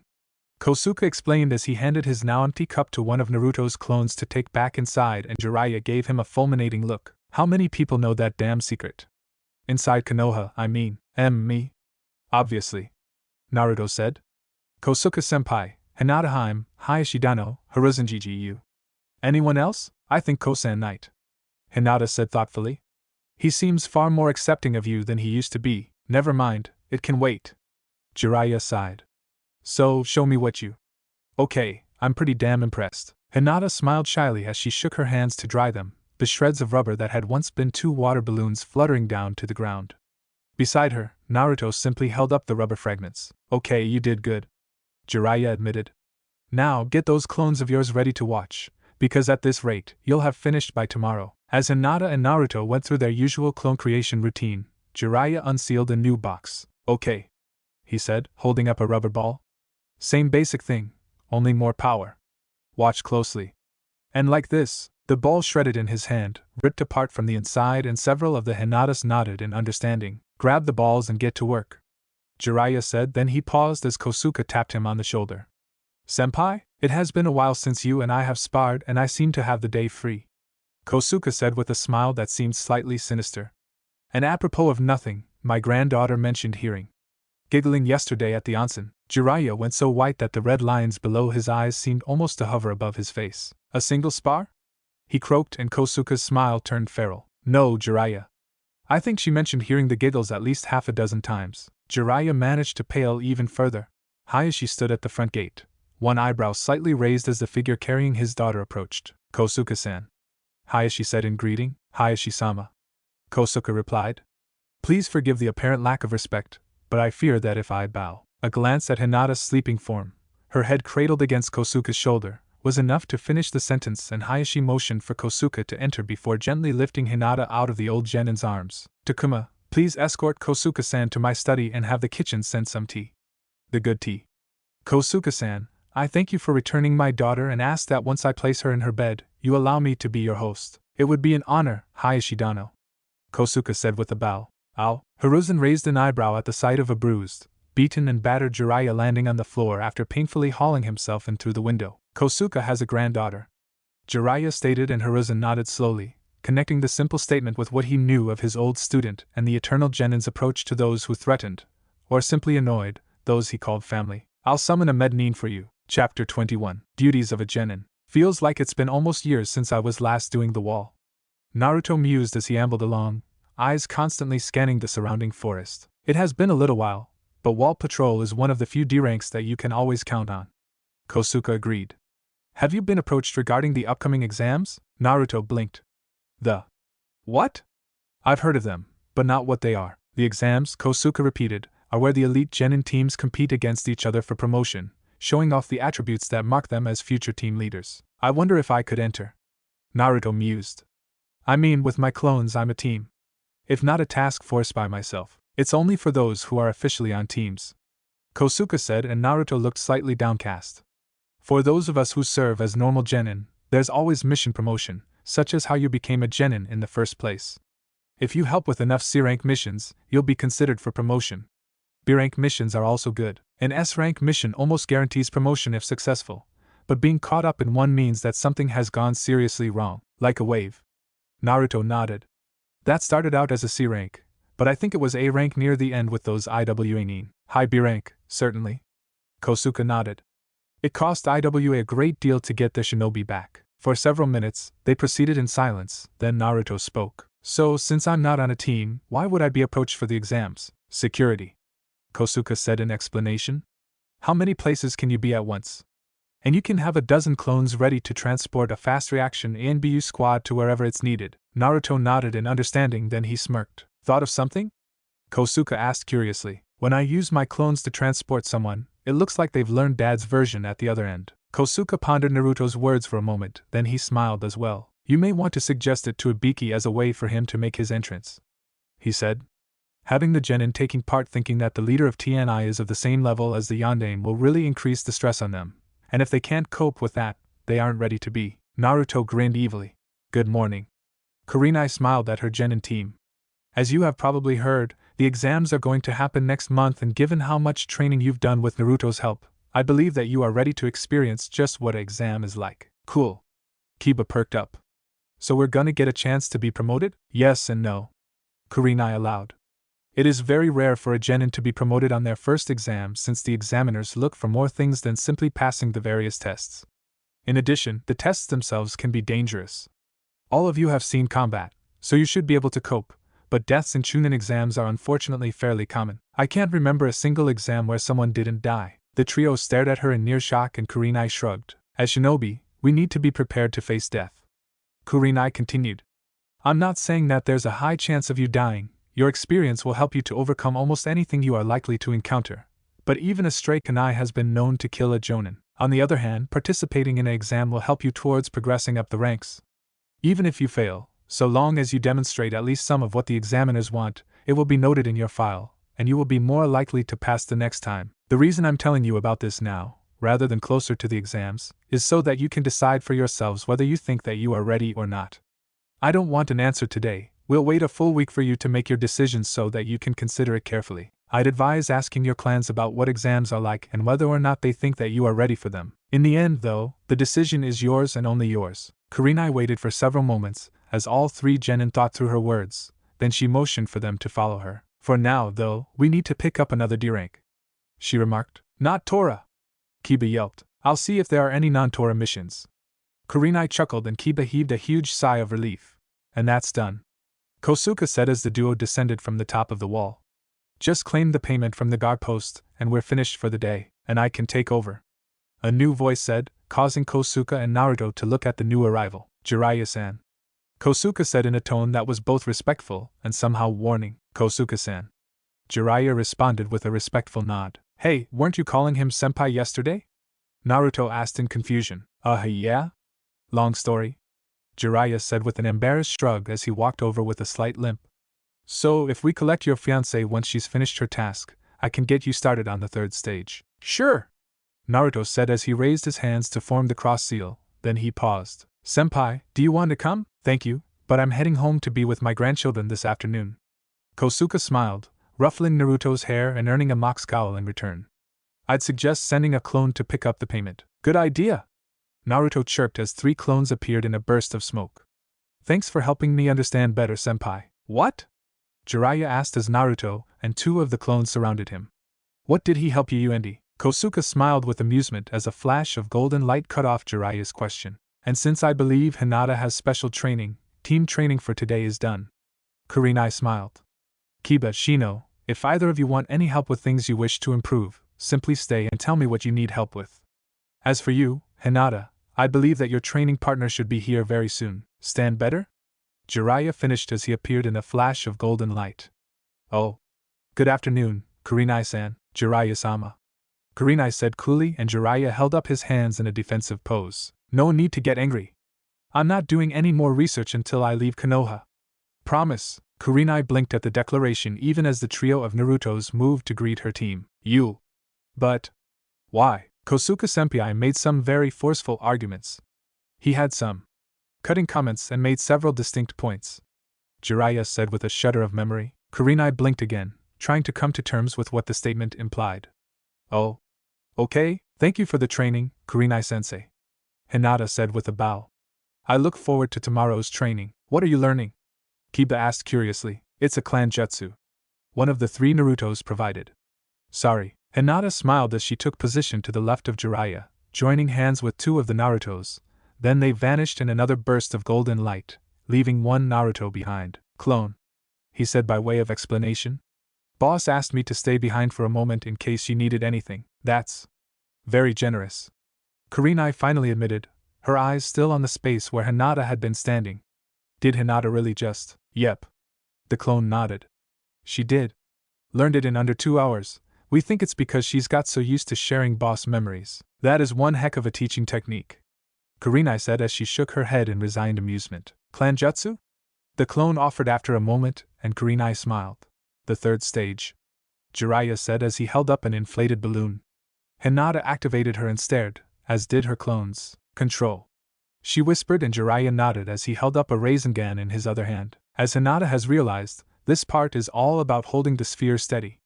A single bit of loose chakra would be enough to shred the balloon, so you need to keep it as spherical as possible without actually touching the inside surface of the balloon. Do that memory thing and get started. Jiraiya pulsed the Rasengans in his hands so that the balloon shredded, then let the chakra spheres dissipate. Naruto, get it right and we'll see about summons next. Hinata, sorry, but I don't think you have enough yet to do a summoning technique. It takes quite a bit of chakra. I'm working on expanding my chakra reserves. Hinata smiled as her first clone dispelled. I hope to be able to use the Kage Bunshin myself within a year. Jiraiya gave her a proud smile. Good target. And once you manage to learn it, it'll open up a whole new range of techniques for you. What I have learned so far already has. Hinata smiled and Naruto gave her a confused look. I can curve my chakra in my strikes. It allows me to target up to 6 in a single strike, although I can only do it from my hands at the moment. I'm still working on my feet and joints. Jiraiya's jaw dropped. Even Nijinizan doesn't know how I do it. Hinata added, her eyes sparkling with suppressed mirth. And I Theotis. Jiraiya smiled. Very nice. Naruto, I bet you're suddenly very happy not to be going up against her in the exams. Hey, Hinata can kick my ass anyway with her jukin. Naruto half protested, causing Hinata to blush. Why would she need to prove how awesome she is compared to me? Oh, Hinata lowered her hand. Naruto, stop that. Stop what? Putting yourself down. Jiraiya supplied. I've been talking to all the Jonin and special Jonin who've been helping to train you. Right now you're pretty much a solid. Sensei's admitted that if you get another mission that goes up in rank like Wave did, especially since you knew when to call for backup, which is something many ninja never truly learn, you'll be granted the vest. Failing that, as long as you don't screw up, you'll be at 16 by the latest. Naruto grinned. Thanks. Ero-senin, damn it. Stop calling me that. Jiraiya growled. Look, just get practicing, okay? I have work to do. Hinata raised an eyebrow and Jiraiya shook his head. No, I said work, not research. Completely different, if you say so. Naruto replied, doubt filling his voice. I do, brat. Pervert. That's super pervert. Ow. Shikamaru moaned as Ino helped to bandage the wounds caused by the spray of Saban that the shadow user had almost dodged. Oh, shut up, you baby. Ino snapped. I get worse than that whenever one of my traps misfires and I'm still working on my poison resistance. You have it easy. Go easy on him, Ino. Asuma laughed as he ambled up. You all did good today, thanks, sensei. Choji said as he handed another bandage to Ino, who gave him a nod of thanks. So, I've decided that you do indeed have a chance. Asuma said. The Chunin exams are only a month away. I've been holding off on offering you the chance to participate, but I think that you will be able to cope, seeing how much you have progressed since Wave. Ino grinned as she finished tying off the bandage around Shikamaru's arm. I heard that Kurenai's entered teammate as well. She noted. So, how much is because you believe in us, and how much is because you're trying to impress her enough to get her to jump your bones? Asuma coughed. I don't know what you're talking about. Oh, please. Ino rolled her eyes. We all know that you've got the hots for her, and she thinks you've got a great ass. I guess it's okay for an old man, unlike your toy bowl. Shikamaru said, somersaulting to avoid the senbon that Ino fired at him. Inari is not my toy bowl. Ino ranted as she flung another dozen senbon at the frantically dodging Shikamaru before Asuma placed his hand on her shoulder. He isn't. I didn't even mention him, you just assumed that he was who I was Takuo. Shikamaru added, ducking back behind the tree as a trio of senbon whistled through the space he had been occupying. Anyway, Asuma said loudly to refocus their attention. I want you three to think about whether or not you want to go for this exam, or if you would prefer to train more in order to have a greater advantage at the next one. I vote for this one, Choji said as he pocketed the scroll that held the now unneeded medical kit. I don't know where the next one is to be held. We'll have the home field advantage for this one. Ino gave her large teammate a look of respect. Damn, Choji, I didn't expect you to come up with that reasoning. She marveled and Choji blushed slightly. I have been trying to keep up with you and Shika. He mumbled defensively. Chapter 22, Assignment of a Genin. Hey Gigi. You asked for me? Naruto said in greeting as he entered the office and Hiruzen smiled. I did, Naruto. As you know, the Chunin exam is happening in 3 weeks' time and in about a week or so, the competitors from the other nations will start arriving. As such, I'm afraid it's an all bodies to the walls situation. All D ranks will be done by die. Naruto spun round and grabbed the surprisingly small intruder, hurling him against the wall even as 3 clones popped into existence. As the attacker rebounded, the clones closed in on him, then vanished in a flash of light. I think that was my grandson. Hiruzen finally managed. Where did you send him? Training Ground 9. Naruto said with a wince. I kinda have an agreement with Guy, made after the Wave mission. If I come across anyone who I deem to be a threat to Konoha, I either summon Guy and his team to help or, if I can, I send the threat to Guy for him to deal with. Your grandson? Konohamaru? Hiruzen said, moving his hands in a series of complex seals as he gazed into the crystal ball on his desk. I only hope that. Hiruzen's voice faded as a scene formed in the ball. A scene focused on the young boy that Naruto had reflexively sent to confront one of the most lethal shinobi in Konoha. A boy who had been pinned to a target post via a dozen well-thrown kunai pinning his coat, trousers and scarf so he couldn't move while Niji glared at him from barely 6 inches away, his fully active. Naruto, I think I need to rescue him. Hiruzen sighed. If you would accompany me? Naruto nodded, summoning 2 more clones. Konohamaru would have been amazed that he hadn't emptied his bladder if he'd had a single instant to think of anything other than the horrifying situation that he was in. He'd snuck away from his tutor and tried to ambush his grandfather again, only to be intercepted by an orange blur that had caused the world to blink around him, dropping him on the ground just in time to be grabbed by a green blur and flung against a wooden post, impacting at the exact instant that a veritable blizzard of kunai pinned him, without drawing even a single drop of blood. And now he was staring in terror at a pair of blank eyes that seemed to be weighing him up and finding him to be less than worthless. Well, this is an interesting situation you've got yourself into. A gratifyingly familiar voice commented and Konohamaru tried to tear his gaze away from the glaring eyes, but couldn't. Gee, Gramps, you can stop glaring at him now, Niji. Hiruzen chuckled and Konohamaru sagged in relief as the eyes turned away, letting him see that it had been an older teenage boy who had been glaring at him, and not the Shinigami as he had thought. 10-10, excellent work with the kunai. I think I'll reward you all by marking this as an impromptu D-rank mission, Gramps. Konohamaru whimpered and Hiruzen moved to stand in front of him, casting a measuring eye over him. Well, now you know why launching attacks like that is a bad idea. He smiled. I've upgraded my security. Naruto hid a smirk as Hiruzen started to unpin his grandson, then he felt a familiar presence by his shoulder. Sorry, Guy. Naruto offered. False alarm this time. I kinda reacted a bit too quickly. These things are known to happen. Guy agreed. However, my students coped admirably in restraining him without causing any injury. I am very proud of them.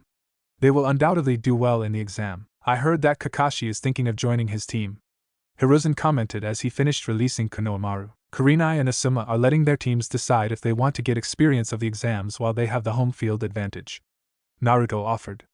They've told their teams that it's extremely unlikely that they'll manage to be promoted this time, But if they do well, it'll be noted for next time. A wise decision, given the types of teams that they lead. Guy agreed with a nod. Both of them have teams who specialize in evasion and stealth, so the level of danger present will be lower as long as they take care. And your frontline squad? Hiruzen prompted as he finished checking over Konohamaru for any injuries, trained to overcome any enemy that they will encounter, and to escape any that they cannot defeat. Guy proclaimed proudly. I believe in my team and their flames of youth. Scary. Konohamaru shuddered as the light seemed to ting off Guy's grin. Naruto, I'll have one of my A and B. You drop off the mission scroll I was going to give you while I take my grandson home. Hiruzen said as he turned to leave. You'll be using your clones and I've had a box of tags brought out of storage for this. Naruto blinked in confusion. What was going on? Arg. Crazy dango snake lady. The kunoichi in question stared at him for an instant before pointing back at Naruto. Arg. Crazy orange ramen brat. You know, I've never had orange ramen before. Naruto mused, still pointing at Anko. Also. Brat? Anko confirmed with a wide grin. But a damned impressive one. I've never had a genin manage to lose me before. I cheated. Naruto shrugged, finally lowering his hand and patting the box that sat on the table by his side. So, according to the mission scroll, I'm to help repair the special cameras in Area 44, during which time special tags will be placed between the mountings and the branches, since that's the one place that no one ever bothers to look. Anko opened the box and pulled out a bundle of tags. Her professional gaze scanned the complex seals written on it, then her eyes opened in shock. These are the reason that I was assigned to the job as well. Nemeshi Radio said from where he was leaning against the wall in a pose that looked like he was relaxed, but which let him unsheath his sword without problem if he deemed it necessary. Thanks to the brat's little trick, the three of us can now operate independently. Anko stared at the Tokubetsu Jonin in shock. Wait, you can do what Yondaime did? No. Radio said with a headshake as he plucked the bundle of tags from Anko's hand. But I can do this. Two Kage Bunshin appeared in a cloud of smoke and moved to flank their creator. I'll start from the tower and circle outwards. Radio said as he expanded his hands to meet those of his clones. You start from the edge and spiral in. Naruto can get more tags for you whenever you run out. Before Anko could say anything, Radio and his clones vanished in a flash of light. Damn. Anko breathed in amazement. If the other villages find out about that, they'll totally freak out. And you came up with that trick? I tend to use clones for loads of things. Naruto shrugged. It just worked. My clones can transport people, but without a real person to dampen the chakra fluctuations, they dispel on arrival. So, shall we get started? Anko nodded as Naruto pulled a new set of tags from the box. The cameras are located in strategic areas, she said as she led him out of the room. There's no way to cover the entire forest. The power requirements alone would cause the rest of Konoha to go dark, but we've put a camera on each of the primary choke points, the entry gates, the 10 biggest glades and a couple at various points of the river. Naruto listened carefully as he followed Kunoichi to where the first camera was mounted. Brat did good work today, Anko said as she took a sip of her sake. Too kind-hearted though. Gonna have to look elsewhere for an apprentice. Radio lifted an eyebrow at her. You take an apprentice?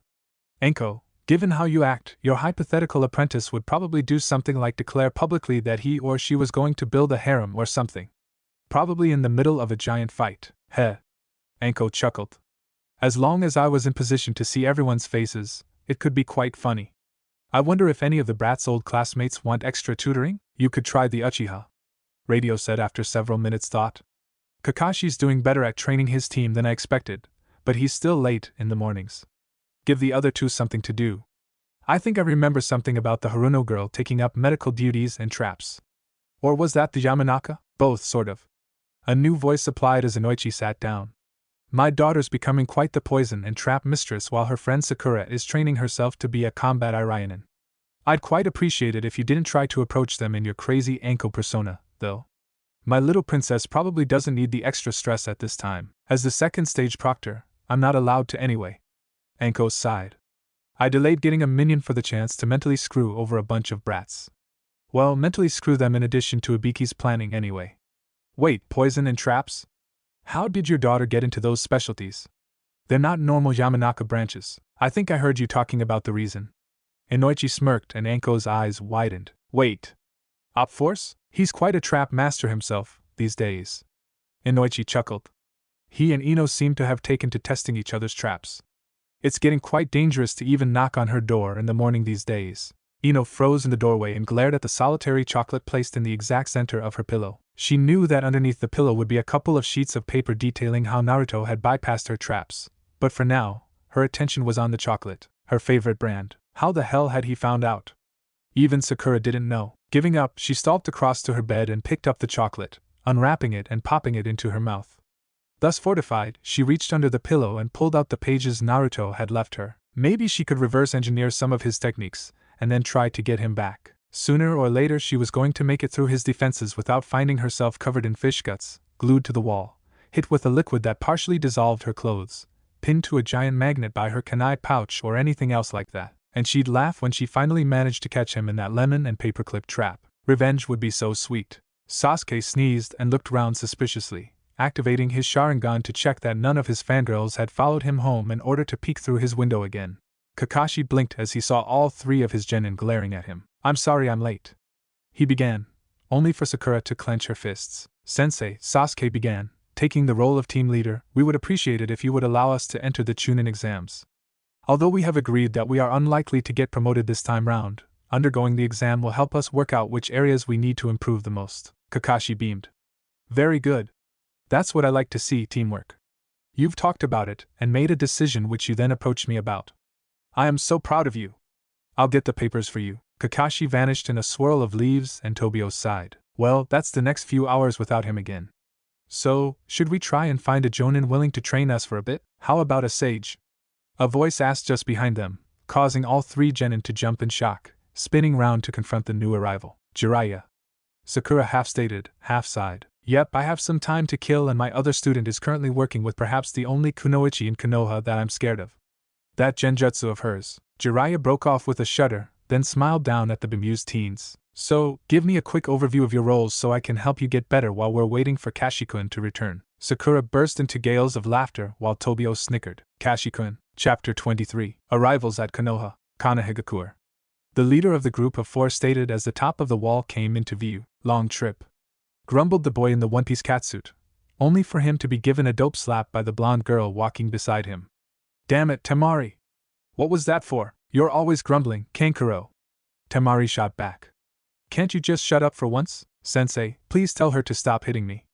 Kankuro whined. "She's your sister, she's allowed to." "Thanks, Baki-sensei." Temari chirped as Kankuro sulked. As the hut beside the gates came into view, Baki turned his head so that his single eye was gazing at the final member of the team, a red-headed youth carrying a huge gourd on his back. "Gaara, remember your father's orders," he said, and the boy gave him a dead-eyed glare. "Those bandits were the last people you're allowed to kill without orders. Until I tell you otherwise, keep that bloodlust of yours under control.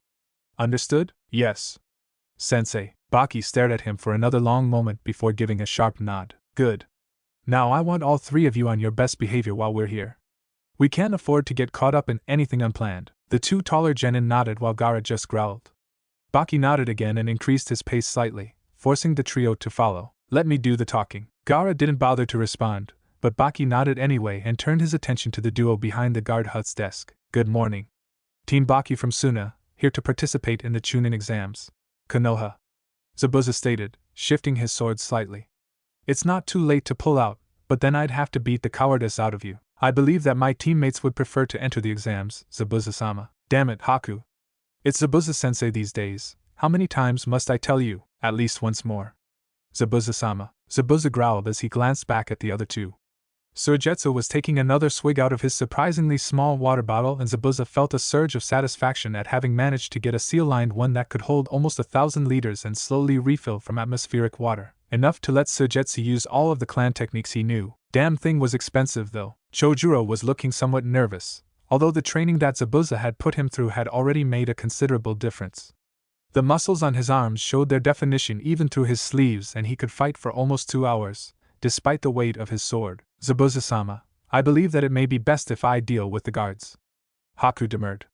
"We both know how much you dislike paperwork." Zabuza nodded. That one fireball jutsu he had learned, which had, ironically enough, been stolen from the Uchiha, had become infamous and missed as the paperwork destroyer, along with the fact that to Zabuza, 3 pieces of paper constituted too much paperwork and a reason to use the aforementioned jutsu. "Fine," he growled. "The faster we get in, the faster I can point out the son of Yondain to you. If he's even a tenth as good as his dad, even I would be in trouble against him. So, stay polite?" Suigetsu queried. then run like hell. Zabuza confirmed. Screaming like a little girl is optional. Zabuza mentally smirked at the expressions on the faces of the two genin, then turned back to Haku, who was no longer there. Thank you for your help, Shinobi-sama. Haku's voice said, and Zabuza half turned to see him at the gatehouse, accepting back the paperwork that Zabuza knew the genin hadn't been carrying earlier. Huh. Zabuza grunted as he checked his vest pocket and found it empty. He's getting damn good at that. Zabuza moved forwards, then froze as he saw just who was in the guardhouse. Oh. Fuck. The smaller of the two figures looked at Zabuza and waved. Hi. How did it go with the Mizukage? Pretty well. Zabuza managed. Just what the hell are you doing on gate duty? I'm a clone. The blonde laughed. Boss has several dozen more of us with the instant reaction platoon, so if you pop the platoon, I'll be here within seconds. Zabuza sighed. Fuck. You're getting even scarier than you were in Wave. Thanks, wasn't a compliment.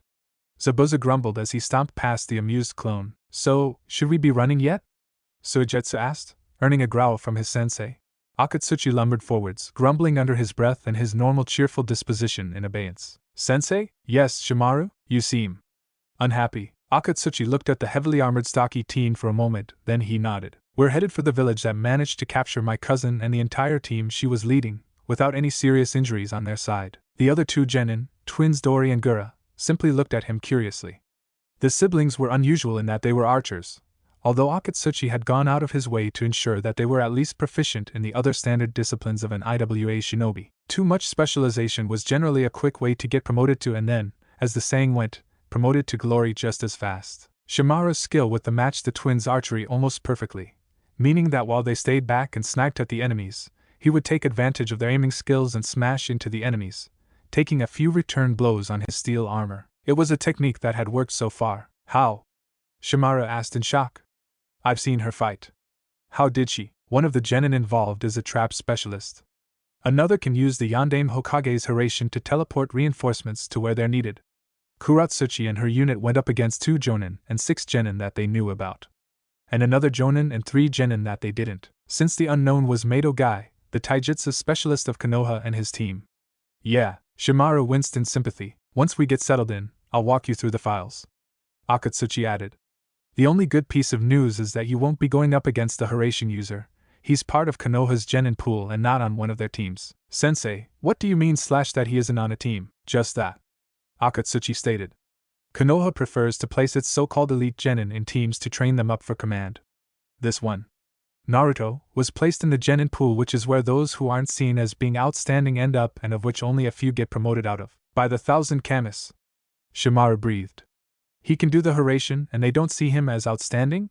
What the hell are we getting ourselves into here? Now you start to understand why I don't like this. Akatsuchi grunted. And why we got assigned / to the Tsuchikage's bodyguard. Please stop doing that. It's annoying. The twins smirked at each other and Akatsuchi grumbled under his breath about annoying genin and how irritating they could be. Team Raisher from the newly formed village hidden in the sound. Orochimaru said from behind his false face as he handed the paperwork over to one of the two behind the desk.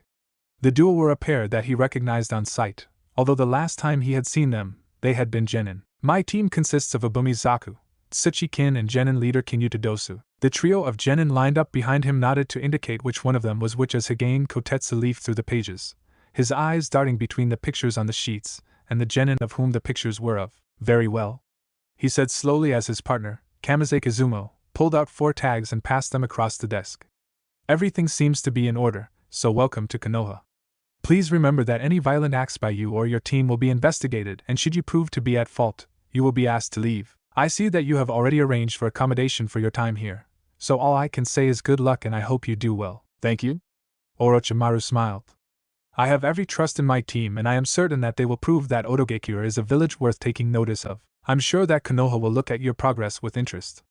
Izumo responded diplomatically and Orochimaru waved for his genin to follow him through the gate. As they walked through the bustling streets of the hidden village, his genin played their roles perfectly, looking round curiously, but without either looking like they were seeking out tactical information for the upcoming invasion or looking like it was the first shinobi village they had ever been in, either of which could have caused certain complications for his plan. Our hotel should be that way, Orochimaru said, playing his own role as visiting jonin who had memorized the file his village had on Konoha. Tomorrow, I shall check in with the supervisors to get the details we still need for the exams. As the trio of genin nodded in acceptance of his words, Orochimaru caught a glimpse of an Anbu vanishing, having obviously overheard his comments. Konoha shinobi were just so predictable. Ino quickly hung up her newest top in her wardrobe as her father's voice echoed up the stairs.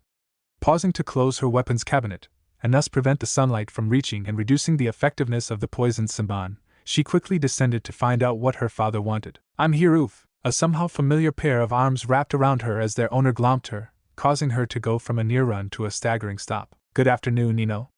Tsunami smiled from the corner sofa, where she and Yamanaka Ayaka were sipping tea. "When Inari heard that I was undertaking a trip here to see if my father's company could help out at all, he wanted to come and say hello." Ino looked down at Inari, who had released her and was grinning up at her. Then she glanced over at her father, who was trying, and failing, to hide his amusement. "Hello, Inari," Ino finally said, smiling at the younger boy. "Tsunami-san. How's your father?" "He's doing fine."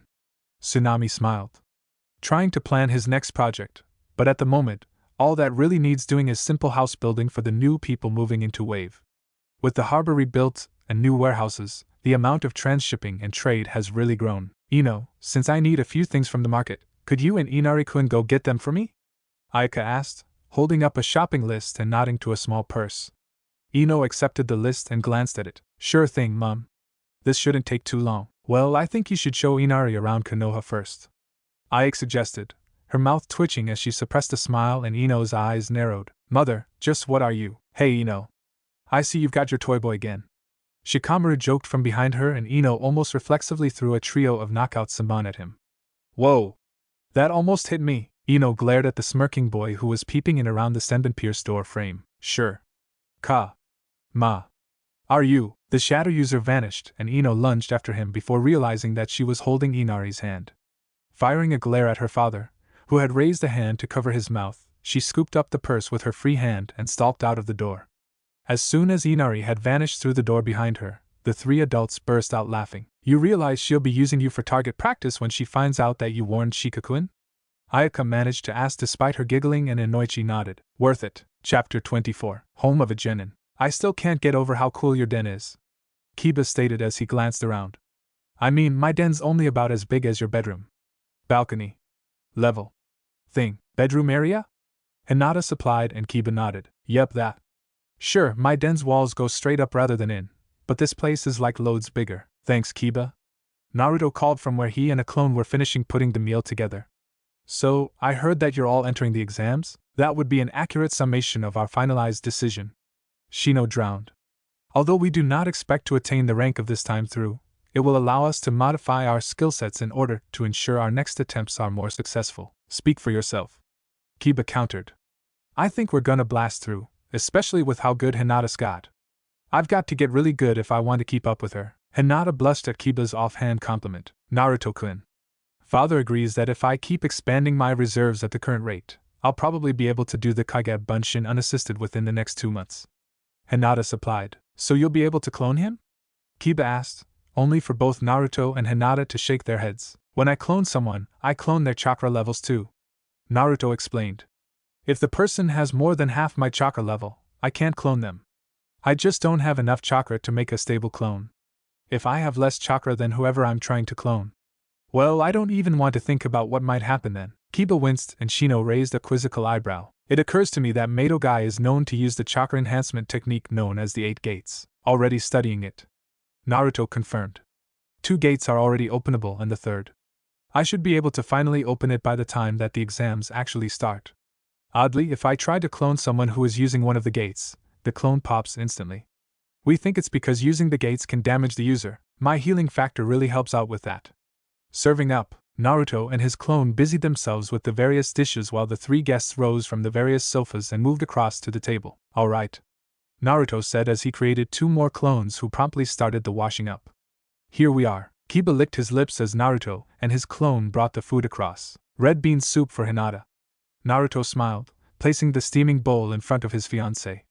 For Kiba, grilled beef with a bacon side, a wild green salad for Shino, and for myself, another bowl of red bean soup. For Akamaru, prime beef and pork cuts. "Dig in. Itadakimasu." The 4 chorused before they applied themselves to their dinners. For several long minutes, the only noises were those of eating. "This is incredible," Kiba finally said after swallowing a large chunk of beef. "How did you get this?"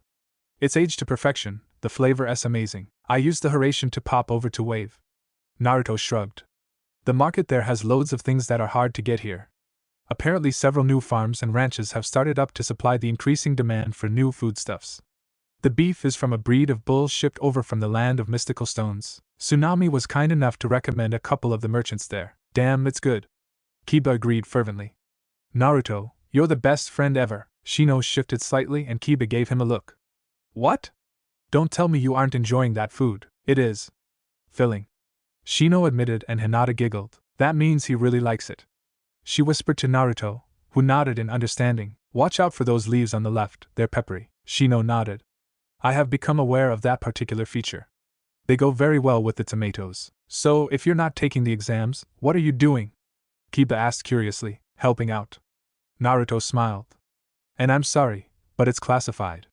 Apropos of nothing, you may wish to confirm your camping scrolls are well stocked, especially the medical kits. I shall pay close attention to the scrolls you mentioned, Naruto-san. Shino said with a slight nod of his head. You know, Kiba suddenly said, if my mom finds out you can get meat like this, she'll be hiring you almost constantly to bring the bulls back for her. Feel free to tell her. Naruto laughed. In fact, there's some spare meat left over. Once she tastes that, my future income will be secured. Kiba gave him a surprised look, then started to laugh. Naruto blinked, then turned round just in time to intercept a highly excited projectile. Good afternoon, Inari. How are you finding Konoha? It's great. Inari grinned. The Yamanaka clan put us up while Mom does her business things for Gramps. The Inuzuka clan are interested in getting Gramps and his men over to rebuild several of their den blocks. They're not that good at woodworking. Good to hear. Naruto replied. I know I'm taking your mother back to Wave soon, but are you staying all the way to the final stage? Nah. Inari sighed. We're staying just long enough to see Ino and her team start, then we're heading back until just before the final stage. Inari, why'd you run off like? Oh. Okay. Hi, Naruto. Ino said as she walked up to them, her team trailing behind. Inari's tagging along for the day, he's deciding if he wants to become a ninja. It's pretty hard. Inari agreed.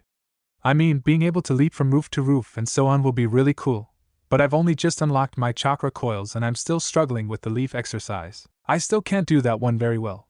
Naruto admitted. It's weird, I can water walk, tree walk, perform jutsu that would leave anyone else so drained that they wouldn't be able to move, but the leaf exercise? Still struggling. Weird. Inari agreed, then he clapped his hand over his mouth as Ino started to laugh. Inari being troublesome? Shikamaru asked with a smirk, and the young boy glared at him. Oh, don't worry. You're not the only brat hanging around with the team. Really? Naruto asked curiously and Choji laughed. The Hokage's grandson seems to have taken to trying to keep up with a certain Jonin's apprentice. I have to see this. Naruto smiled. Where is he? YOSH. Yo. Hush. Naruto stared in near disbelief at the sight before him. Team 9 were doing their standard cooldowns, but in addition to the 3 Genin, a trio of academy students were doing their utmost to follow the teens' examples. Naruto! Guy shouted as he stopped doing vertical one-handed push-ups, flipping into a somersault that let him land lightly on his feet. It is good to see you again.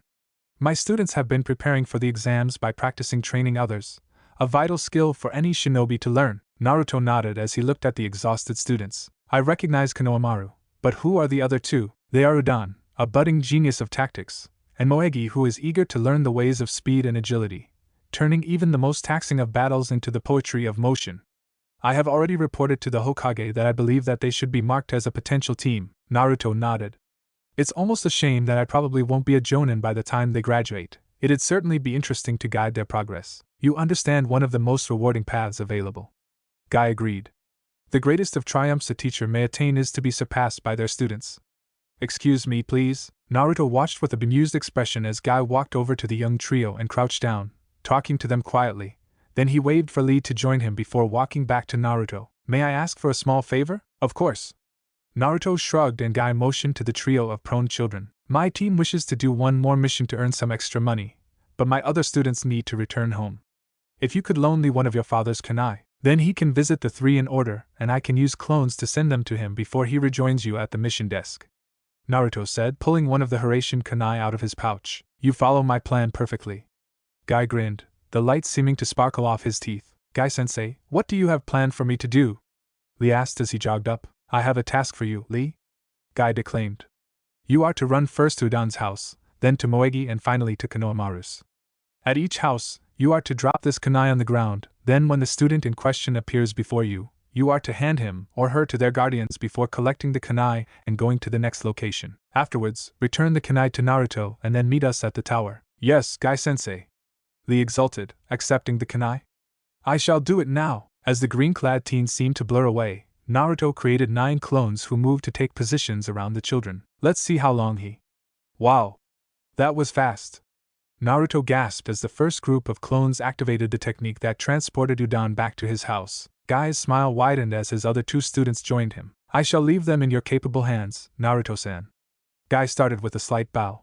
Come, my students, let us fan our flames of youth with another mission. As if he had planned it, his declaration was punctuated by the bright flash of Moegi being sent to her house. Hey, ramen brat, crazy snake lady. Naruto nodded back and Anko unleashed a bark of laughter. We're getting close to seeing the brats beating the snot out of each other, Anko said as a looming figure appeared behind her, seeming to simply materialize out of the shadows. My boss wants to talk to you about that. Thank you, Anko. The tall man rumbled as he stepped into the light, his scarred face not showing a single emotion. Uzumaki, Naruto managed to swallow despite his suddenly dry throat as he recognized the head of the torture and interrogation division. Marino-san, excellent, Ibiki said with a slight nod. Walk with me. Naruto moved to walk beside the taller man, glancing up to try and see if there were any clues about what he wanted. Do not worry, Uzumaki, you are not in trouble, Ibiki said, the corner of his mouth briefly quaking upwards. As head of TNI, reports of your actions on the wave mission came to my attention, especially your usage of the Haration. It is that skill which I wish to hire you for, sir. Ibiki glanced down at him, then looked ahead once more. The first stage of the exams is meant to test the participants in many ways. Their ability to acquire information at a level that a civilian wouldn't notice, the determination to continue a mission to the end, trust in their teammates' abilities to see the mission through. But underpinning all of that is personal courage. I am well known amongst the other villages. I know that many shinobi outside the Land of Fire have nightmares about facing me. The rumors of my sadism and ability to destroy resistance without laying a hand on them are widespread. Part of which is because I helped to spread them. Should I appear at the front of the room, apparently using the Haration, the technique previously believed by many to have died with the Yondaime, you'll need to call in cleaners to mop up the evidence they leave behind. Naruto supplied and Ibiki's lips quivered into a brief smile again. Correct. Will you do it? Naruto frowned slightly. Pay, high D rank. I want to be there to see their faces. The invigilators are all. But I believe I can make an exception. You will need to wear the same uniform as them, though. Then we have a deal. Naruto agreed. When do you need me? And where? Ibiki smirked. 2 hours before the test begins, meet me at the Hokage Tower in meeting room 3. And Naruto. Naruto looked up, meeting his gaze. Be aware, I shall be watching your actions. With interest. As he finished, Ibiki stepped into a shadow and seemed to melt away, leaving Naruto to wipe away the sudden cold sweat. Damn, he's creepy when he wants to be. From where he was standing in a cloaking genjutsu, Ibiki smirked at Naruto's shaking whisper. I've still got it. Chapter 25. The teams assemble. Good luck, Tsunami said, giving Ino and her team a smile and small bow. Inari was less restrained and shook both Shikamaru and Choji's hands before hugging Ino. We'll be back to see you kicking ass in a month. He grinned up at her and Ino smiled despite herself. I'll look forward to it. We have to go now, Tsunami said after a moment, and Inari sighed as he released Ino. Be good. Ino smiled. And remember those exercises. Inari nodded, then waved as 3 of the 6 Naruto clones who had been waiting nearby took position around him. A few seconds later, he and his mother vanished in flashes of golden light. Damn, missing him already, the annoying little brat. Ino muttered under her breath, then she inhaled deeply and squared her shoulders. All right. Let's get going. I agree. Shikamaru yawned as he ambled forwards. After all, you don't want to disappoint your Toibo. Yeppy, Choji shook his head as Shikamaru sprinted off, showing far more energy than any other Nara, pursued hotly by cursing Ino. Hey guys! He shouted as he broke into a deceptively fast run. Wait for me. I'm here! Kiba shouted as he bounded onto the training field. Sorry, I had to deal with a slight issue. Mom was trying to get me to tell her where I got the meat. Why did you not divulge that information? Shino asked and Kiba smirked. Because the way I see it, I can get her to pay me to get more than I can hire Naruto to get it. He gets paid, I get a slice of the cash and some of the meat, and Mom gets what she wants. Total win. Clever, Hinata said in approval. Are you ready? Let's kick ass. I believe myself to be suitably prepared for the task ahead of us. Then let's do this, Hinata stated, leading her team towards the distant academy. You know, keep amused, you're really starting to use more Narutoisms. I also have perceived the ongoing modification of your vocabulary. Hinata blushed as she tried to ignore the gentle teasing of her friends. Yash! Let us show our flames of youth. Lee! Tenten growled, grabbing her teammate by the shoulder. Remember the plan. We pretend to be weak until we can see which of the other teams could be a threat to us. Remember that. Hi, Niji smirked slightly. Then his face went blank as Tenten turned her glare onto him. I am not concerned, he stated. We are fated to win, it is our destiny, unless we have to go up against Op Force on his own turf. Tenten pointed out, causing both boys to wince in memory. I have been studying the manual of traps, Niji admitted.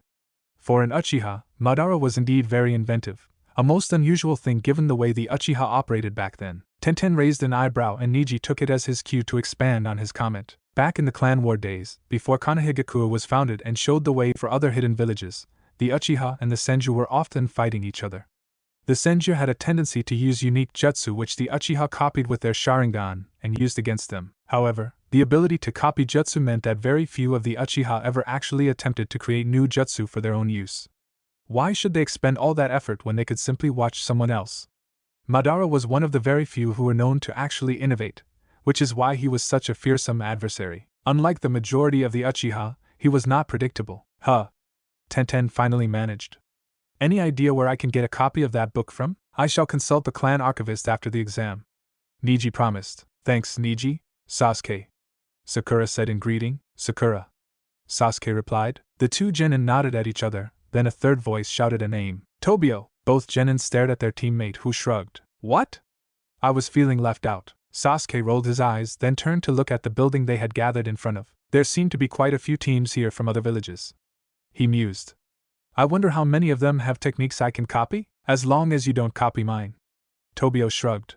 Or Sakura's. We've already discussed this, Sasuke pointed out. Anything I copy from you, I won't use without permission, just checking. Tobio shrugged. After all, during that mission to Tanzuka quarters, you had to use the Oryakumph. That never happened. Sasuke growled and Tobio nodded. A moment passed, then Sasuke removed his hand from Tobio's mouth. Can we go in now? Sakura asked, and both boys exchanged glances before nodding. Where is the exam? Room 301. Sakura said, checking the application form. There seems to be quite a queue forming on the main stairs. Detour round?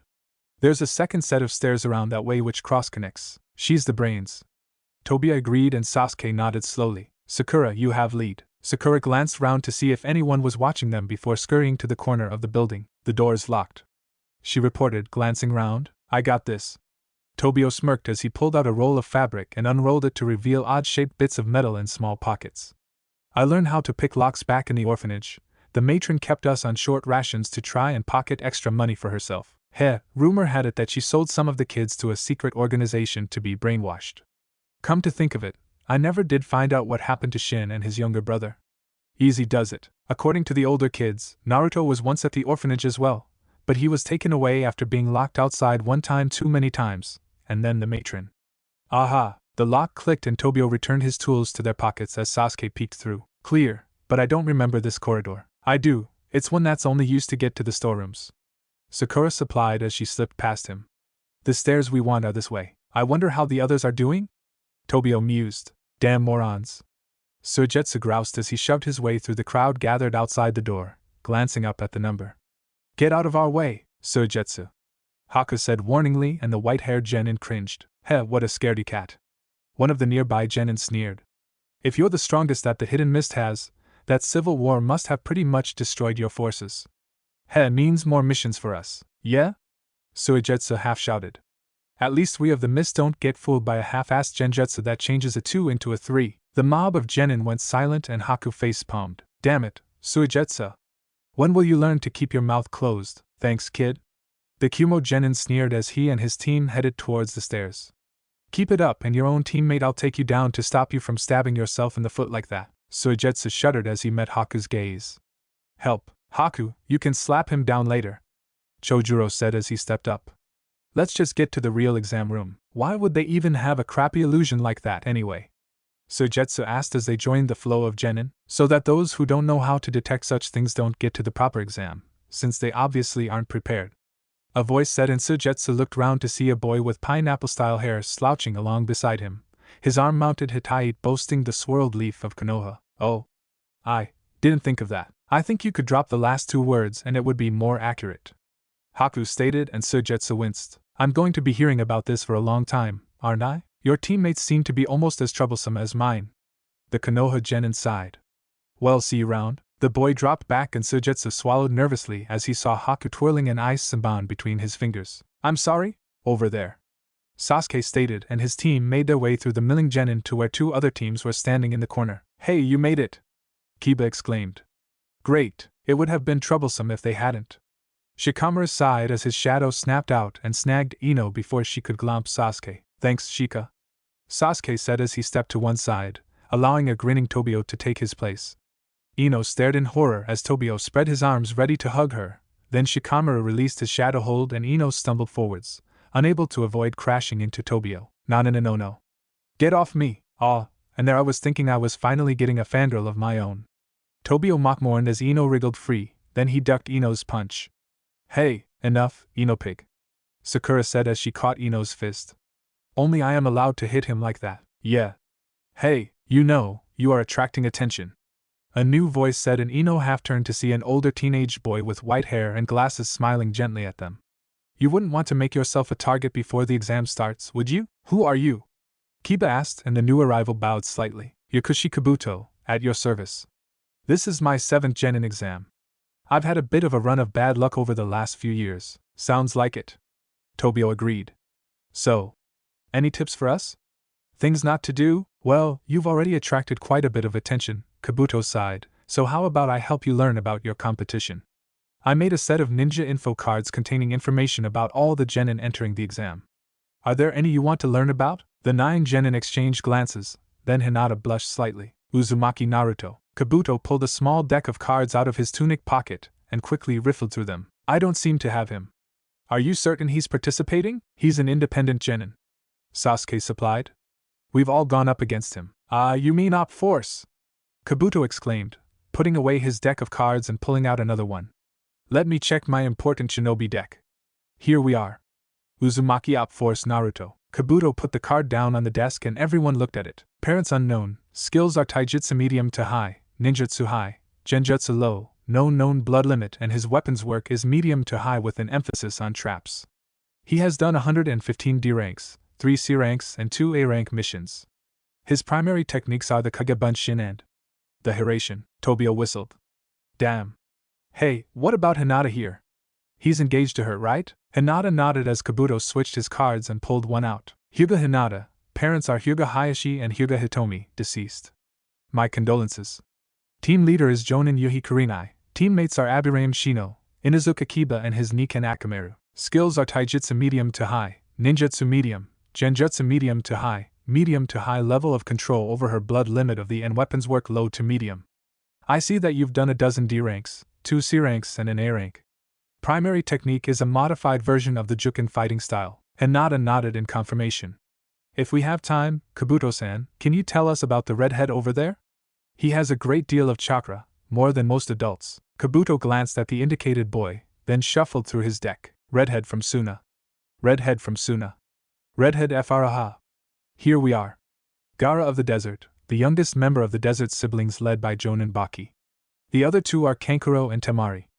I don't have that much data on him since he's from Suna and this is his first exam, but he's done 1 B rank mission and 8 C ranks. As the exams progress, I'll be able to update the card, but I have heard that he performed every single mission without getting a single scratch. He uses sand. Hinata supplied. I saw a layer of sand covering his entire body, infused with his chakra. I couldn't see below that. Sand armor. Shino mused. That would give him a considerable advantage under most circumstances. Logically, his weaknesses would be in jutsu. Kabuto put his cards away and looked round. I can see that there are representatives from almost every village here, even the new ones like. His comment was interrupted by a flash of golden light at the front of the room and everyone turned to see a tall man in a dark trench coat glaring at them from the front of a group of identically clad examiners. Settle down, he growled. Chapter 26. Test of a Genin. Naruto watched the screens along with the other invigilators, his attention on the corner where Hinata and the other members of the Rookie Nine, as they were being called, had congregated. Naruto, clones! Ibiki commanded, and Naruto glanced round.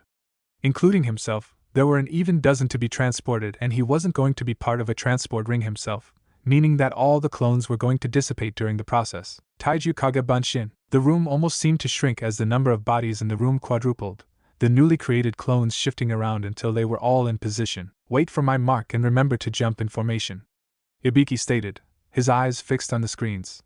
On the screen, Naruto saw the silver-haired Genin who had been showing his friends something start to turn. Then Ibiki nodded. They're starting to get nervous. Hurration now. Naruto blinked as the world seemed to simply switch from the monitor room to the examination hall. Although his gaze was mostly blocked by virtue of being at the back of the group, there was nothing wrong with his hearing, and he hid a smirk as Ibiki gave his first command. Settle down. The noise in the room plummeted to near silence. My name is Marino Ibiki. Some of you have already heard of me. None of you have ever met me professionally before today. If you had, you would not be here now. Naruto was astonished. The room had seemed to be quiet before, now it was almost singing with silence. Although he wasn't sure, he thought he could hear the heartbeat of the man beside him. My assistants will tell you where to sit. You will go there without complaint and be seated. There will be no complaints or questions until I tell you otherwise. The group of invigilators split up and Naruto, remembering his special briefing by Ibiki, ghosted backwards until he was standing in the corner, his eyes darting around the hall until he spotted Hinata. His fiancée was looking slightly worried, but she was drawing on an inner reserve to maintain her composure as she sat at her designated desk. Ibiki waited motionless at the front of the stage, his lack of motion so pronounced that Naruto was wondering if he had somehow replaced himself with a statue. Then he raised his head. The first stage of the Chunin Exams starts now, he said. There is a test in front of you. If any of you have turned it over without instruction, you fail. No one moved and Ibiki nodded slowly. Good. This test comprises 10 questions. 9 of them are on the sheets in front of you, the 10th will be provided in 50 minutes' time. This test lasts 1 hour, and you will pass or fail as a team. Each team starts with 10 points, 2 points will be subtracted every time one of you is caught cheating. Lose all your points and you are out of the exam. Turn over your papers and begin. Naruto unsealed his clipboard from the one-use storage seal on his belt and pulled a pencil from his sleeve. For a long moment, he let his gaze rest on Hinata, who was bent over her desk and writing an answer to the first question. Then he turned his attention to the rest of the candidates, looking for any sign of cheating that even a civilian wouldn't be expected to miss. Ibiki watched Naruto out of the corner of his eye as the young Genin's gaze swept over the examinees. The son of Yondaime was showing a surprising level of professionalism that Ibiki wouldn't have expected had he simply been going by the academy records. Although he had been looking at his fiancée for a while, it hadn't impacted appreciably with the performance of his duty, and as a former prankster, Naruto had a good idea of what to look out for. Number 17. One of the examiners called out. That was your 5th cheat, you and your team are out. What? The Genin in question screeched as she rose in her seat, her forehead glinting with the Hittite of Kusagakure. You can't be serious. Her complaint was cut short by a trio of henge Naruto clones looking just like Ibiki striding past him to surround her before all 4 vanished in a flash of light. Ibiki glanced at Naruto, whose fingers twitched in one of the variant codes, Training Field 5. Ever Genin there. Hold until release. Although the syntax was slightly mangled, Ibiki had no trouble decoding it. Numbers 114 and 72, you will make your way to Training Field 5 as that is where I sent your teammate, he said, taking the credit for Naruto's actions. Anyone else want to make a complaint? If so, I will send them to wait under the gaze of Maraboshi Kosuka until their team collects them. The hall was totally silent, and Ibiki gave a cruel smirk even as his hands, clasped behind his back, wriggled to send a message back to Naruto. Well done, repeat if needed. Next new plan, warn me first. Naruto managed not to blush with embarrassment at Ibiki's gentle reproach, then he turned his gaze back to the Genin being tested. In another life, he might have been amongst them, which would have sucked, considering how it was only due to Hinata that he could now read properly. All right, Ibiki growled, looking out at the assembled Genin. Over the last 3/4 of an hour, their numbers had been winnowed by a full quarter, most of whom had chosen to leave quietly rather than have Ibiki transport them out. It is time for the 10th question, so put your pencils down for now. Be aware, the rules have just changed. Failed to answer the 10th question correctly, and not only will you be removed from this exam, you will be barred from taking the exam ever again. The Genin stared at him, then several started to protest loudly before Ibiki held up one hand for silence. Those of you who believe that you are not ready to take this final question, You may leave without prejudice, and will be allowed to take the exam again in the future. Those who choose to stay and get it wrong. From Naruto's position, he could only see a small fraction of Ibiki's gloating smirk, but it was enough to make him shiver. I'm out, one of the older genin said, and Naruto blinked. He recognized him, and he was no genius. Ibiki had placed several amongst the genin, but why? I'm out as well, another said, and if that had been the signal, genin after genin declared that they were leaving, often with their teammates snarling at them. Within 5 minutes, only 15 teams remained in the room, one of which was Hinata's team, to Naruto's satisfaction. Anyone else want to keep their careers safe? Ibiki asked, and all the genin simply looked at him. Then, congratulations, you all pass. For a long moment, the silence of shock seemed to echo through the room, then it was broken by Kiba. What? But you never asked the question. I did, Ibiki countered. The decision as to whether you would stay and risk your future or leave to play it safe was the 10th question. Because at times, information is more important than life, and on missions and on the battlefield, people risk their lives to get their hands on it. Ibiki reached up and pulled off the bandana he was wearing, revealing that the top of his head was covered in puckered scars and several small holes. Important information in your hands can be a powerful weapon for your comrades and the village. A weapon that you will need to protect, no matter the cost. The ability to be courageous and survive any hardship, those are the abilities needed to become those who can't put their destinies on the line, those who cling to the uncertain future of theirs always next year and walk away from their chance. Those pieces of trash who can only make such cowardly choices do not deserve to become. Naruto felt his heart tighten inside him as he considered whether he had the mental fortitude to withstand the torture that Ibiki had obviously undergone in the past. Even as he thought about it, Ibiki replaced his bandana. As it is, you have, he began, only to be interrupted by a window exploding inwards. The projectile that had smashed through the glass pane blurred and resolved into a woman wearing mesh armor, a miniskirt, sandals and a trench coat, while the darkness that had surrounded her was revealed to be a banner that she had used to shield herself from the glass fragments before throwing it so that the kunai at the top corners dug into the ceiling, spreading the banner. From Naruto's viewpoint, he could just make out the writing on it. The sexy and single proctor of the second exam, Midarashi Anko. Listen up, scrubs, she shouted, her eyes flicking over the remaining genin. You've had it easy until now, but now is where the fun really starts. This is where you start shedding blood and running the risk of death. You're early, Anko, Ibiki remarked as he stepped round the banner, and Anko deflated slightly. Yeah, she grumbled. I could see you were trying to find something else to say, so I decided to help you out and… Wow. Only 15 teams? Not bad. A few more and the second stage would have been made redundant, Ibiki commented, and Anko glared at him. Hey, the ramen brat, and I spent ages setting it up and getting the backup plans in place, she groused. Then she turned to smirk at the wary genin. So, you've all passed the first stage. Well, now you have to survive the second. It's a survival test lasting 5 days, so I hope you can grab your gear and get to training area 44 within the hour. If you're even 1 second late, you're out. What are you still doing here? Move. Naruto twitched, only for Ibiki to somehow shift to behind him without even seeming to move and putting a hand on his shoulder. You'll have to let your girlfriend do this without your help, Ibiki whispered to him.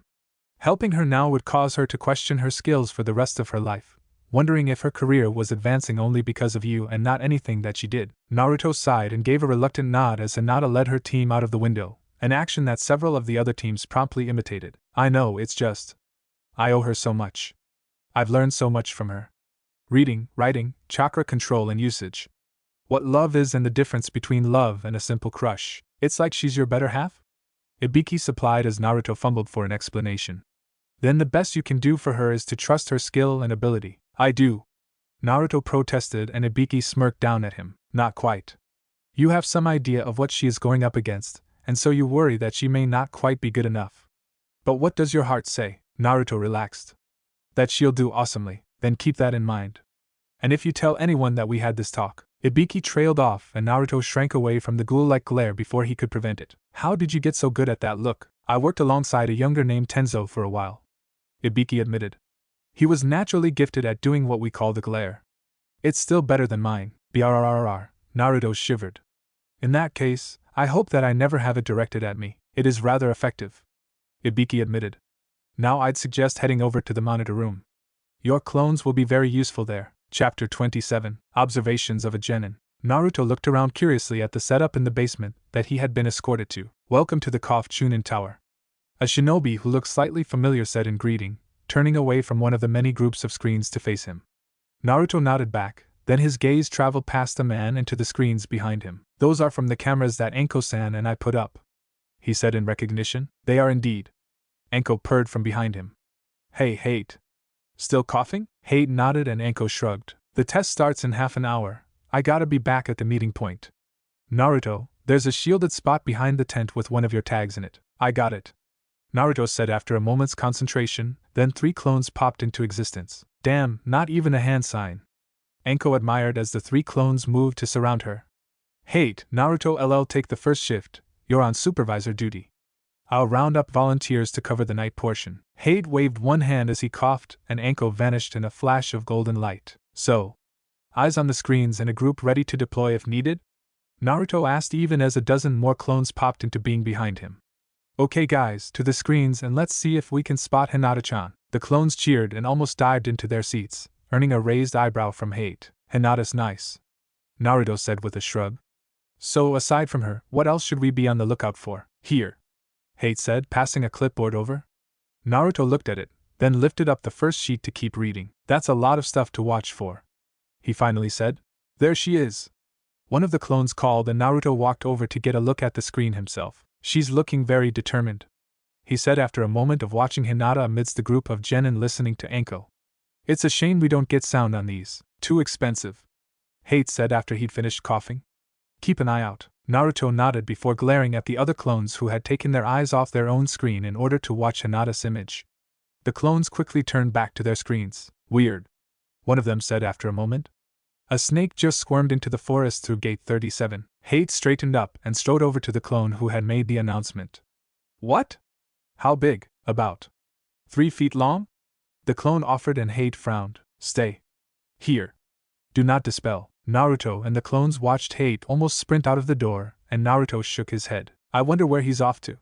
And why didn't he ask for a jump?" Several clones shrugged before returning their attention to the screens. "Tell him what you told me." Naruto looked round to see Hate striding into the monitor room, followed by a man who looked like an older, scarred version of Shikamaru. A snake entered Area 44 through a small gap just by Gate 37.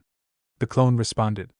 "It was about 3 feet long and darkly colored. I almost didn't see it." The new arrival frowned and thought, "I need to speak to Anko. There's a tag behind the tent," Naruto offered, indicating the screen where Genin were filing into the tent with forms in their hands and exiting with the scroll. "I can get you there instantly, and if I come along as well, return you just as fast. By the way, you look really familiar, but I'm Shikaka. You know my son, Shikamaru, as you were in class together, and you've gone up against his team multiple times. By the way, thanks for motivating him. He's actually become the most energetic Nara since the founding of Konoha." Naruto blinked at that. Thanks? No worries." Shikaka shrugged. "So, I hear that one of your clones spotted a suspicious snake." Naruto half turned to wave at his clone, who nodded and passed across a tape to a second clone, who in turn took it to a spare video player and inserted it. The screen attached to the player showed static for a moment, then it resolved into the view of a gate. For a long moment, nothing happened, then in the corner of the screen, a small serpent slithered out of the grass and through a tiny hole beside the gate. A hole exactly the right size for the snake to fit through. "Worrying," Shikaka admitted as he rewound the tape for a second look. "Look! The way that snake moved, it's done this before. It looked round before going through the hole. It's obviously a summons, and I only know of 2 snake summoners. I've spoken to Anko, and she hasn't summoned a snake all week." "Orochimaru," Hate breathed. "He's in Konoha." Shikaka frowned. "And he's either up to something inside the Forest of Death, or he's going to be." "I'll get the other 2. Hate offered.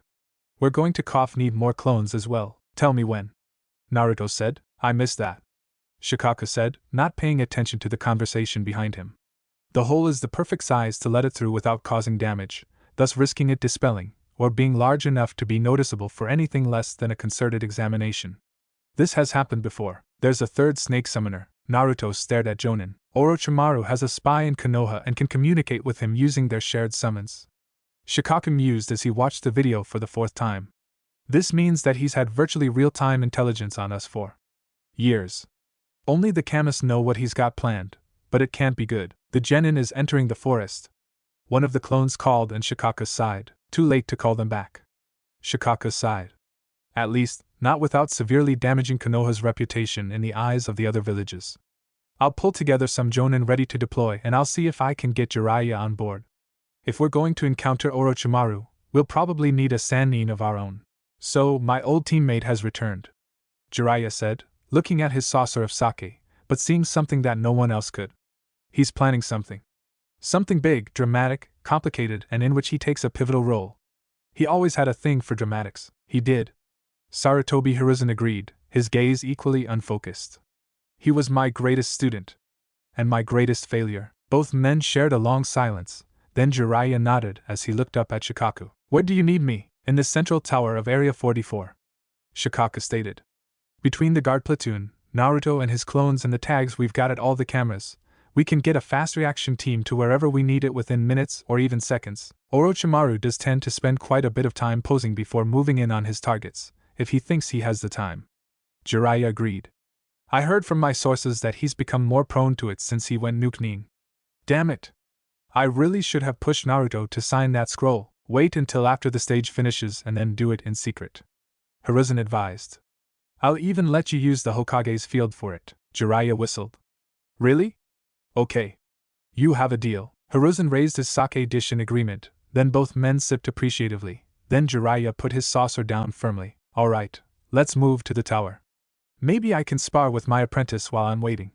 I'm getting rusty, and if I'm going to face my old teammate, nothing less than my best will do. Agreed. Hiruzen said. Tell Naruto I have one of his father's kunai and expect to be brought in as well should Orochimaru show himself. Sure thing, sensei. Jiraiya agreed. Okay, let's go. Hiruzen watched his last loyal pupil leave the room, then refilled his sake dish. Where did I go wrong with the other two? He whispered to himself. Hey, brat. Jiraiya laughed as he entered the room, then he paused. Whoa, lot of brats. Hey, pervy sage. Naruto replied, looking up from the desk where he was working through several sheets of paperwork. Good to have you on the team. I assume that you're taking charge? Well as being a sage, I am a Jonin, so I do have seniority. Jiraiya demurred. In this case, though, I'll follow Hate as he's the Jonin on site. Like Kurenai was in Wave, even after Asuma and his team joined us. Naruto realized. Technically, Asuma was senior, having been a Jonin for longer, but since Kurenai was the one who took on the mission, she remained in charge. You got it. Jiraiya agreed. I may be a sage and a Sannin, but officially, I'm still just Jonin. Sannin isn't actually a rank, so that means that Hate's in charge. Naruto glanced at Hate, who had a deer caught in the lantern light look. Is Hokage a rank? Jiraiya frowned in thought. Technically. Not. He finally said. Hokage is more of a permanent mission position with the rank as a. Well, no one really cares about the Hokage's rank, although all so far have been Jonin, so I could technically become Hokage as a Genin? Naruto snorted and Jiraiya nodded. That's right, but I can't think of a single hidden village that would promote a Genin to the position of Kage. Come to think of it, I can't think of a single Kage who was a Genin. Damn, guess I need to get promoted in order to reach my goal. Naruto is mock-mourned. So, Chunin by 16, Jonin by 20 and Hokage by 24. Now that I think about it, I believe that Yagura, the former Mizukage, was a Chunin. Jiraiya offered. Since he plunged his country into a civil war, that's not a good precedent. Naruto countered and both Hate and Jiraiya nodded in agreement. Boss? One of the clones called. The Suna siblings are facing off against a team from Rain. Jiraiya, Hate and Naruto quickly moved to watch the confrontation. Umbrellas. Area effect Sanban Rain attacks. Jiraiya noted. And. There it is, he used the sand shield. Naruto noted. Blocked all the Sanban. He shouldn't have been able to do that. Jiraiya mused. Why? Hate asked. No Byakugan and some of the attack curved in to hit him from behind, but at the same time, the shield isn't all-encompassing. It blocked everything, but it only blocked where it was needed. That level of control and awareness shouldn't be possible for a Genin, especially one of his age. He's either a natural genius or… Oh fuck. Everyone looked at him in surprise. Sand? Suna. I heard that they'd removed the one tail from the kettle it was in, but I thought they'd sealed it into a Jonin. They didn't. Him? Naruto asked and Jiraiya nodded. It fits all the facts. He's a Jinchuriki and… Oh hell, he didn't show any mercy. Naruto gasped and Jiraiya winced. That level of bloodlust he showed and the look of pleasure on his face afterwards. I've got to find a way to look at the seal. Suna doesn't have any true seal masters in their ranks, unlike my father. Naruto agreed.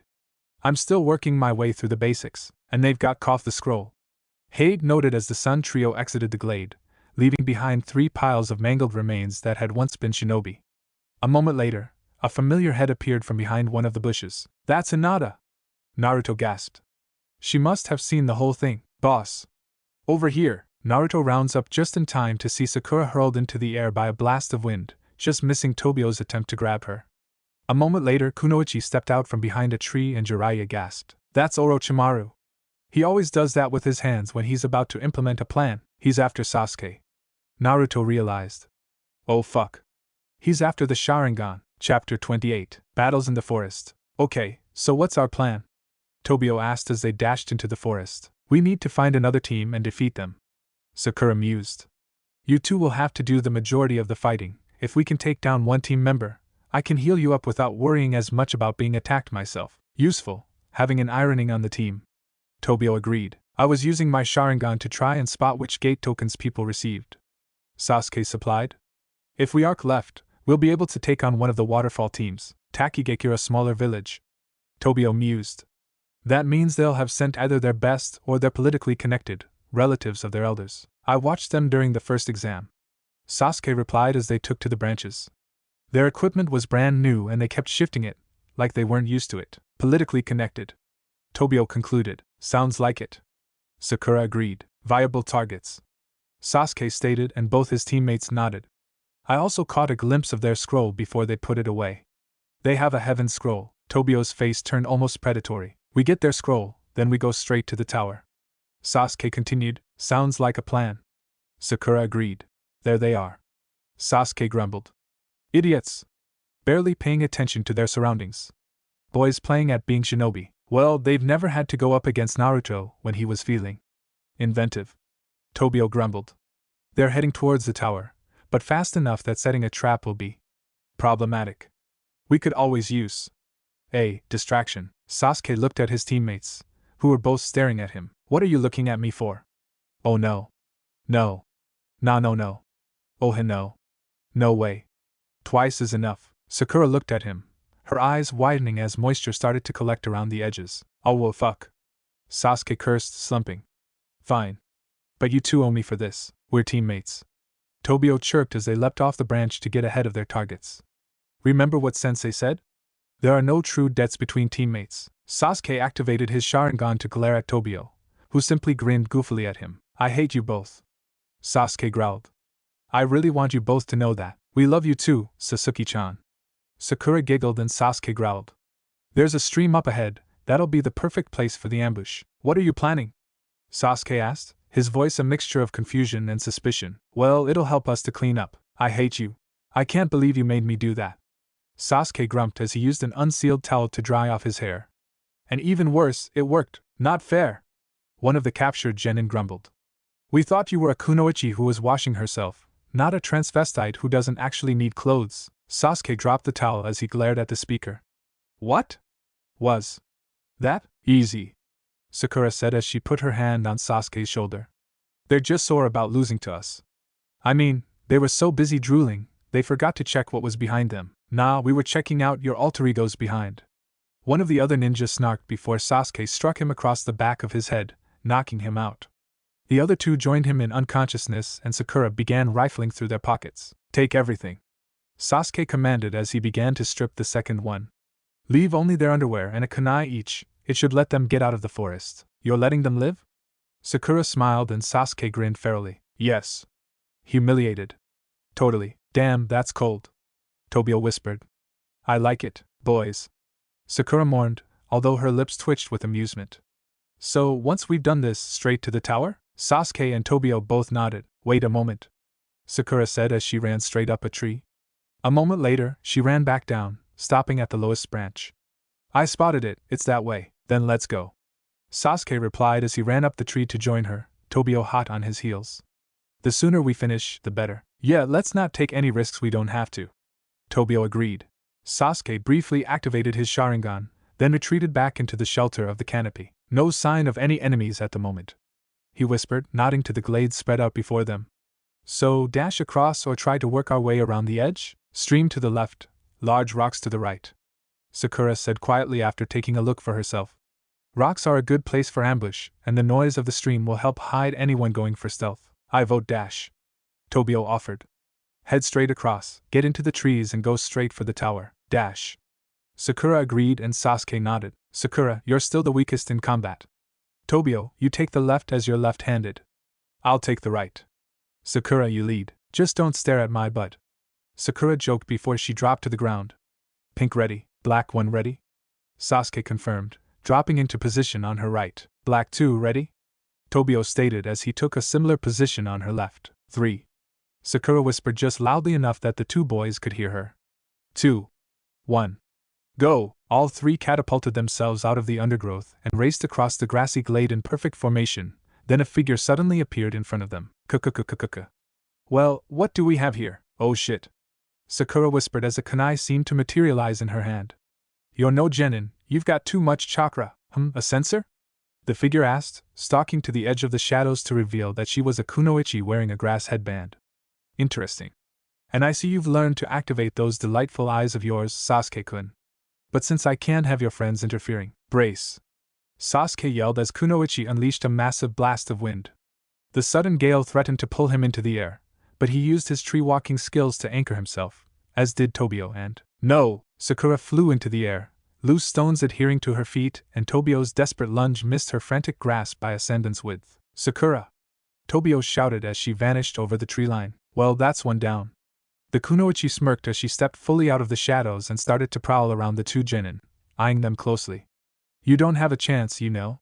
You may as well surrender. I promise I won't simply kill you if you do. Orochimaru. The kunoichi leapt backwards as Jiraiya slammed down, cratering the ground. That's Orochimaru? I thought he was a boy. It's his spirit, but not his body. Sasuke blinked as the dust settled to reveal Jiraiya straightening up, an elderly toad perched on each shoulder. Jiraiya. Sage mode already, just to deal with a little old me? Orochimaru smirked, then she paused and raised a hand to her face, which was partially ripped off to reveal pale flesh underneath. Oh, it looks like my disguise isn't necessary anymore. Orochimaru peeled off the torn outer face and smirked. That was a good entrance by the Wawa. Only a frantic rolling dive allowed Orochimaru to dodge the metal-capped black pillar which slammed down exactly where he had been standing. Then the pillar shrunk down into a staff, lowering Hiruzen to the ground as it did so. Hello, my old student. Hey, both of you together? Orochimaru smirked as he slowly backed away from the two. But how did you get here so fast? It was almost like… Hiration! Jiraiya half-crouched while Hiruzen prepared to attack. Then Orochimaru laughed. Well, I can see that this part of my plan needs a bit of a rethink. Until next time, sensei. As the staff lanced out to pierce Orochimaru's heart, his body seemed to collapse into a pile of mud. He's gone. Jiraiya growled. I caught an echo heading southeast, but by now, he's probably near the walls. He won't be back until he figures out what went wrong for him. Then we'll be ready. Hiruzen agreed. Naruto, bring us back. Under the shocked eyes of the two genin, 3 Narutos appeared in a flash of golden light. Hey team. Naruto waved, then he frowned. Where's Sakura? She was blown that way. Tobio said, pointing. We need to find her, Dobe. Sasuke nodded. See you round. Hokage-sama, thank you. Go find Sakura. Hiruzen advised as Naruto created 3 more clones. I look forward to seeing you in the tower. Hi, Hokage-sama. Sasuke managed, then he turned and sprinted off towards where Sakura had been blasted. Behind him, 2 flashes of light marked the departure of his saviors. Eewoo! Sakura groaned as she pulled herself out of the steaming pile of entrails and scales that had been a giant snake until she had used her chakra scalpels on it from within its gullet. This is so damn gross. Sakura! Tobio shouted as he landed beside her, then he backpedaled rapidly. I know! Thanks to this damn handbag swallowing me, I reek! Sakura grumbled as she tried to wipe some of the blood and other, less identifiable fluid off her skin and clothes. Grah! Even my storage scroll's ruined. There's a stream just over there where you can wash. Sasuke said as he landed, then backstepped slightly. I have several spare change of clothes, you can have one. Hey, does that mean she's finally going to get into your pants? Tobio snickered just before Sasuke dope slapped him. Ow, erg. Sakura whined. I need to wash now. My clothes are starting to dissolve. Let's move. Sasuke said. This way. Tobio and I'll keep guard, thanks. Sakura said gratefully as she followed the 2 boys. The sooner I get this stuff off my skin, the better. Yup, it's so slimy. Thanks, Sasuke. Sakura said in relief as she finished toweling her hair dry. Tobio glanced at her, his eyebrows rising. You look different, he said, and Sakura looked down at herself. Her sandals were a pair of Tobio's and were still slightly too big for her, while the shorts and t-shirt were Sasuke's, although he had refrained from giving her one of his jackets as, due to the clan symbol on the back, it would be an official offer of marriage or adoption. Instead, she wore one of Tobio's spare shirts, the buttons undone as she wore it jacket style. We should get moving, Sasuke said after a long moment. With any luck, we can get to the tower without anything else happening to us. Agreed, Sakura said with a slight shiver as she stared at her hitate with the ruined fabric band. After a moment, she pushed it into her pouch and gave a firm nod. The sooner we get to the tower, the sooner I can ask Naruto to send a message to my parents for new clothes. Let's go. Still find it amazing she killed a giant snake, Tobio whispered, and Sasuke nodded, his gaze measuring as he looked at Sakura. The door opened and Sasuke slipped through, kunai ready to attack or block and his Sharingan blazing.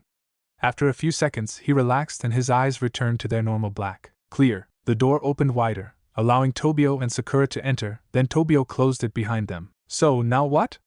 He asked as Sakura looked round, then her gaze was arrested by the large framed poem mounted on the wall in front of them. If qualities of heaven are your desire, acquire wisdom to take your mind higher. If earthly qualities are what you lack, train your body and prepare to attack. When heaven and earth are opened together, the perilous path will become righteous forever. This is the secret way that guides us from this place today. You read that very well, Sakura, Tobio said, but what the heck does it mean? It's a metaphor, Sakura explained.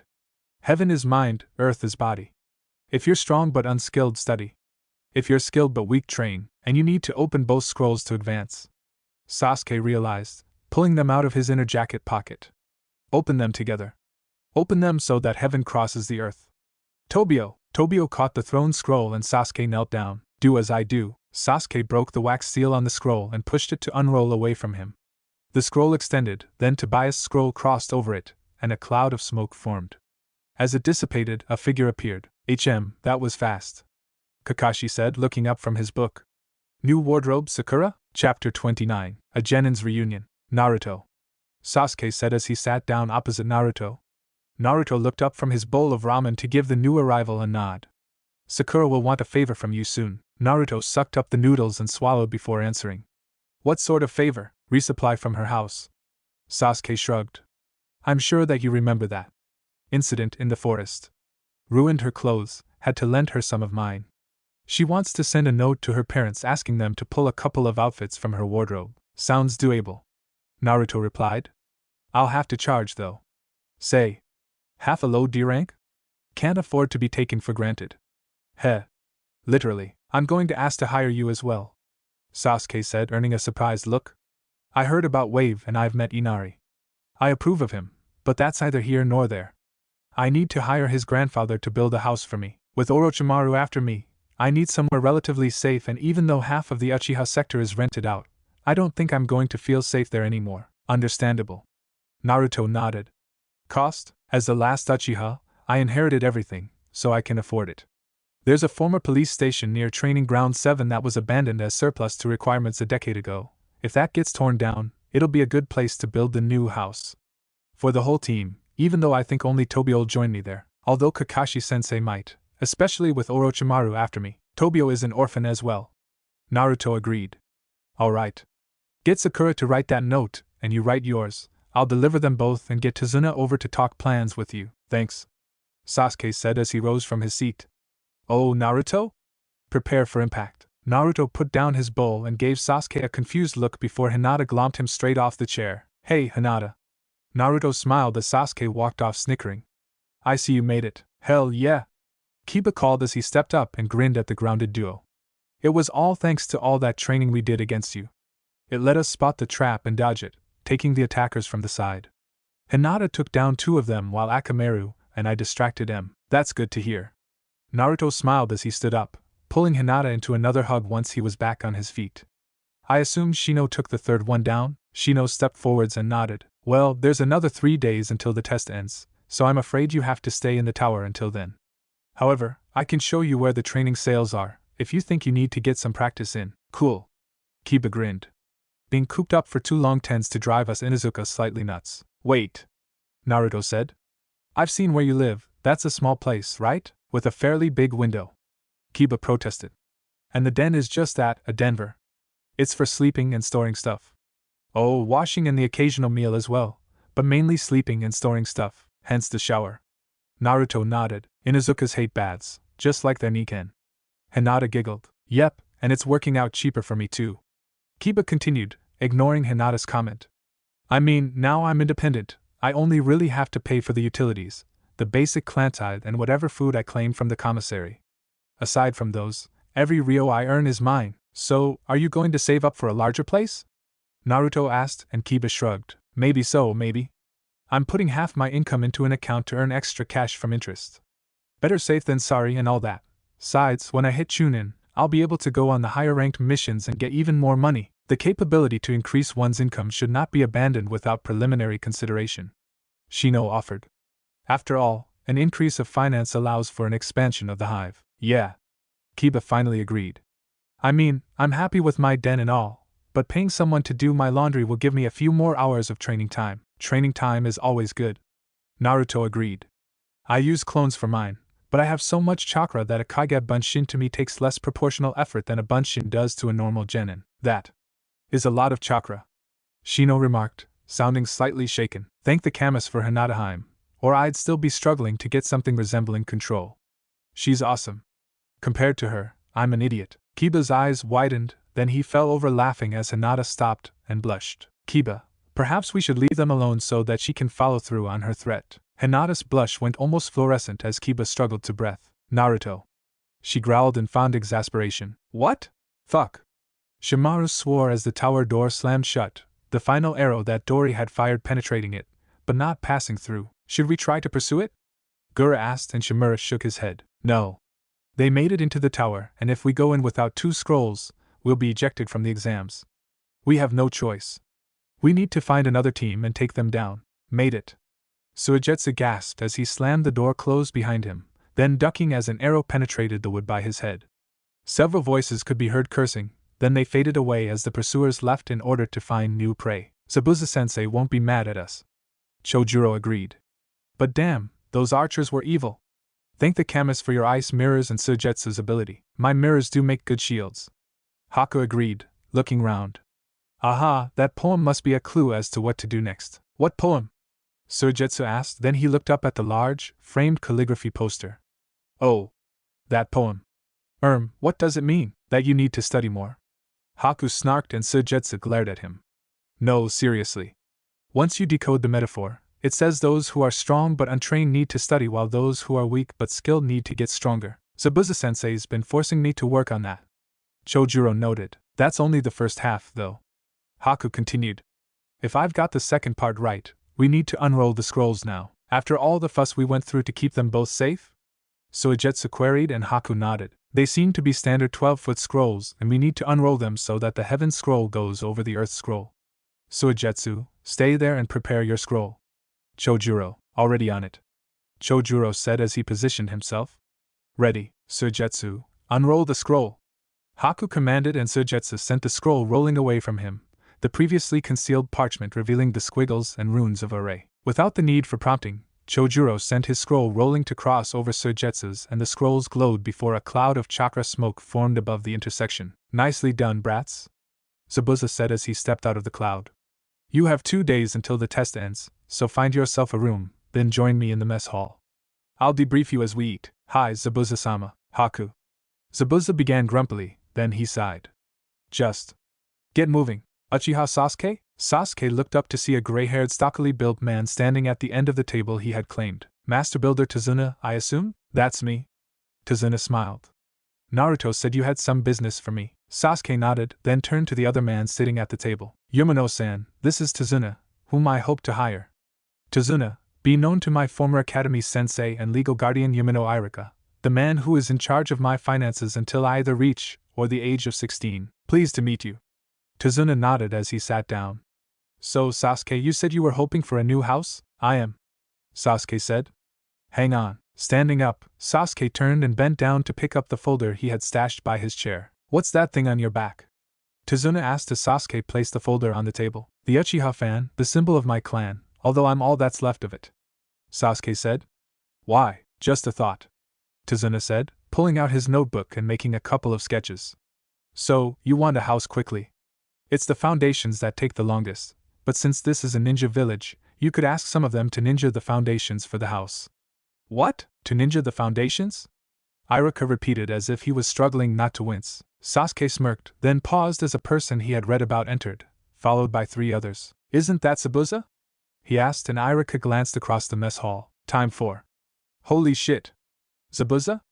Kiba's voice echoed through the hall as he bounced through the door before coming to a screeching halt as the swordsman turned to see who had spoken. Hey, aren't you one of those brats from Wave? Kiba stared at the swordsman, then found himself moved aside by Hinata. Naruto-kun! I'm back! Hinata seemed to blur across the room and into Naruto's arms as Zabuza started chuckling. I don't think she even saw me. I did. Hinata said from Naruto's hug. But my snuggly is more important. Snuggly? Naruto repeated in amused disbelief as Zabuza started to laugh. Naruto's here? So, should we start screaming like little girls now? Suigetsu asked, and Haku face-palmed. I'm done! Sakura called as she opened the door to the bunk room she was sharing with her 2 teammates.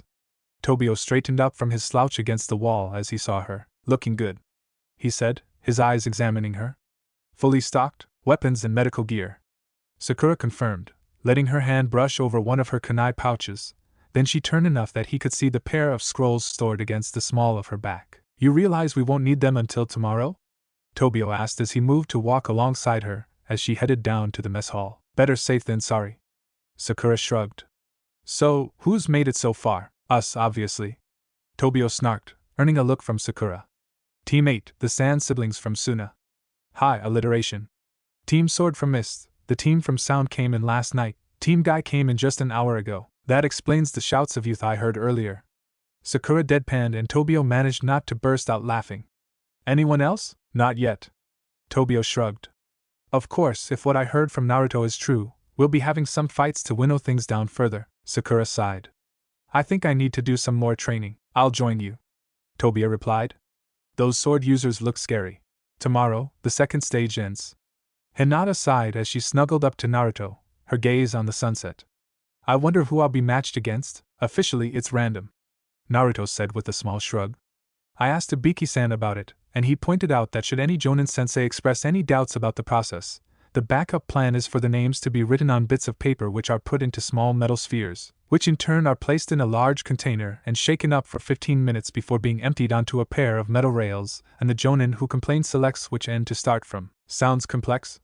Hinata smiled and Naruto nodded. Yep, it's meant to be so that the Jonin-senseis only complain if the manipulation of the names is more than minor.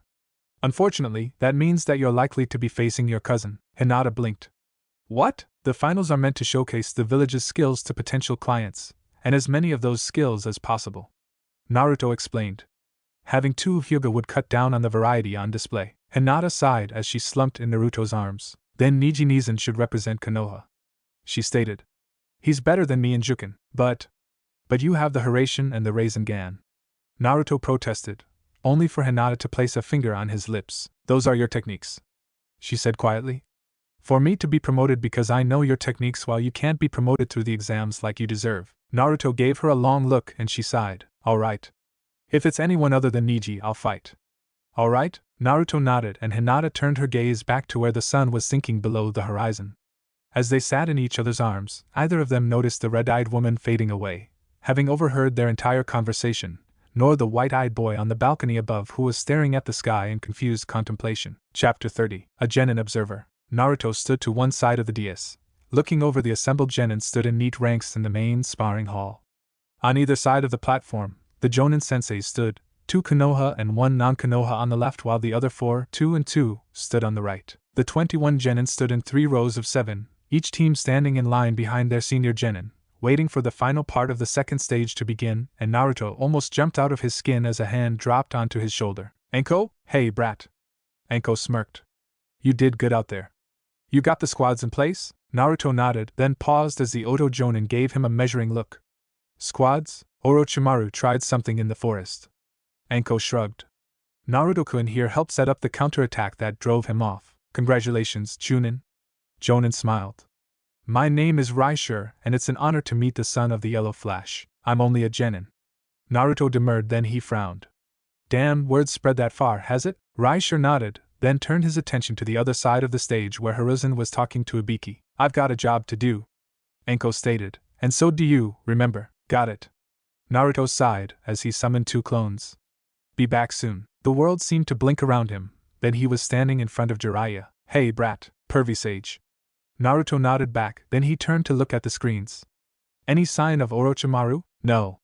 Jiraiya growled as he watched the screen on which Hiruzen was giving his speech, then the one showing Jonin sensei's. And that worries me. When he did apply himself to it, he was a very convincing actor, and now he knows that we can be on top of him within seconds of finding out just who he's masquerading as. One of the Jonins? Naruto asked. Raishur, Baki, or Zabuza? I've met Zabuza before, so too obvious. Jiraiya countered. More likely he's pretending to be one of the ANBU. There should be a dozen of them around, hidden from view. There's probably 13 ANBU in there, but since they're under orders to conceal themselves unless summoned or something happens that requires intervention. Damn. For a long moment, Jiraiya stared at the screens, then he shrugged. Alright. Leave another dozen clones, then head back.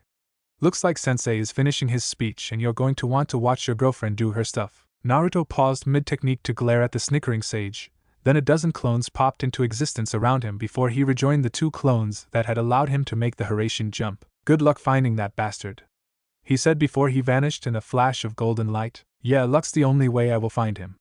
Jiraiya sighed as he turned back to the screen where all Bartsu of the Genin were making their way to the viewing balcony.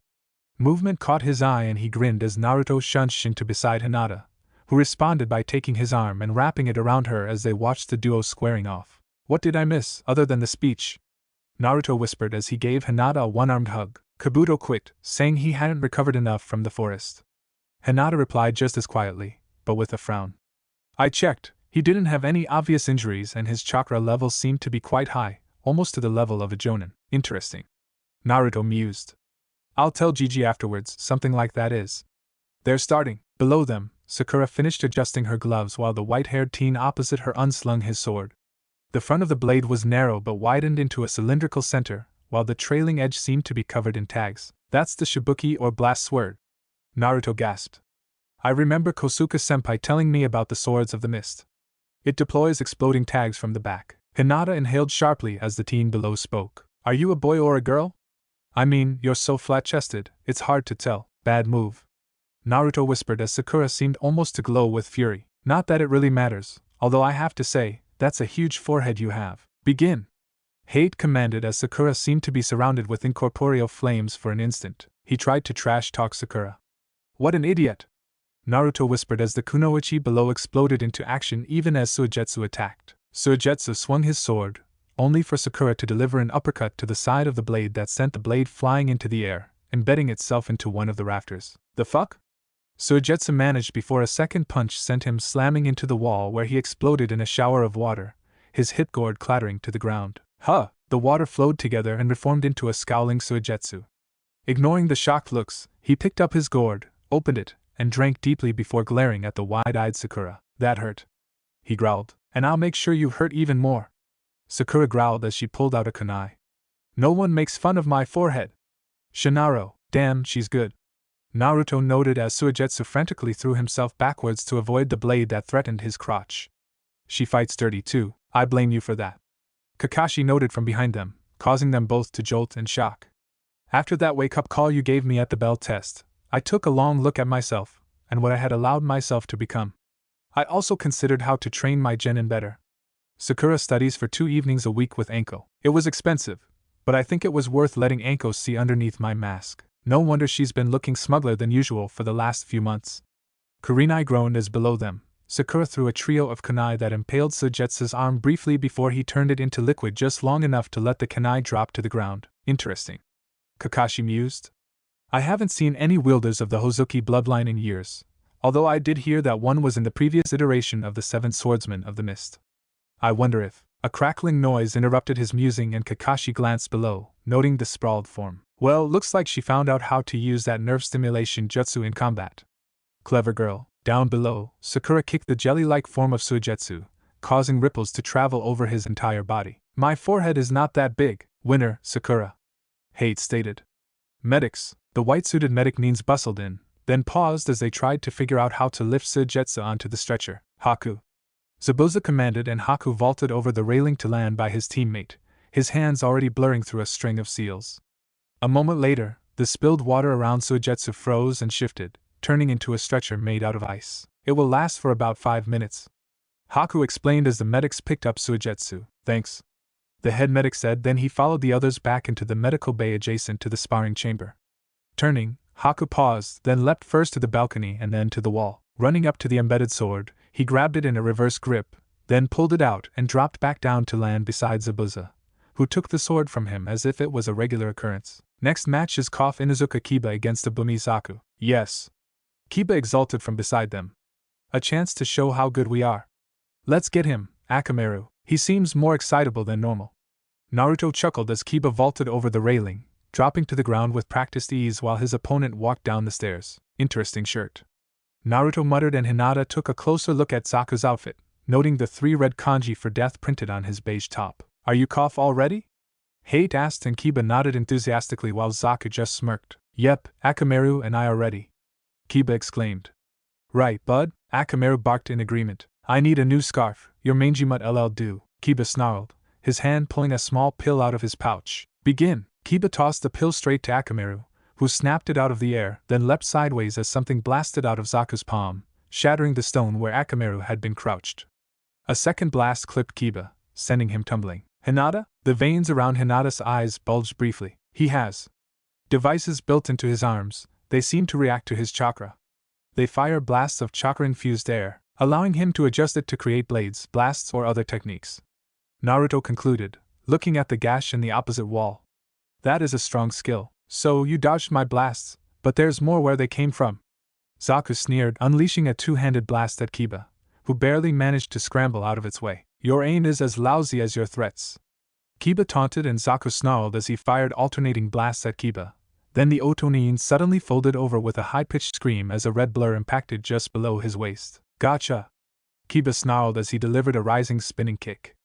As the sound nin somersaulted backwards from the power of the kick, Akamaru released his grip on Zaku's groin and Kiba snatched him out of the air, redirecting him so that when he landed, Akamaru was perched on his back. Kill you both, Zaku sobbed as he rolled away from the duo. As if.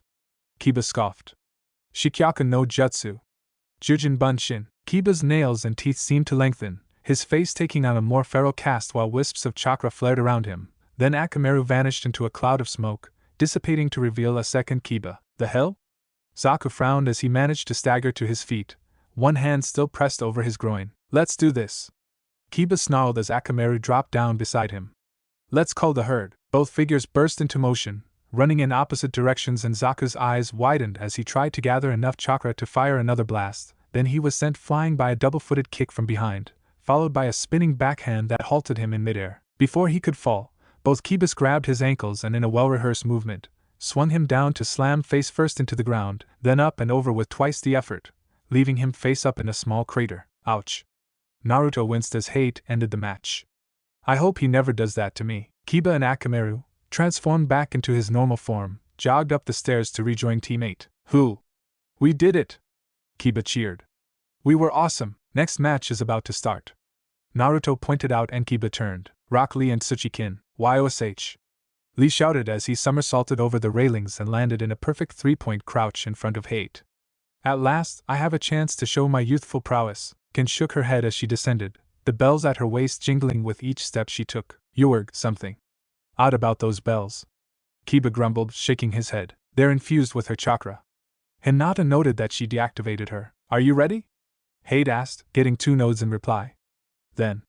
Begin. Lee blurred straight past Kin, causing her hair to briefly stream in the breeze. Then he collided with the wall, embedding himself into the stonework for a moment before he pulled himself out, blinking owlishly. That was a very youthful dodge, he said as he turned round to face Kin, who hadn't moved but was staring at him in disbelief. However, I can be even more youthful. Lee blurred forwards again and Kin ducked, but once more he completely missed her and plowed into the wall. What is going on? Niji muttered, just loudly enough for Naruto to overhear. You can't dodge forever, Lee declared as he started to walk towards Kin, then he staggered sideways. Whoa! Doton techniques now? I will not let you defeat me with these youthful tactics. Kin swallowed as she shifted into a defensive pose, Senban appearing in her hands and the bells at her waist chiming louder. Lee staggered for a moment, then launched himself, passing straight past Kin once more and slamming head first into the wall. Kin threw a discolored Senban at Lee, embedding it in his thigh, and a few seconds later he collapsed. He's knocked out. Kin shrugged. I think I won that. How? Naruto wondered as Kiba stopped rubbing at his ears. That sound stopped. The bells. Hinata gasped.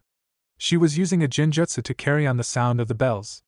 She must have been casting it even as she walked down the stairs. Oh hell.